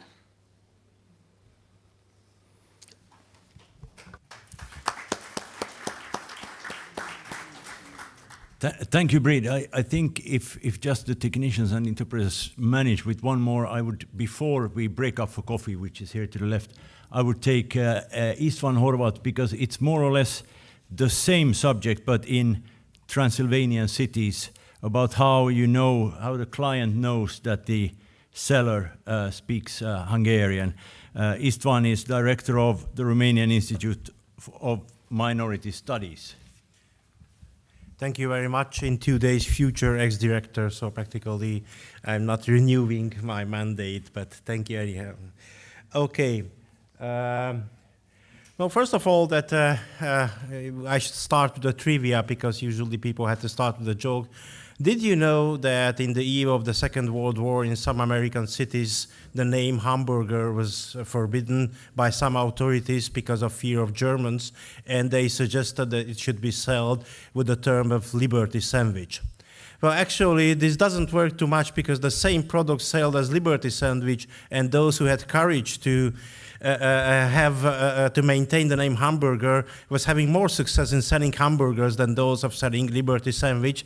So practically why I'm saying this, because usually we minorities, when we are speaking about language use, usually we emphasize the relation between state and minority, between power center and minority in promoting or pushing backward some forms of expression in multilingual context, but also I think markets have a big force of shaping language use, shaping linguistic market in multilingual context, and I will refer here to one of a particular segment, to the retail sector, because retail sector and servicing and generally the marketing activities are involving both written public display and oral usage of different languages. So in multilingual context, it has a very large importance to have a kind of how they are shaping this usage of languages.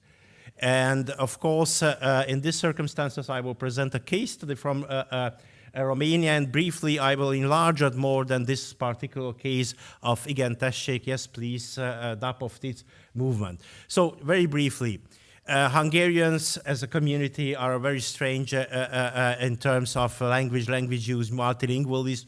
You see a large concentration of Hungarians with the green, where they represent more than 80%. And they are living in these such type of settlements where Hungarians are in majority, are representing almost 60%. So they are large concentrations, and their multilingualism has a strange shape also. You will find roughly 10% or who are monolingual in Hungarian or virtually monolingual, and you will present also 10% of those who claiming having Hungarian as L1, so first language, but however, they are undergoing to a procedure of language shift, and this language shift is occurring mainly in large cities that are not in that very deep green area of the circumstances. So this movement, it is about a large cities, Cluj-Kolozsvár, where Hungarians are representing less than 20%, and they have a particular way of using the language. Here you can see patterns of language use among different Hungarians living in different settlements. The one above are those Hungarians who live in settlements when they are 80% or above, and down you have the patterns of language use of those Hungarians who are living in settlements when they are representing 20% or below of the inhabitants. So practically this city, Cluj-Kolozsvár, it's part of these, though in this city, it's the second largest city in terms of the number of Hungarians that are inhabiting in a certain city. The first one is Turgumar-Marosvásárhely, but anyhow, it has a very low percentage. You can see here, and I will not emphasize that in public sphere, there is a large difference. In private sphere, the language use is more or less comparable, but in public sphere, you will see that in the cities where Hungarians are representing below 20%, the dominant language of the public sphere, here we included work, commercial activities, and consulting a doctor. So practically, you have a large, clear dominance. What is interesting here that we analyze the language choice of, in multilingual context, of those inhabiting in these kind of large cities, and of course you have a pattern of language choice in these circumstances. First, you have the structural opportunity. The chance that you will meet a vendor who speaks your language is less because of statistical reason. However, what we perceived that even if you have this type of structural opportunities, you will have a perceived normative context. What does it mean? That people are speaking Romanian even though they observe from the name tag, from different other elements, that the vendor might be Hungarian, or even there were circumstances reported that the vendor were speaking in Hungarian at phone, but they didn't respond in Hungarian, but used the Romanian. So there is this perception that the normative public language, the legitimate language in such settlements, it is the Romanian, and even Hungarians who are speaking with a Hungarian, they will use Romanian because they perceive this as a context of normative context in this way. So practically, what we done, it is that you presented in many cases, it's marking the context of language choice. It is a very simple, and we have here many other types of such cases presented here. What we done, it is by marking simply, it was assisting in pragmatic terms to communicate more easily in a mother tongue in certain cases, of course, but this has it has a wider symbolic sense to making this the legitimate language of use. So practically, it's creating an alternative for language choice. You see that you have the alternative to legitimate this kind of language use, and of course to act according to your preferences in terms of language use and not just some perceived normative context. So practically this movement started not 12 years ago, was consisting of small maps handled for tourists that registered those shops where people were using either by a simple name tag or just posted outside this sign on their shop that it is possible to use. And practically there were small maps then after it was put on a virtual surface, of course, and after that it was edited a kind of advertising magazine in which it was done a sort of we can say an ethnic marketing or a multilingual marketing in which they were promoted those shops that they were part of this network. So practically, this was the idea. And what was more interesting, it was how we framed this type of movement. Because you can frame it in a lot of ways, this type of movement. You can frame it in terms of minority linguistic rights, which is rather difficult because you have few formally granted linguistic rights in terms of economic lives and economic relation. On the other hand, you can say that it's a revitalization project, which was indeed, in fact, but actually, as a revitalization project, majority is not empathetic to this, and they are not necessarily supportive to this.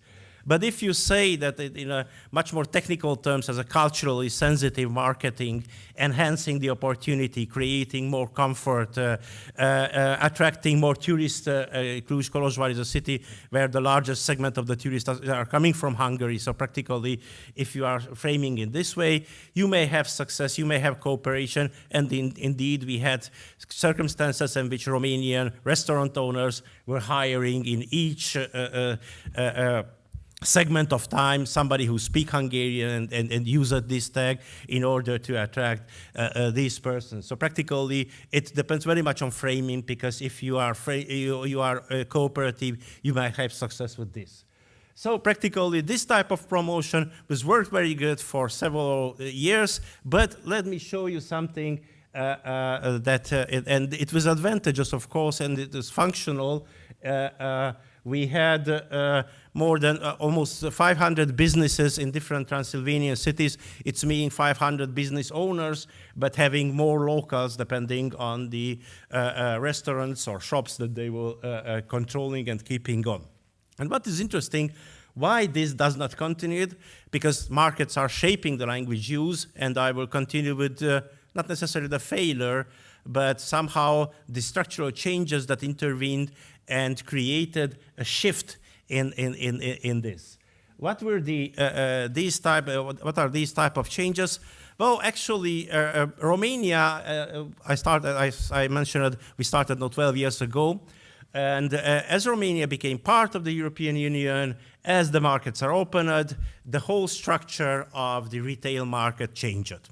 You have there some interesting figures. So practically from the small networks of convenience, local stores and groceries, we had chain retailers are coming there, and practically these type of chain retailers are growing and growing and growing. You have there different indicators of that unimaginable growth. So practically in 2018, 2019, they were controlling 60% of the retail sector, and I think after the pandemics, the figures are even more worse. So practically I don't have such an actual figure.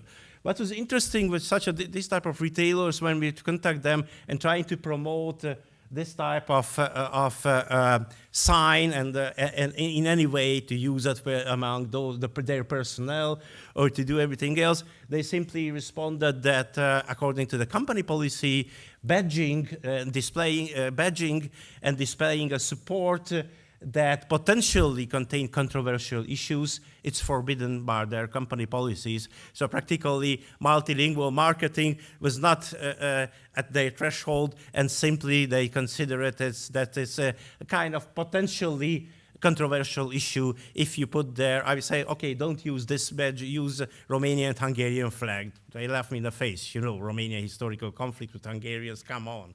That it is again a potential conflict. So we don't have yet a kind of this type of expansion of the large chain retailers company. They had no prior experience in ethnic marketing and pricing, and though they have competitors in the regions compactly inhabited by Hungarians who are local branches, and they start to impose standards of multilingual use.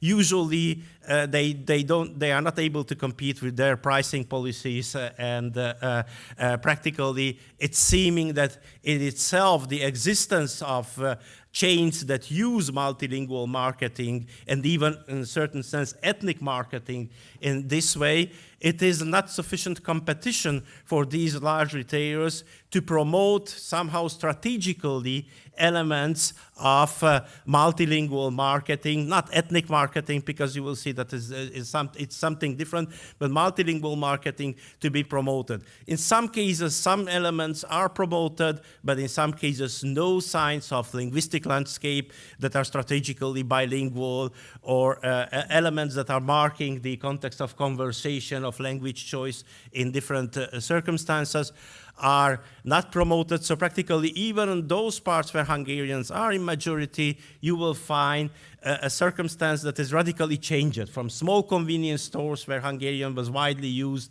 and handwritten signs about promotions were posted in one or two languages, or either only in Hungarian or both Hungarian and Romanian. So from this, you have a kind of centrally coordinated strategy with lack of sensitivity, and even if the manager, it is a local manager, it is your man in the sense that it's Hungarian, but this local manager will say that, come on, that these are centrally decided policy. So this type of language policies are not up to a local manager of the store. So practically, no, we have a redefinition of this kind of shaping of the language market from the big retailers, and we're trying to make being inventive and creative in order to promote at this level the pattern that we use in a certain locality, that marking the context of language choice is beneficial both for every actor involved in the transaction,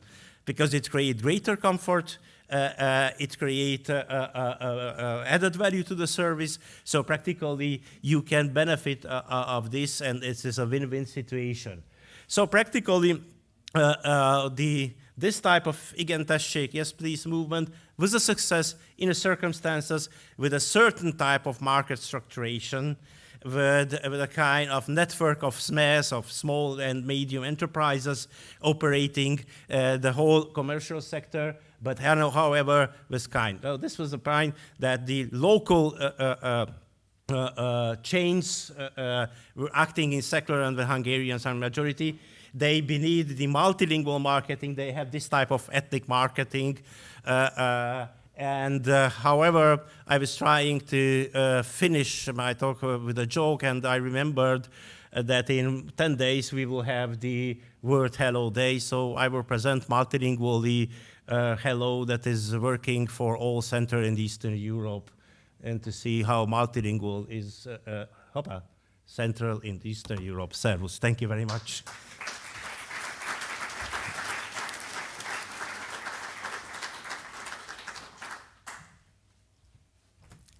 Thank you, Istvan. I here have a question directly from Romedi.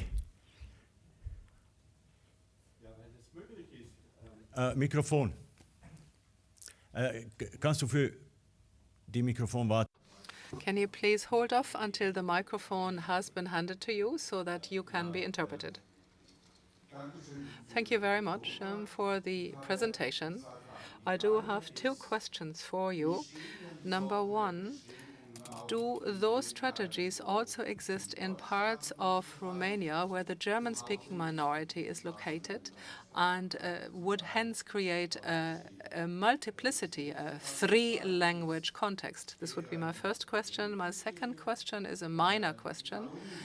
The Aram in Macedonia are a minority that has been approved and accepted in Macedonia, but not in Romania. Can you comment?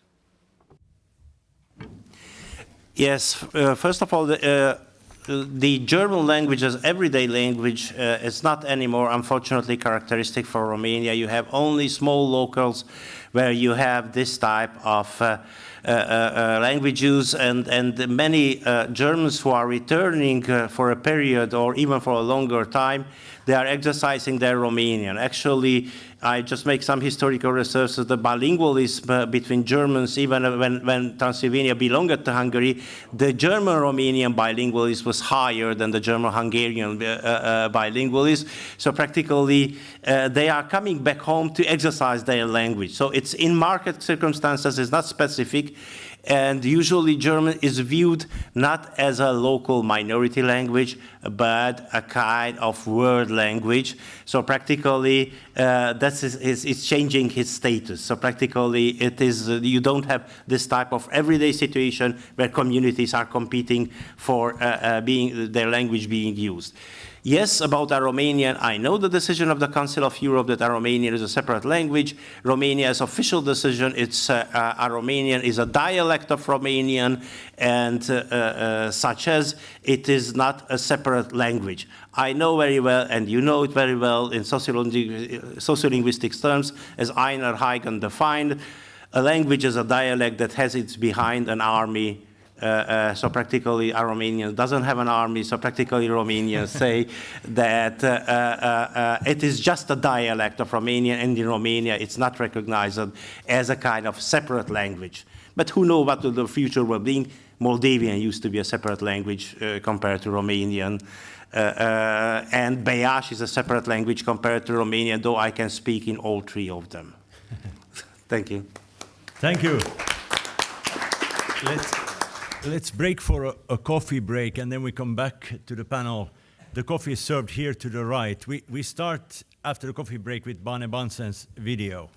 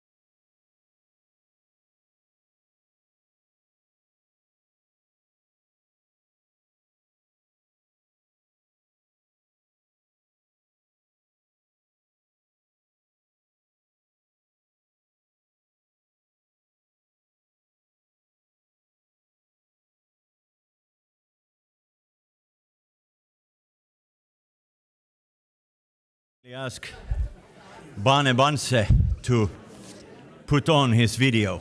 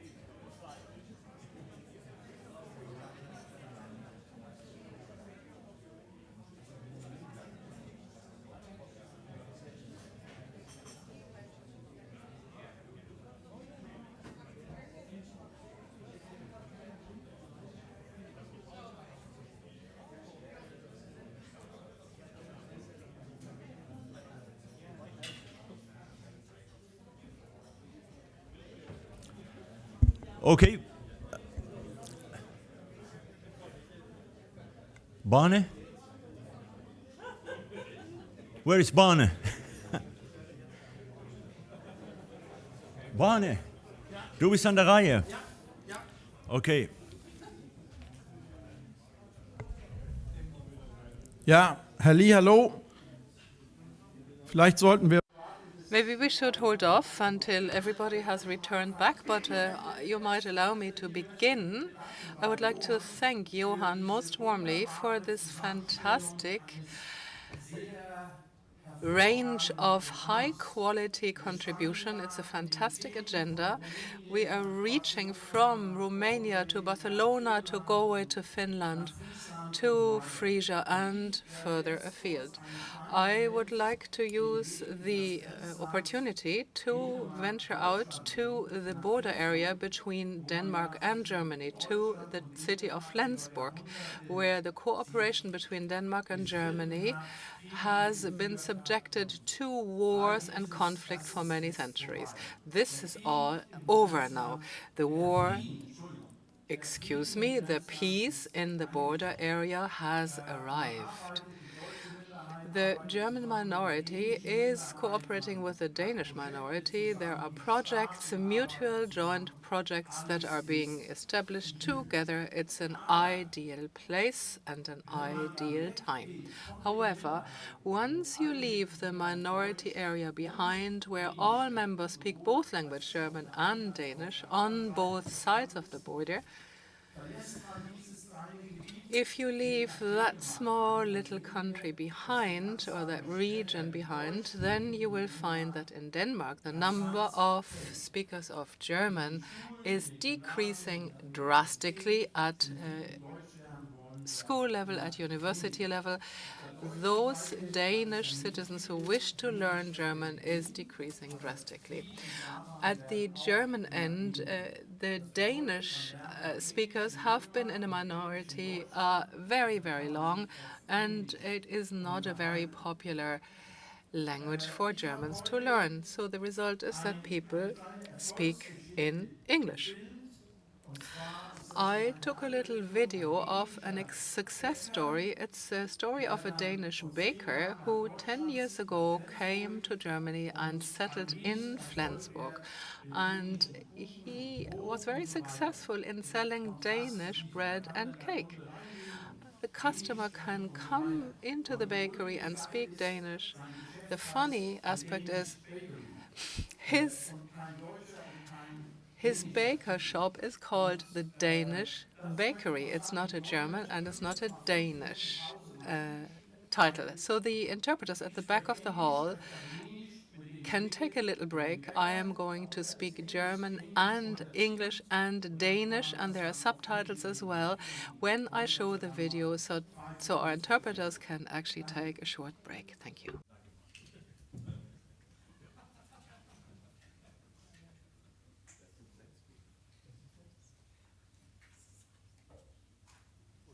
Welcome to Flensburg, the northernmost city in Germany, only a few miles from Denmark. What you see here is a fjord where the north side of it is Denmark. Flensborg is a border region city with great interest in Danish culture. Hello, I'm Barne Barnsen and living in the edge of this town, and I'm vice president of FUEN. The story today I want to tell you is probably the only Danish bakery in Germany, a country with more than 80 million inhabitants. Sure, Migge is the only Danish bakery in Flensburg, with about 90,000 people. Migge's Danish bakery and coffee is directly in the pedestrian zone. And after some years, Migge's is known throughout the city and has become a great success. Migge even was awarded the title of the best baker in Germany. Let's say there are 30 bakeries in Flensburg, but Migge is the only one known. The citizens in Flensburg accept and support diversity, the Danish culture, in this case, as long as their nose and stomach decides. But still, this business model could be used and is also applied in many European countries. So let's have a look on this wonderful Danish bakery. Migge, du ejer formodentlig det eneste danske bageri i Tyskland. Helt sikkert det eneste danske bageri i Flensborg. Er du som dansk bager så unik, at du automatisk bliver til en succes? En succes er vi jo blevet her i Flensborg, men det er jo nok fordi, at vi laver noget helt andet som de tyske bagerier. Ja. Vi har jo sat så meget på kvaliteten, og vi har sat så meget på, at det vi skal lave, det er, vi skal lave noget godt kage, vi skal lave noget godt brød, og vi skal give det ud på en god måde, ikke? Ja. I Flensborg. Ja. Hvilke tanker gjorde du der, inden du besluttede at starte et dansk bageri i Tyskland? Det har jo ikke været et let spring hen over grænsen. Nej, men vi har jo haft en forretning i Danmark nogle år i forvejen, hvor vi sælger rigtig meget til tyskerne, fordi det er en sæsonforretning. Ja. Og derfor tænkte jeg, at med alt det, vi kunne sælge til tyskerne i Danmark, så kunne det ikke passe, at vi ikke kunne tage hen over grænsen og sælge lige så meget i Flensborg. Så der har du en erfaring. Ja. Og det virkede faktisk rigtig godt. Hvad sælger du mest af, brød eller kager? Ja, vi sælger rigtig meget kage og kaffe. Tyskerne er vilde med dansk kage, og vi sælger også rigtig, rigtig meget brød i weekenderne til folk, der gerne vil have noget lækkert morgenbrød og sådan noget. Det er i hvert fald blevet en succes. Ja, okay. Hvad betyder stedet her? Du ligger jo direkte ud til gågaden her. Nærheden til gågaden i centrum af byen. Betyder det noget for salget af dine varer? Jamen, det gør det helt sikkert. Det her det er jo en fantastisk beliggenhed, vi har fået nu. Ja. For 10 år siden, da vi startede, der var det den dårlige ende af gågaden. Ja. Men i dag, der er det jo faktisk en rigtig god, den rigtige ende af gågaden. Ja, byen er blevet større den her vej ned. Og folk, alle de små butikker, det er blevet en unik butikker i den her ende. Specialforretninger, det er ikke de store kæder, der ligger heroppe. Det er små selvstændige, hvor det driver en lille fin forretning. Ikke? Men du har jo egentlig været med til at gøre byen større. Fordi det har med det, at dit bageri var her, er Norderstrasse i den ende jo også... Den har trukket mange folk til i hvert fald, at folk er kommet heroppe af, og det kan vi da kun være glade for. Vi er da glade for, at det kommer mange folk heroppe, og de nye de starter. Det er kun en succes, hvis det kommer nye forretninger til. Ikke? Klart. Hvis du nu kigger 10 år tilbage i tiden, vil du så starte dette eksperiment en gang til? Og vil der så være noget, du måske ville lave anderledes i de her 10 år? Nej, det tror jeg faktisk ikke. Jeg tror faktisk, at jeg vil gøre det igen, hvis det bød sig. Det er en super god forretning, vi har, og det er en lækker butik, vi har fået, og folk har været flinke og taget godt imod os. Og jeg tror bare, at folk de skal springe ud i det. Ja. Få hjælp til det, de skal have hjælp til. Det, de ikke er gode til, skal de ikke lave selv. Det skal de få andre til. Ja, jeg er god til at bage, og jeg er god til at lave gode kager, og jeg er god til folkene. Og så skal de lade folk om alle de andre ting, hvor man ikke gider selv. Ja. Migge, jeg takker dig for samtalen, for interviewet. Held og lykke med fremtiden, og håber, du sælger endnu flere kager, endnu mere brød til tyskerne. Det håber jeg også. Tak skal du have. Tak for dig.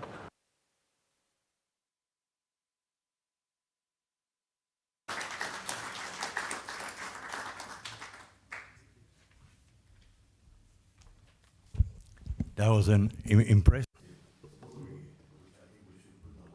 on our website about the added value of a lesser used language or a minority, Danish in Flensburg. I've been surprised myself that those stores with the Danish name have the most success in Flensburg. So thank you very much, Barne. Now we move on to Mark Jimenez y Agulló who's Director General for Language Policy and Multilingualism in the Valencia region in Spain, telling about the added value or how to promote Valencian in the private sector or Catalan. It's Catalan, the language is called Catalan. Thanks.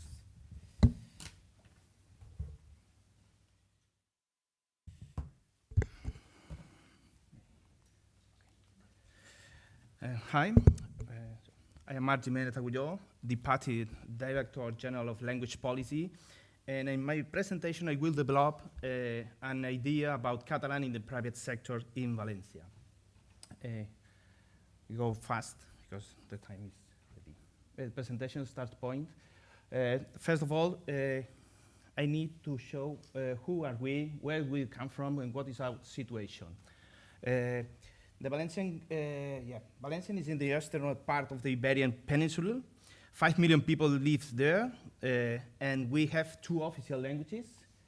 In the island, Spanish, the island is quite depopulated. Sorry, the towns are rural, with 500,000 citizens in total.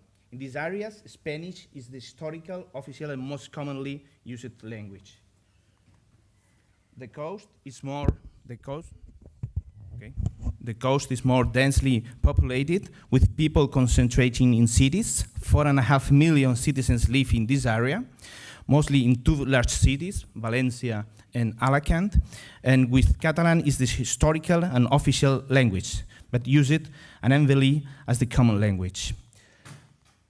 Political situation. The Valencian community enjoys limited self-government, which is in terms of language policies, allows to manage many of the actions in the field of education or promoting of the language. We have a small budget to carry out languages and educational policies that can improve the situation of the Valencian language. Since 2015, a governing coalition of progressive and left-wing parties has been in charge of the policies of the Valencian community.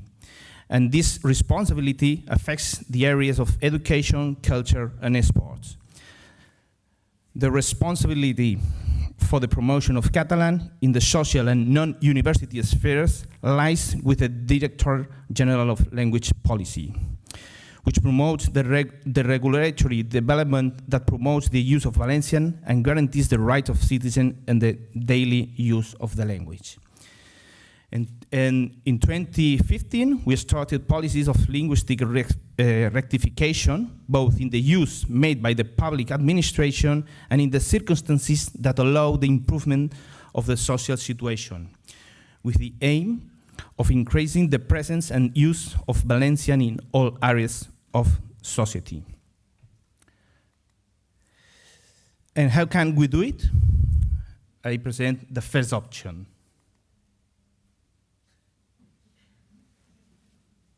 Vegades sols per estar amb tu. Sé que visc en els teus pensaments, quan rius, quan mires, quan abraces. Hi ha moments que em parles poc, o en calles. En ocasions les paraules són escasses, o penses que no em necessites. Encara que no m'escoltes, o que fins i tot arribes a oblidar-me, no m'importa. Perquè el que realment importa, el més poderós, és que des de la primera paraula fins a l'última, sempre estaré al teu costat. Sempre teua, la teua llengua, Generalitat Valenciana, tots a una veu. The last sentence says, always yours, your language. Although the video is in Catalan, all the people present in the room have been able to infer what elements we are appealing to with the image they have just seen. We relate language to values, feelings, or traditions that are close to the heart. However, the people we address do not share that feeling, and it is not easy for them to have it. On the contrary, they see the Valencian language as an alien element, an obstacle, a problem, a border. So, what other language-related elements should be exploited in order to change the usual trend? Their hurts or their remains? their pocket. In 2018, we commissioned a report on the impact of an economic value of Valencian with the aim of being able to promote Valencian link to the economic value it implies. Look at the statement on this slide, which is one of the conclusions of the study. Language is not just a communication tool that helps bring societies together, but a source for the generation of wealth as a consequence of the economic activity linked it. The Valencian language is not an exception.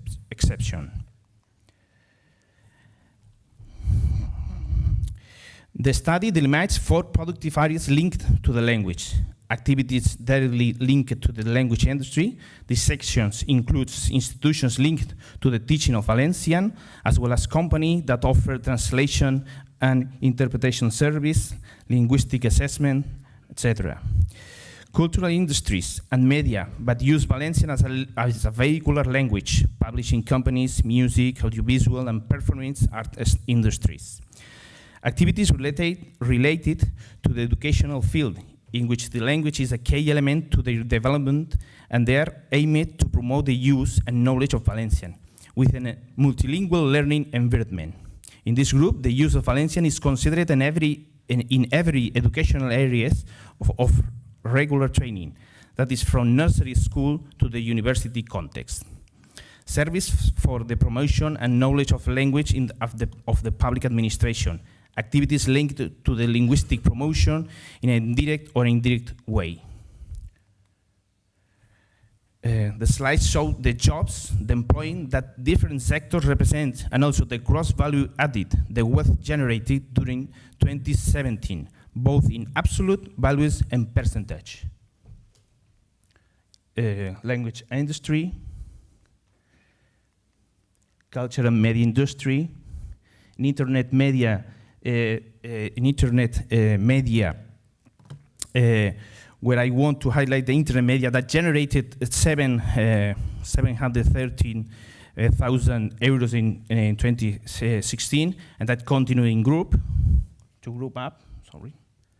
Educational sphere, Catalan is present as a subject, or as a vehicular language in all stages of compulsory education. Public administration, where I will not comment because it's not the area of the courses today. In summary, the field of education has a very large weight in the economic impact of Valencian. Therefore, the private sector outside the field of the education were the areas where it was necessary to influence. Conclusions. It is estimated that Valencian language directly contributes of the Valencian to the economy of the Valencian community at 1 million euros of income and 35,000 full-time equivalent jobs, and the other conclusions. What action does the Director General implement?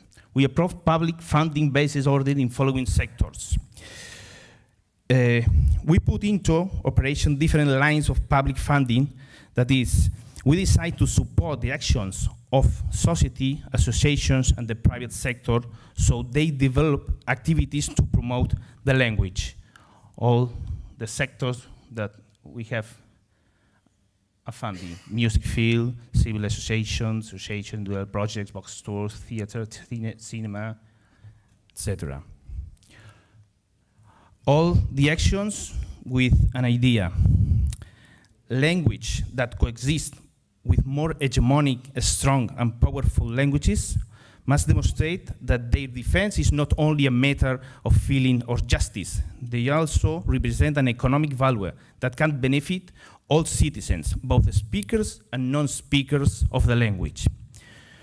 We must break the idea that a society with more than one language means generating extra expenditure and show that it's really a profit opportunity. Language, like a picture, language is never a border that separates us, but a bridge that connects us. Thank you.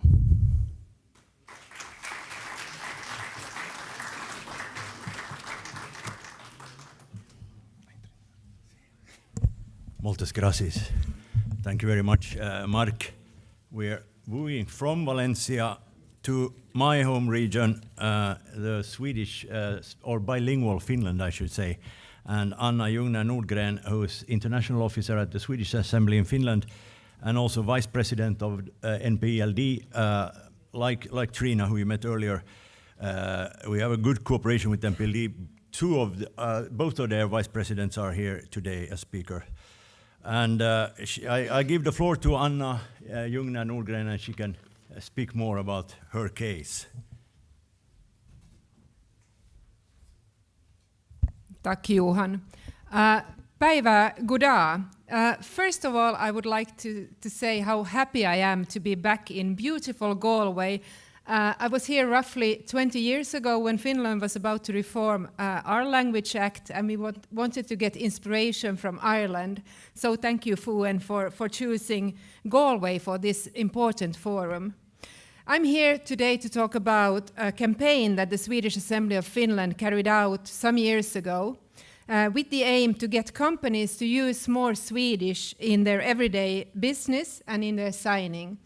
Another aim was to increase the use of Swedish in everyday life and in bilingual cities. And with the campaign, we wanted to remind the Swedish speakers to actually use the language, but also try to get the Finnish speakers to give out a welcoming hand and also use more Swedish.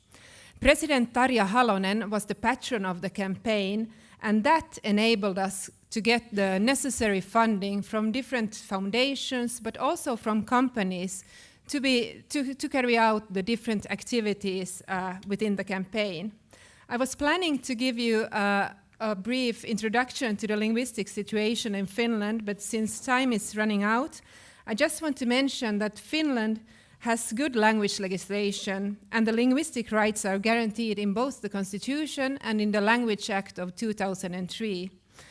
Even if only 5.2% of the population are Swedish speakers, Swedish is an official language, and the Finnish and Swedish-speaking population is entitled to cultural and social services on an equal basis.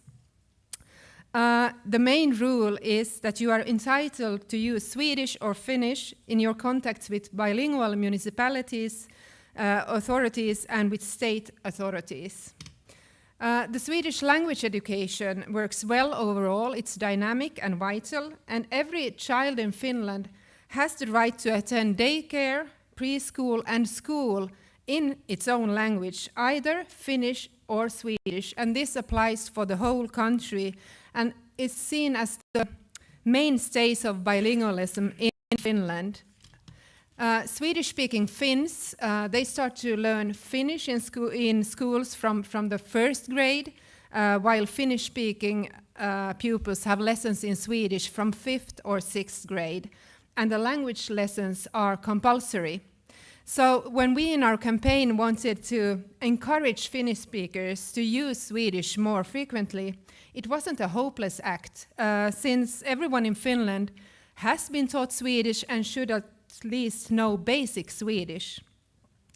Legislation governing the language of business operations is rare. The Language Act, which applies to the national languages, concerns the rights of speakers of Finnish and Swedish in official contexts and not to private business operations. So a private company does not have to offer you service in Swedish, but many do it anyway, depending on where in Finland the company operates. However, there are few points in the Language Act that require firms to provide service in both national languages. The Language Act stipulates that a private service provider of a public administrative function has to offer service in both languages. In principle, the Language Act applies to all state-owned companies that provide service for the public. On this basis, for instance, the National Post, the Posti Group, or state-owned railway company, VR, and the Finnish Broadcasting Company have the duty to provide service and information in Finnish and in Swedish, and in certain cases also in Sami language. When we planned our campaign, Svenska på stan, as it's called in Swedish, Swedish on the town, one could translate it into English, we quickly realized that we need to narrow the campaign down to one area of Finland, and we chose the Helsinki region. Helsinki is, of course, the capital of Finland and is a bilingual city with around 36,000 or 5.6% of the population being Swedish-speaking. However, although services should be offered in both languages, Helsinki has become more and more Finnish-speaking, and to some extent, of course, as we all know, English-speaking. So we saw it as extremely important that the capital of Finland is a city where Swedish is visible, and not only through the bilingual street signs, and also a city where both national languages would be heard in the streets. We wanted the companies and the inhabitants to be reminded of the added value of both languages, and also, of course, remind the authorities of their linguistic duties. So what did we do then? For a whole year, we carried out activities targeting different groups. For private companies, we produced a leaflet on how to develop bilingual services. Together with the leaflet, we sent out stickers and badges with the text Päivä goddag, which means hello in Finnish and in Swedish. In a letter together with the material, we explained the campaign and we encouraged the company to put on the stickers on the door to the store to give a signal to the customers that they can use both languages. Also, staff members could wear the badges and by that say that they are prepared to give service in both Finnish and in Swedish. For the authorities, we produced another leaflet and we also arranged breakfast meetings for these groups. This was a very successful concept where we would treat them with a very nice breakfast, give a lecture about linguistic rights, and afterwards have a dialogue about pressing challenges for that specific group. For instance, we had successful discussions with ambulance doctors, with representatives from the National Railway Company, and with the local tax office. And this actually paid off. For instance, the railway company later produced a bilingual Finnish-Swedish dictionary with words connected to trains and railway. And this was then given out to the staff for the railway company in order to improve the service in both languages. For the schools, we let a well-known author write a bilingual play, a funny theater piece. We sent out the manuscript to the schools in the region and said that if you put up this play together with a school from the other language group, we will also provide you with a professional director. And this was also a success since many schools who never had any contact with the neighboring school 100 meters away now had a fruitful cooperation, and we felt that we really built bridges and moved the kids from the different language groups closer to each other.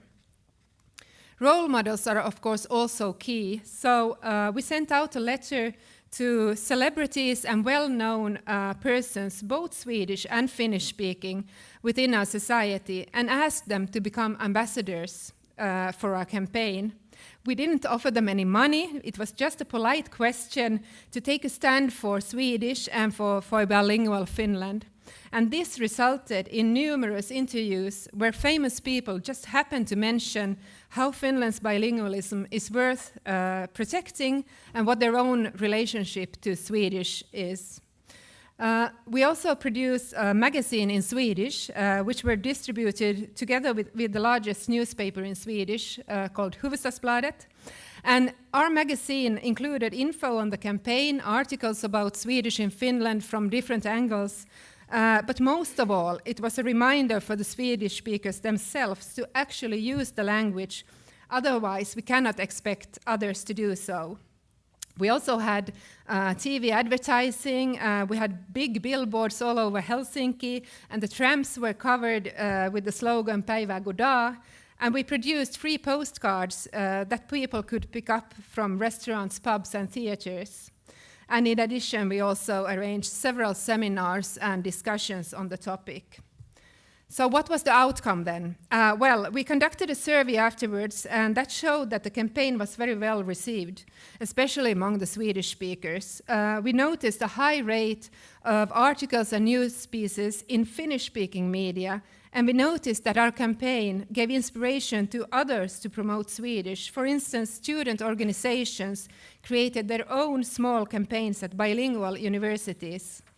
And the private sector, private companies in Helsinki were quite active in using our stickers and badges, and some companies actually started to have their signs and advertisement in both languages. But of course, the Svenska på stan campaign left a track there and then, but it would be needed somehow to run constantly these kind of campaigns in order to make a permanent footprint. Now it would be the right time to once again remind the people of Finland of the importance of the Swedish language since our very close connection to our neighboring country, Sweden. Finland and Sweden are closer today than ever before in practically all areas, and our common path to NATO is a historic example of our close relations. But the relationship is not only in the area of security and defense, but very much also within business, trade, and the culture sector. And of course, using a common language, Swedish, can only strengthen the relationship and make it even more solid and create a mutual understanding. So thank you for inviting me here. I'm sure I will get a lot of inspiration and good practices to take back home to implement in a new campaign for Swedish in Finland. I was inspired when I was here 20 years ago, so I'm confident that that is the case also today. Tack.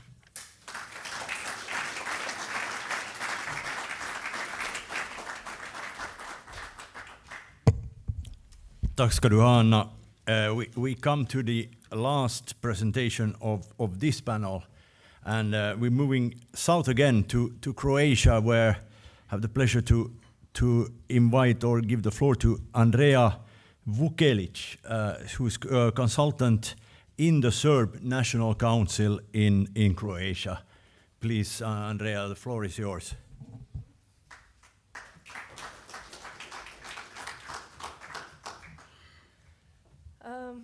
Thank you so much for inviting me to speak on behalf of Serbian National Council here today. I'm very pleased to have this opportunity. First of all, I would like to say that Serb National Council is a non-profit organization. It is somewhat a coordination of Serb national councils throughout Croatia, where a Serbian national minority lives. It is active in many fields in trying to enhance the quality of life of Serbian national minority in Croatia. But I would like to stay on topic of this forum today, and I will present a few projects and campaigns that we did in last few years regarding a promotion of both language and script in public in Croatia. So, just to put in the context, first, what is the distinction between the Serbian and Croatian language? Because some would even argue that this is the same language. The difference between Serbian, Croatian, Bosnian, and Montenegrin, for example, is as you could compare the English spoken in America, in Australia, and perhaps in Britain. So they can all understand each other with smaller differences. It is South Slavic language, and the biggest differentiation with Croatian language is that we, in Serbian language, use also the Serbian Cyrillic script, not only the Latinic script. So, before the 1990s war, where former Socialist Yugoslavia, we had called this language Croato-Serbian or Serbian-Croatian language. And today we have two different languages. One is Serbian language and one is Croatian, with small distinctions, as I mentioned before. So Cyrillic alphabet is an important part of Serbian cultural identity, And we as Serbian National Council would like to not only promote it, but to see it being used more in public speaking. Since we had the war in this period before 30 years ago, there is still some tension between Serbian and Croatians in Croatia and in Serbia as well. And what we wanted to do with this public campaign called So We Understand Each Other Better that we held in 2019 was to promote a Cyrillic script in public space and to send a message that this way of writing it in a Cyrillic script doesn't endanger anyone, and that it is only a treasure and added value. The goal of this campaign was to relax the relationship between majority and minority people on one hand, and to encourage young Serbians in Croatia to use Cyrillic script and Serbian language in their own communications. So we had numerous of billboards throughout big cities in Croatia, such as this one. It says here, Slova nisu kriva, or that would translate to letters are not to be blamed.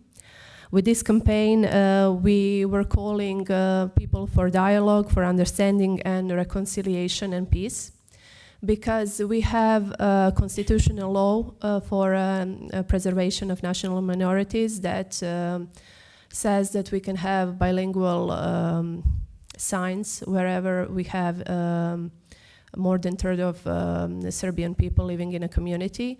And in general, we don't have that everywhere, since the local community sometimes is not pro-bilingual signs.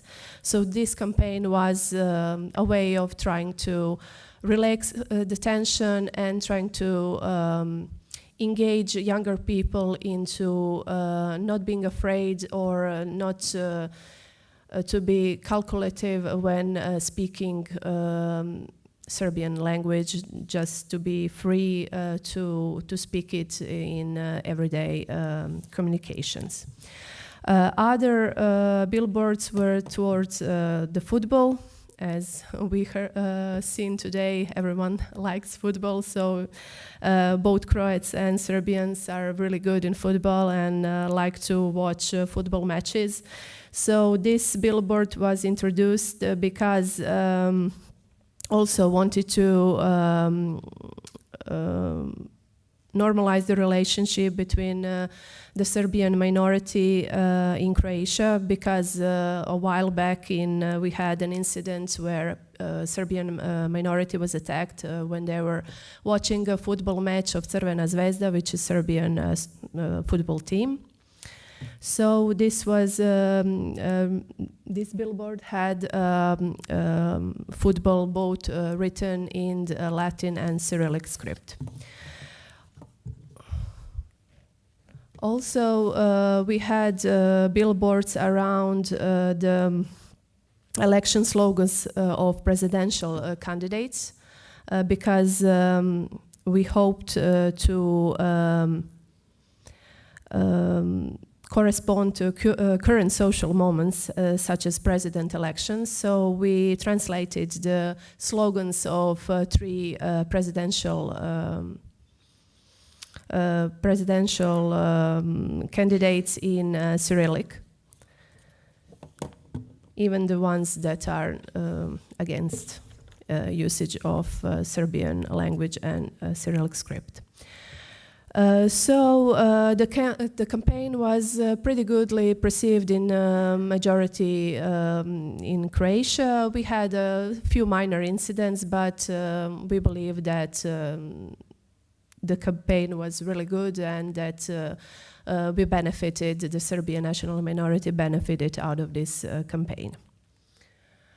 In 2020, first, we had a blessing in disguise when, since we are funded by the government, we got a letter that we could not be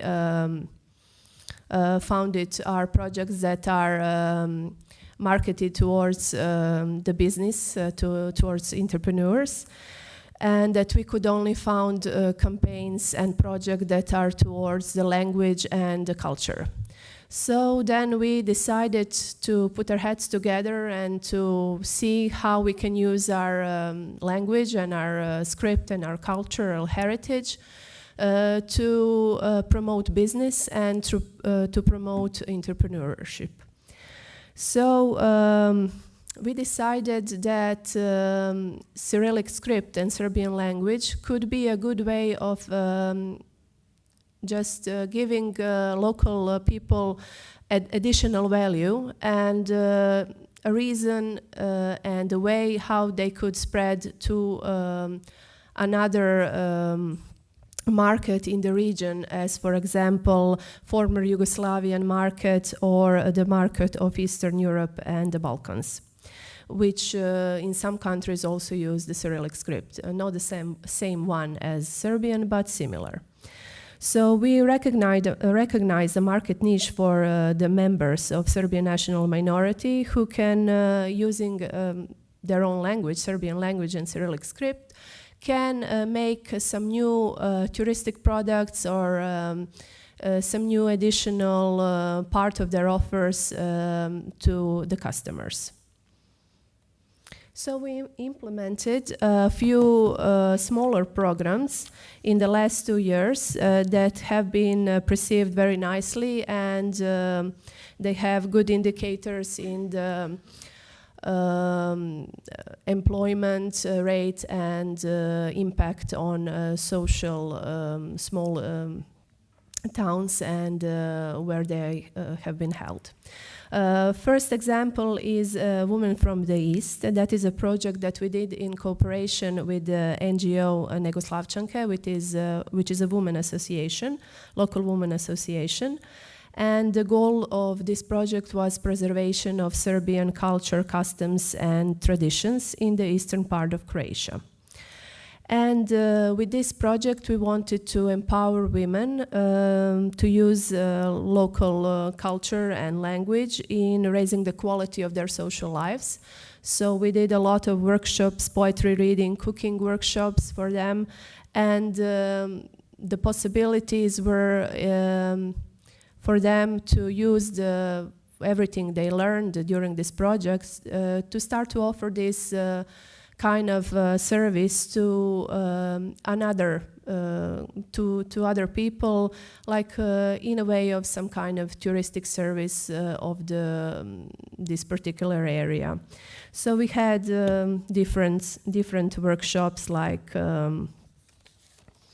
for example, this one where we were discussing about bread throughout the history, and they had the opportunity to learn traditional recipes for traditional slava bread, which is bread that you make when you have Krsna Slava is specific to Serbians. For example, that is a day where you celebrate your personal family patron saint, like for example Saint Nicholas or Saint George.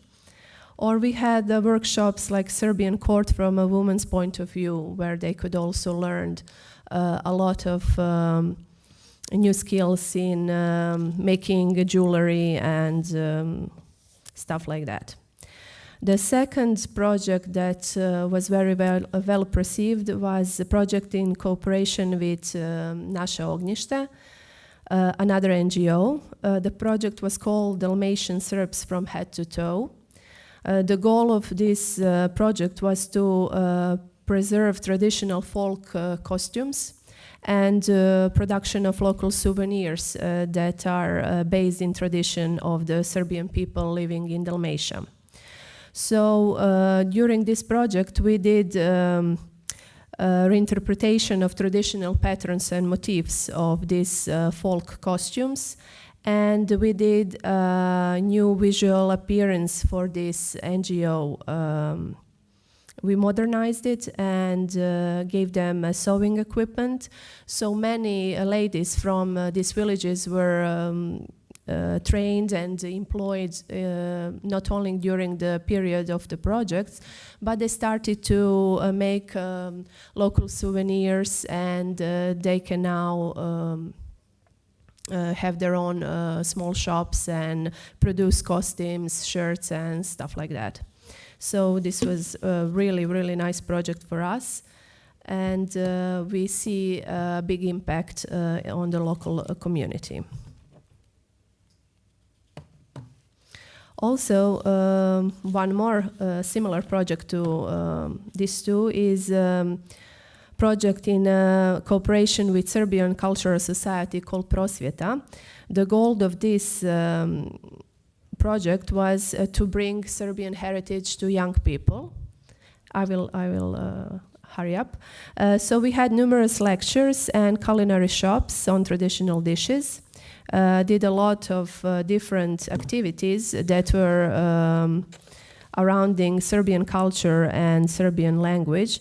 And we even introduced a lavender fair, and we talked about national costume, and we are very proud that we did a traditional cookbook with the traditional recipes. And hopefully in the next stage of the project we will do a traditional folk costume which has been lost during the years.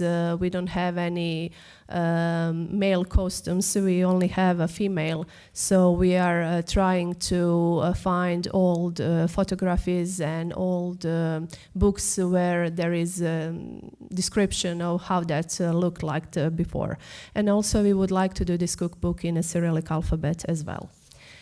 So just to finish off with what we were saying in all of this day, that language of the minority can also be a big treasure and added value to people that are using it. And this is precisely why we have been paying such a special attention to the local community development projects, trying to encourage development. And we hope that this will contribute to development of poorly developed and rural areas where subnational minority in Croatia lives. So thank you.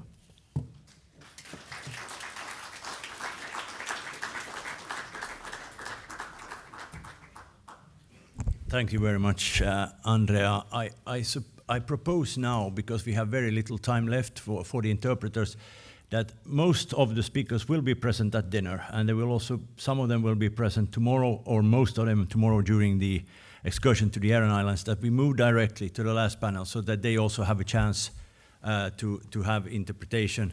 I would ask Craig Willis to take over. He's the moderator of the last panel, and he's a researcher at the ECMI Institute in Germany. And then I would ask Sean O'Quinn, the CEO of Forest and Gaelga, to come to the panel. Hannah Nishrevin, Language Planning Executive at Udaras. Jean-Pierre Levesque, Vice President of the Institut Culturel de Bretagne. And Marie-Noël Rancan, International Relations Officer at the Institut Culturel de Bretagne. And also, last but not least, Facundo Reina Munian from Instituto da Lingua Gallega. Craig, the floor is yours. You, Craig, feel free to. We have half an hour, something like that. Yeah. So.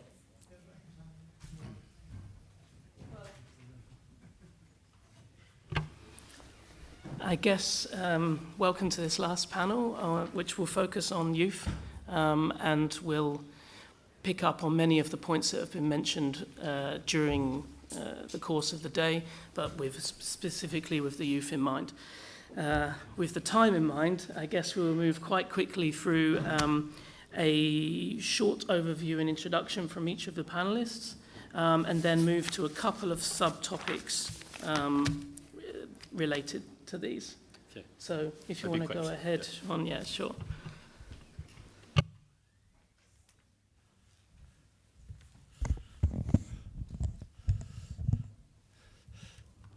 Good evening to all you. Good evening. Don't know if I can get my slides up.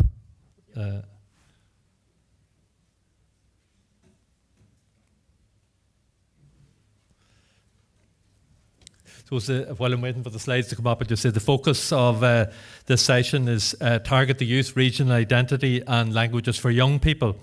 And I'm going to make a short presentation, shorter now than originally planned, on activity in this area in Ireland with regard to the Irish language.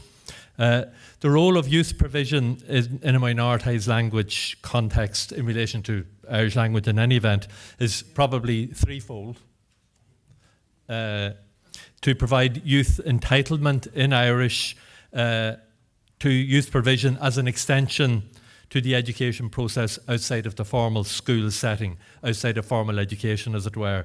Then secondly, to provide opportunities to use Irish in social settings in a way that complements Irish language learning programmes in schools. And then thirdly, to provide opportunities to use Irish in social settings that specifically complement immersion programmes.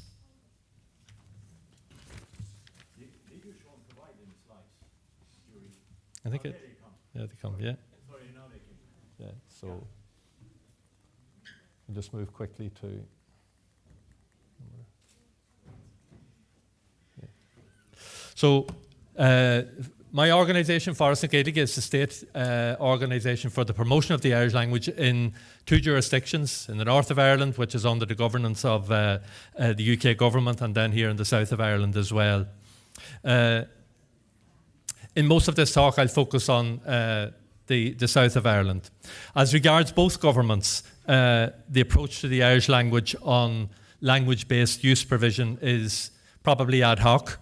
In the Southern Government's 20-year strategy for the Irish language, which we have up here on the slide, there are several general references to provision of opportunities for young people to use Irish and develop networks, provision connected to schools, language awareness among young people, summer camps, Gaeltacht-based colleges, Gaeltacht youth provision, and youth provision in other areas.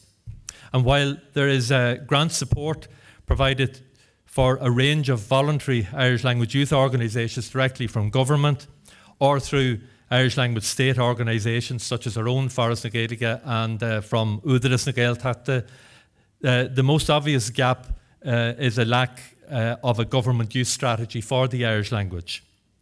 In the north, provision is confined to limited support provided by the state through the education system and through Forest na Gaeilge, our own organisation.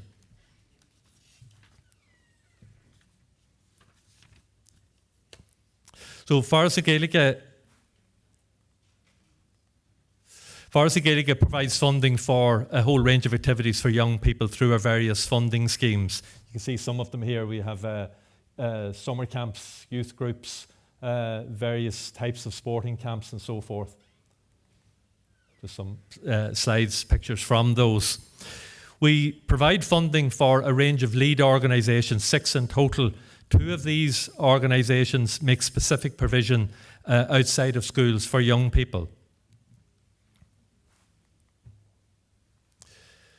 Cumann na Bhíodhán and Gaeling are 2 of these organisations, and there are also then in the south of Ireland several voluntary organisations that promote a mixture of activities for young people with funding from Forest na Gaeilge and also funding from government bodies and government departments. There are also some departments, some programmes that are directly funded by the government department with responsibility for the Irish language, Run na Gaeltachta. This funding generally supports a very wide range of activities. So we'll have programmes focusing on language use in school but outside of the formal classroom setting. The most successful of these is An Gael Bhreatach, which is an Irish language flag programme for schools. In the post-primary sector, this is led by the school pupils themselves and involves a community activity beyond the school. But in the primary schools, it's led by school teachers in conjunction with the pupils. Then other organisations organise competitions, debating competitions, music competitions, table quizzes, football competitions, a radio program making competition, music performance competitions, and so on. Locally based youth clubs are also organised, focusing on activities through Irish on youth development or on non-formal youth education programmes, and of course education on youth issues as well. We have some organisations then that organise school drama competitions, drama workshops, and a number of festivals then as well are supported by ourselves and the government. These include local festivals, regional festivals, and national festivals, including this one that I have up on the slide here, which is Féile na Gaillimh, a summer contemporary national music festival begun a couple of years ago in a Gaeltacht region and proving increasingly successful. Significantly and probably uniquely to Ireland are our summer residential colleges for young people in the Gaeltacht. There are as many as 50 independent colleges that cater for children to spend several weeks in an Irish-speaking home in the Gaeltacht and attend Irish language classes and activities. Parents typically pay up to €1,000 and beyond for a 3-week residential course. These are attended by up to 27,000 young people from throughout the country every year, and up to 700 families in the Gaeltacht provide accommodation in their own homes for these young people. And we also have a dedicated language youth centre run by another of our lead organisations, Cumann na Bhíodhán, an independent voluntary organisation, and they host a wide range of residential events and day events for young people. Several organisations provide funding for summer day camps, including ourselves, and subsidiaries of Údarás na Gaeltachta provide funding for those in the Gaeltacht and outside of the Gaeltacht. And Forest na Gaeilge also has an annual scheme to fund out-of-school youth activities. Probably the most important dimension of youth activity is the language planning initiative that has been developed by the Irish government in recent years, and you heard about that earlier in Shuan's talk. The language planning initiative is a significant contributor in the area of youth provision. The government language plan initiative involves Gaeltacht areas, Gaeltacht service towns, which are towns outside of the Gaeltacht and in the Gaeltacht, where the Gaeltacht community go to find their services, and then a number of areas outside of the Gaeltacht and the Gaeltacht service towns, which are developing language plans as well. These are 7-year language plans that are approved by government and funding provided to assist their implementation. These plans have a significant youth dimension to promote the social use of Irish among young people. This is a developing area and will make a significant contribution to how young people interact with the Irish language in the future. Similarly, our own scheme, our own Irish language officer in the community scheme and our own Irish language centre support scheme allow for significant youth provision in their funding. And then finally, just to mention some other activities that take place. Some organisations, particularly one of our lead organisations, Glór na Gael, have developed linkages with sporting organisations and a competition-based scheme focusing on encouraging local community football clubs to develop their use of Irish in the club. At the more ambitious end of the spectrum, this development would involve training underage teams through Irish, conducting their games through Irish and so forth. And in addition then, we also have in 3 of our main cities, in Dublin, Belfast in the north, and here in Galway, activists have established Irish-speaking Gaelic football clubs where the language used at training, club activities and games is Irish, again with a significant focus on the younger age teams. The Gaeilge, for instance, in Dublin has at this stage 30 teams encompassing hurling, camogie, men and women's teams, and of course the all-important underage teams. And I know we're under pressure for time, so I think we'll call it stop at that stage. Thanks, Sean. Now we go to another more in-depth case from the Irish sphere, from Hannah. Try to stick closer to 5 and 10 so we can get everyone to speak. I promised I'd be 6 minutes, it might be 7. A quick note for non-Irish speakers and for the very overworked. I'll start in Irish and then I'll switch to English. So.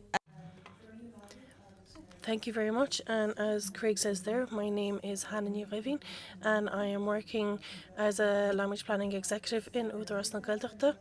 As I said, I will be speaking for the next 6 minutes on a new initiative which we have in Údarás na Gaeltachta, and we call it Glún Z, Generation Z.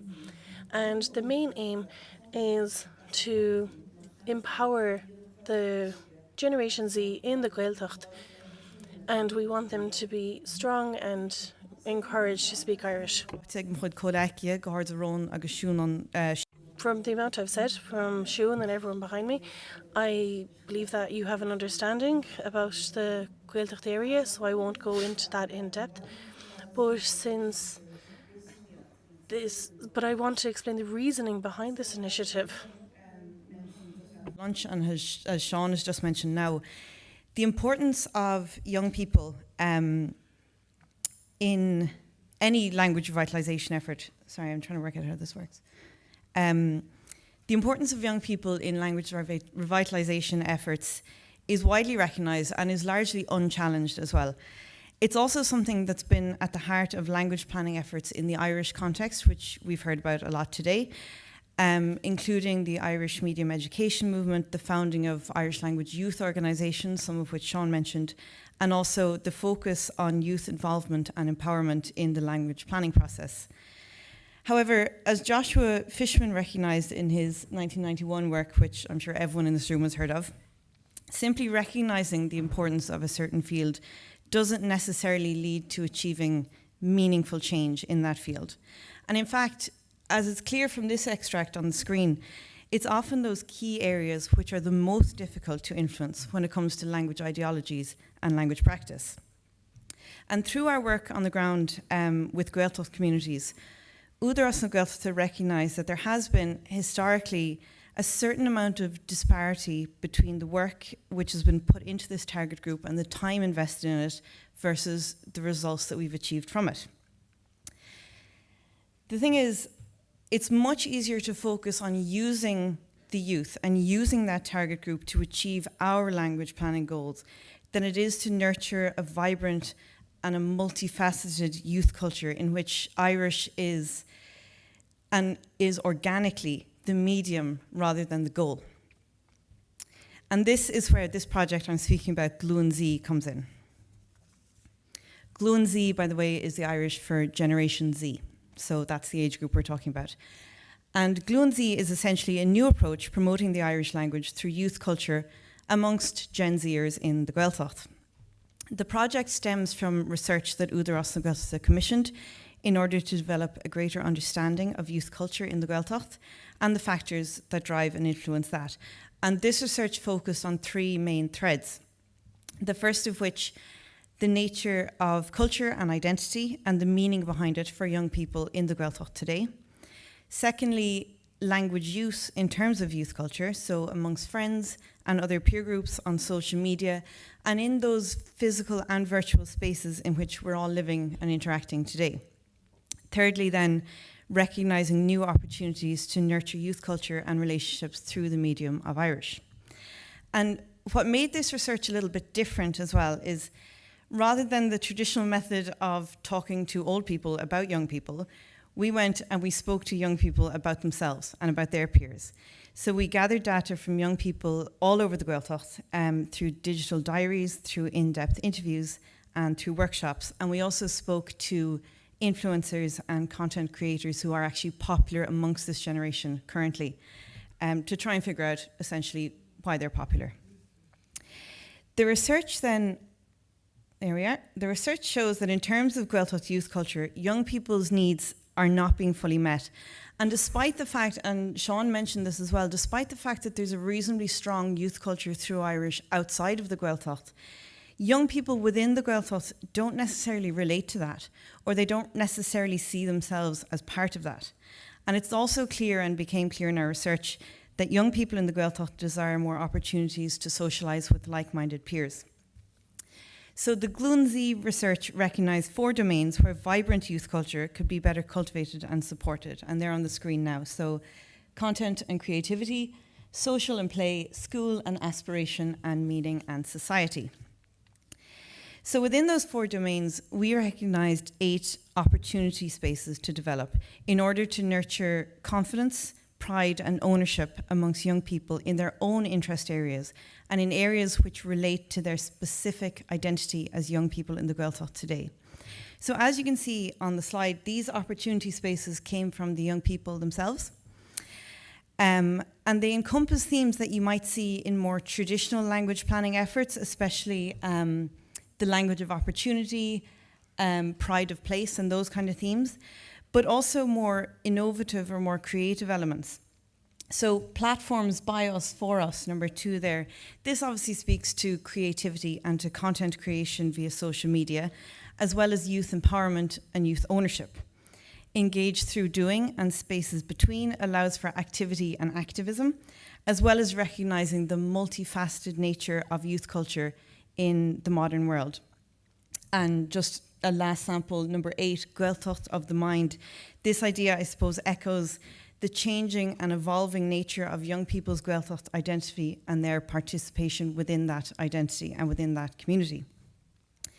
So finishing up, to return to this idea I mentioned of youth through Irish rather than Irish through the youth, rather than focusing on language-centric activities, Glúnzi looks more at creating opportunities in those areas which are closest to the hearts and minds of young people today. So there we're talking about things like climate change, environmental issues, innovation, media, technology, social justice, human rights, and things like that. In terms of the way forward or the next steps, following on from what was a very, very successful virtual conference at the start of the year, in which we brought together various organizations and other stakeholders, we're now looking at putting together a Glúnzi council with around 16 to 20 teenagers from various Gaeltacht areas. And through that, we hope to develop a specific action plan which will allow for effective development and action in those key domains which I mentioned on the previous slide. So, to finish, I suppose a really important message that we want to get across with this project. Today's youth are one of the most socially and politically active generations in recent history. Glúnzi really aims to tap into that activism and empower young people in the Gaeltacht to achieve their potential, not only as Gaeltacht citizens, but as global citizens, and to do that through the medium of their own language. So just to finish up, I have a really short video clip. It's only 20 seconds. The text is in Irish, but the interpreters have the text already, so they'll be able to translate into the headsets. I just think it really kind of encompasses the idea of what I'm talking about here. And then after that, if we have time on the panel, I'd be happy to take any questions. Glúnzi is the future of the Gaeltacht. Glúnzi is the future of the Irish language. It will give opportunity and space for the Gaeltacht young generation, creating friendship and connections and new opportunities, giving youth a voice, supporting youth culture in the Gaeltacht, supporting youth culture in the Gaeltacht, coming from Gen Z research in the Gaeltacht, a new approach to strengthen Irish in the Gaeltacht, the new Gaeltacht generation. Many thanks, Hannah. I think it's a very interesting project that we should keep our eyes on, both from the academic perspective, but also from the practitioner perspective, as these are sort of the cutting-edge platforms that I think a lot of existing policymakers tend to overlook. So we hope to hear more on the results of that. Next, we will move over to two speakers on the context of Breton. I don't know which order you want to go in, because if you want to do an overview, Marie, do you want to go first? Okay. Yes, sure. So, Jean-Pierre, take the mic.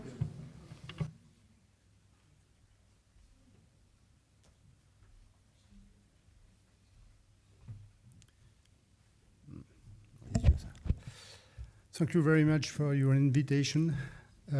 School UL Arvro, a Breton language. Institut Culturel of Bretagne is really happy to be here with you, especially in Galway, because Galway, as you know, is a border Celtic country like the Breton country. We are a little bit at home here. Then I chose to speak with you, to present you an association who's called Produits en Bretagne en français, Produettes et Braise. Braise is the anneau of Brittany in Breton language, made in Brittany.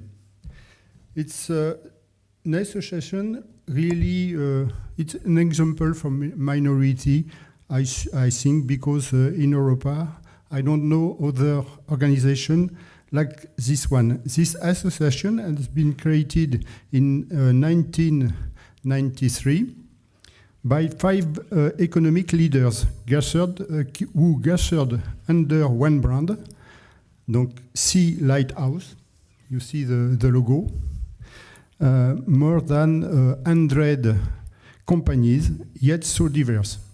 We have agri-food, we have tourism, culture, we have also services and distribution together mixed to promote the Breton production. The member of this association needs to be in Brittany since 3 years. They also have to make their production as soon as possible, of course, in Brittany. And something is really important in this association. The member of the association controls all the other members to be sure that all the things where the logo Produits en Bretagne come from Brittany. It's not possible to sell production made in China with a logo Britain.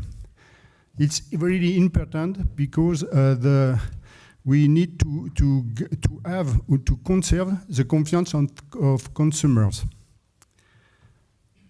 Another goal of this association is, of course, the promotion and the protection of jobs in Brittany, and especially with the young people. Promotion of culture, of course, of Brittany, language also, and important things, they are gathered under one brand and they all agree to make campaign promotion for products en Bretagne, everywhere in Brittany, of course, and in France, and in Europe, of course. Produits en Bretagne in key figure, you can show me the, yeah. For now, 500 donc, fabrics ou compagnies, 110,000 workers in this fabric, and now more than 5,000 products are wearing the logo Produits en Bretagne. The association is working also on 5 departments, the real Britain, because you know in France, Britain, the region which called also Bretagne is not the Brittany. It's only for 4 departments and not another. He makes a department if you want. The people said historical Brittany, but we say Brittany. It's not historical, it's Brittany, simplement. Important for the young people, 1,600 job advertisement. Donc, for the people who Ouais, I go quickly. Okay. Bon. Produit en Bretagne leads for culture and tourism, and we can find a lot of action from tourists. One is interesting, c'est le summer tour. We call it summer tour. Since 2014, 2014, a van cross Brittany and visit 30 cities during 7 weeks to meet the tourism, meet all the people to promote the production of Britain. We make also promotion campaigns, for example, posters in metro in Paris, Semaine Bretonne in the Kaufhof shops in Deutschland. And we make a lot of things in Deutschland, of course. And the result is now all the Britain knows Produit en Bretagne, and for 80% in Paris, Île-de-France, and in France, 70% knows the product. Bon, Produit is also, Produit en Bretagne support also creation with 4 events. We have one for the award for the best novelty for the supermarket. We have one with award musical, donc we chose with a jury musician and records we have printed in Brittany. We have also a Booksellers Award. Yes, I just finished. Booksellers Awards only with donc one award with the young people and another one with who is free to donc allez, the prize Canada of Brezonec. The award ambassador of Breton language, the fabrics who use Britain in the communication. And also, the most important thing with the young people is that now Produit en Bretagne wants that the fabrics recruit people who are bilingual. They speak Breton and French. And it's really important now to have young people in the fabric to speak Breton and to communicate with the fabric in Breton. Thank you very much.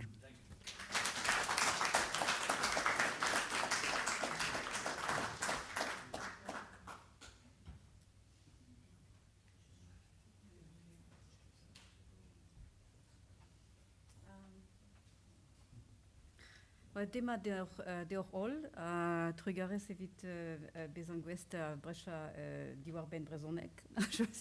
Just to let you hear a bit of Breton, you know, a little sentence. Thank you everybody for being here and giving me the opportunity to speak about our language, Breton. Now, just quickly to give you an idea, in Brittany, where we are 4.4 million inhabitants across the 5 departments, and in those departments, we are only now 207,000 speakers of Breton. There are schools. There is an immersive school called D1, which exists since the 70s, and we have also bilingual sections in some schools, you know, which are producing as well Breton speakers. The most efficient speakers and the producers of native speakers are really the D1 schools. But you may know that they have been threatened last year and this year by the French government because, some actions have now declared those schools against the French constitution because French is not their main language. It's absolutely incredible. This is the situation at the moment. So they could be, any moment, forbidden, completely forbidden, closed down by Marine Le Pen or some people like that, you know. So these schools are producing each year about, let's say, 100 fluent Breton speakers. Now you have to understand that in the 207,000 Breton speakers in whole of Brittany, 60% of them are over 70. That means that in 20 years' time we'll be under the 100,000 bar, and in 40 years' time we'll be about maybe 50,000. Yes, so we'll be on the extension path. So the French government is really preventing a lot of things happening. For instance, I'm just coming to audiovisual now. I mean, what do we do for young people, you know, apart from the schools? Of course, there's a lot of, events happening, you know, where you can dance and listen to singers and do and all of that, and you have a big feast for the Breton language and all that, as you do in Ireland and all that, or elsewhere. But that's not sufficient. We know that, to produce native speakers in Breton. So what is very important is audiovisual media, and I think it's in the 90s, there was a TV channel called TV Braise, who was very successful and was quite popular in Brittany. They were broadcasting in Breton, and when the frequency of broadcasting changed, the French state refused again and again to give them the right to have a frequency. So they couldn't broadcast anymore. And they were forced to become a very banal type of commercial TV, and now they're showing, you know, publicity and American films, nothing else. TV Braise is nothing anymore. It's been basically shut down. But these people had created a huge team, quite a big team of very professional Breton speakers who were providing Breton programs in Breton, you know. So they said it's a real shame to let all these people disappear. So they decided to do, at that time, a TV channel on the web. That happened straight at the beginning when TV channels on the web became more and more popular. And today we have a company called Braise Web. They have also made sure that it is privately financed by a company called LBC and not by the state. And in that way, they're free. Yeah, and they can't be just shut down like that. So what they're doing is that they are producing animated films, which are absolutely very professional, very brilliant, you know, in terms of message and quality of colors, drawings, and speech and text and all that, for young children, for also teenagers, you know, kind of comical, you know, stories about history of Brittany or history of the Vikings or whatever, something like that. There was one, the most recent one is about why do Viking helmets actually have horns or not? You know, it was quite funny, this thing, and they talk about that in Breton. It's the TV channel is only in Breton. They cooperate with other TV channels on the web, like it's called a TBO, TB Student, there are quite a few of them, but which are more bilingual rather than all in Breton, whilst Braise Web is really in Breton. And I think it's quite popular. It's a way of attracting young people to listen to this, to continue, you know, listening to Breton, you know, media, and to see that they are producing modern, fun things for them. So I think this is a very interesting. Having said that, they are having only 300,000 euros to operate for the whole year, to pay all their staff and all that. And with that small amount of money, they are making miracles, really. It's fantastic. And you should just link to them sometimes. It's www.braiseweb.bzh for Braise. And I've lost the track like that. They actually tried to link to Welsh TV channels, and but they were not able to work successfully with them, because in Wales we know that they have a lot more money, they have a different approach, different logic and all that, so nothing happened there. They also tried with Scotland, but nothing happened. I'm not sure they've tried with Ireland, maybe. I mean, that could be interesting. Perhaps Ireland and Brittany could do something together there to produce more programs for young people, you know, in Breton. And so, well, that's what I wanted to talk about. What do we do with young people? Something like that, for instance. Voilà. Okay, thank you. Thank you, Marie-Noël. I think it's a reminder that my mic's not.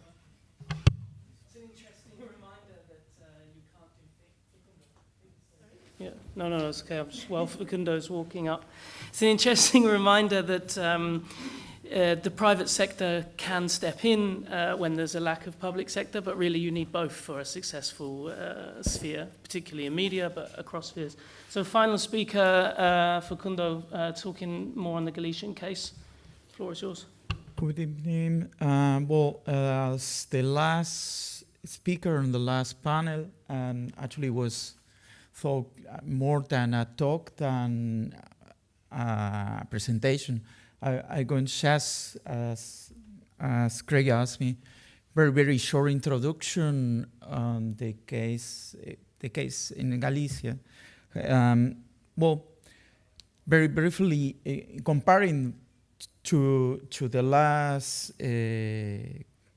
situation in Britain, well, we normally are quite critical with the situation, the Galician language in Galicia, but comparing to Brittany, I have to say in Galicia there is a very strong broadcasting in Galician.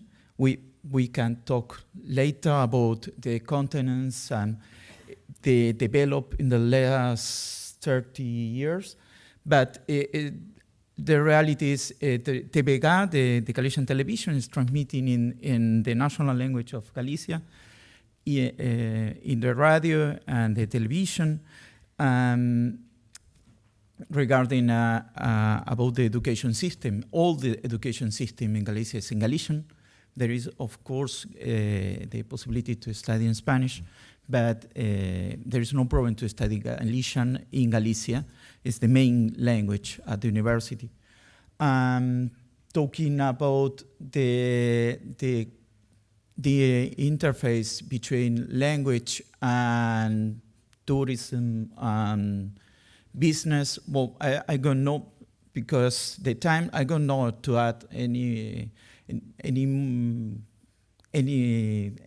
actually, because Håkan Casares did it properly before. So what we prepared initially with Craig for today was, or our idea was talk and make some comparison between the different cases. So I'm going to mention some topics we thought could be interesting to compare, less the other participants to talk, and let's see if we can have an interesting and useful talk about. Well, the 5 points we thought are the importance of the what we call it diaspora, young diaspora. Actually, is the people left in the country because the few opportunities to find a job position to the main cities of. In the case of Galicia, the main cities of Galicia are Coruña and Vigo, but overseas as well. The Galicians are very well known as the Irishmen for the immigration process. So that plays a very big role in the language use, because each year Galicia is losing population, mainly young people, and in the last years there is still some immigration to Europe, but to the capital city of Spain as well. The second point was the activism, how the young people is related to the activism, language activism. And in the case of Galicia, there is a huge difference between the urban environment and the rural environment. The third point was the transmission of the language between generations, and the last was the media consumed. As I say, I don't want to start out with the situation in Galicia, just as Craig asked me. I hope I did a very short introduction. I hope we can share a couple of minutes talking about the different situations and the different in our different nations. Thank you very much.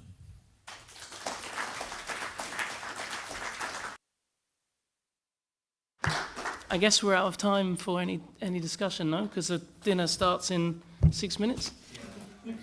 I think it's yeah, and the interpreters have gone. I think it's a shame we didn't get to have the discussion on these aspects, but I think it's also quite symbolic of how the youth are usually pushed out and squeezed out and forgotten in this policy. So perhaps the message is to engage with the young speakers and learners in your communities and bring them along to these events and put them at the top of the agenda, because otherwise in 20 years' time, there will be no one left to talk.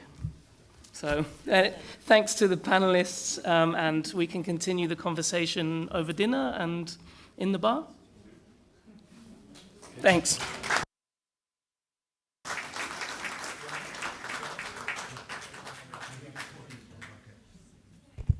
Thank you very much, Craig. It wasn't meant to be against the young people, but as you see, the interpreters, they leave when they have to leave. If we've been trying to cut everyone's speeches, it's not to be rude, and I'm very thankful for everyone's contribution, and thank you for everyone.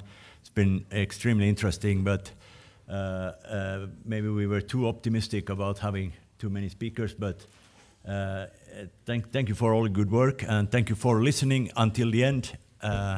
Thanks to the interpreters and everyone else, especially also the technicians who did a great work being concentrated so long. Thanks to you.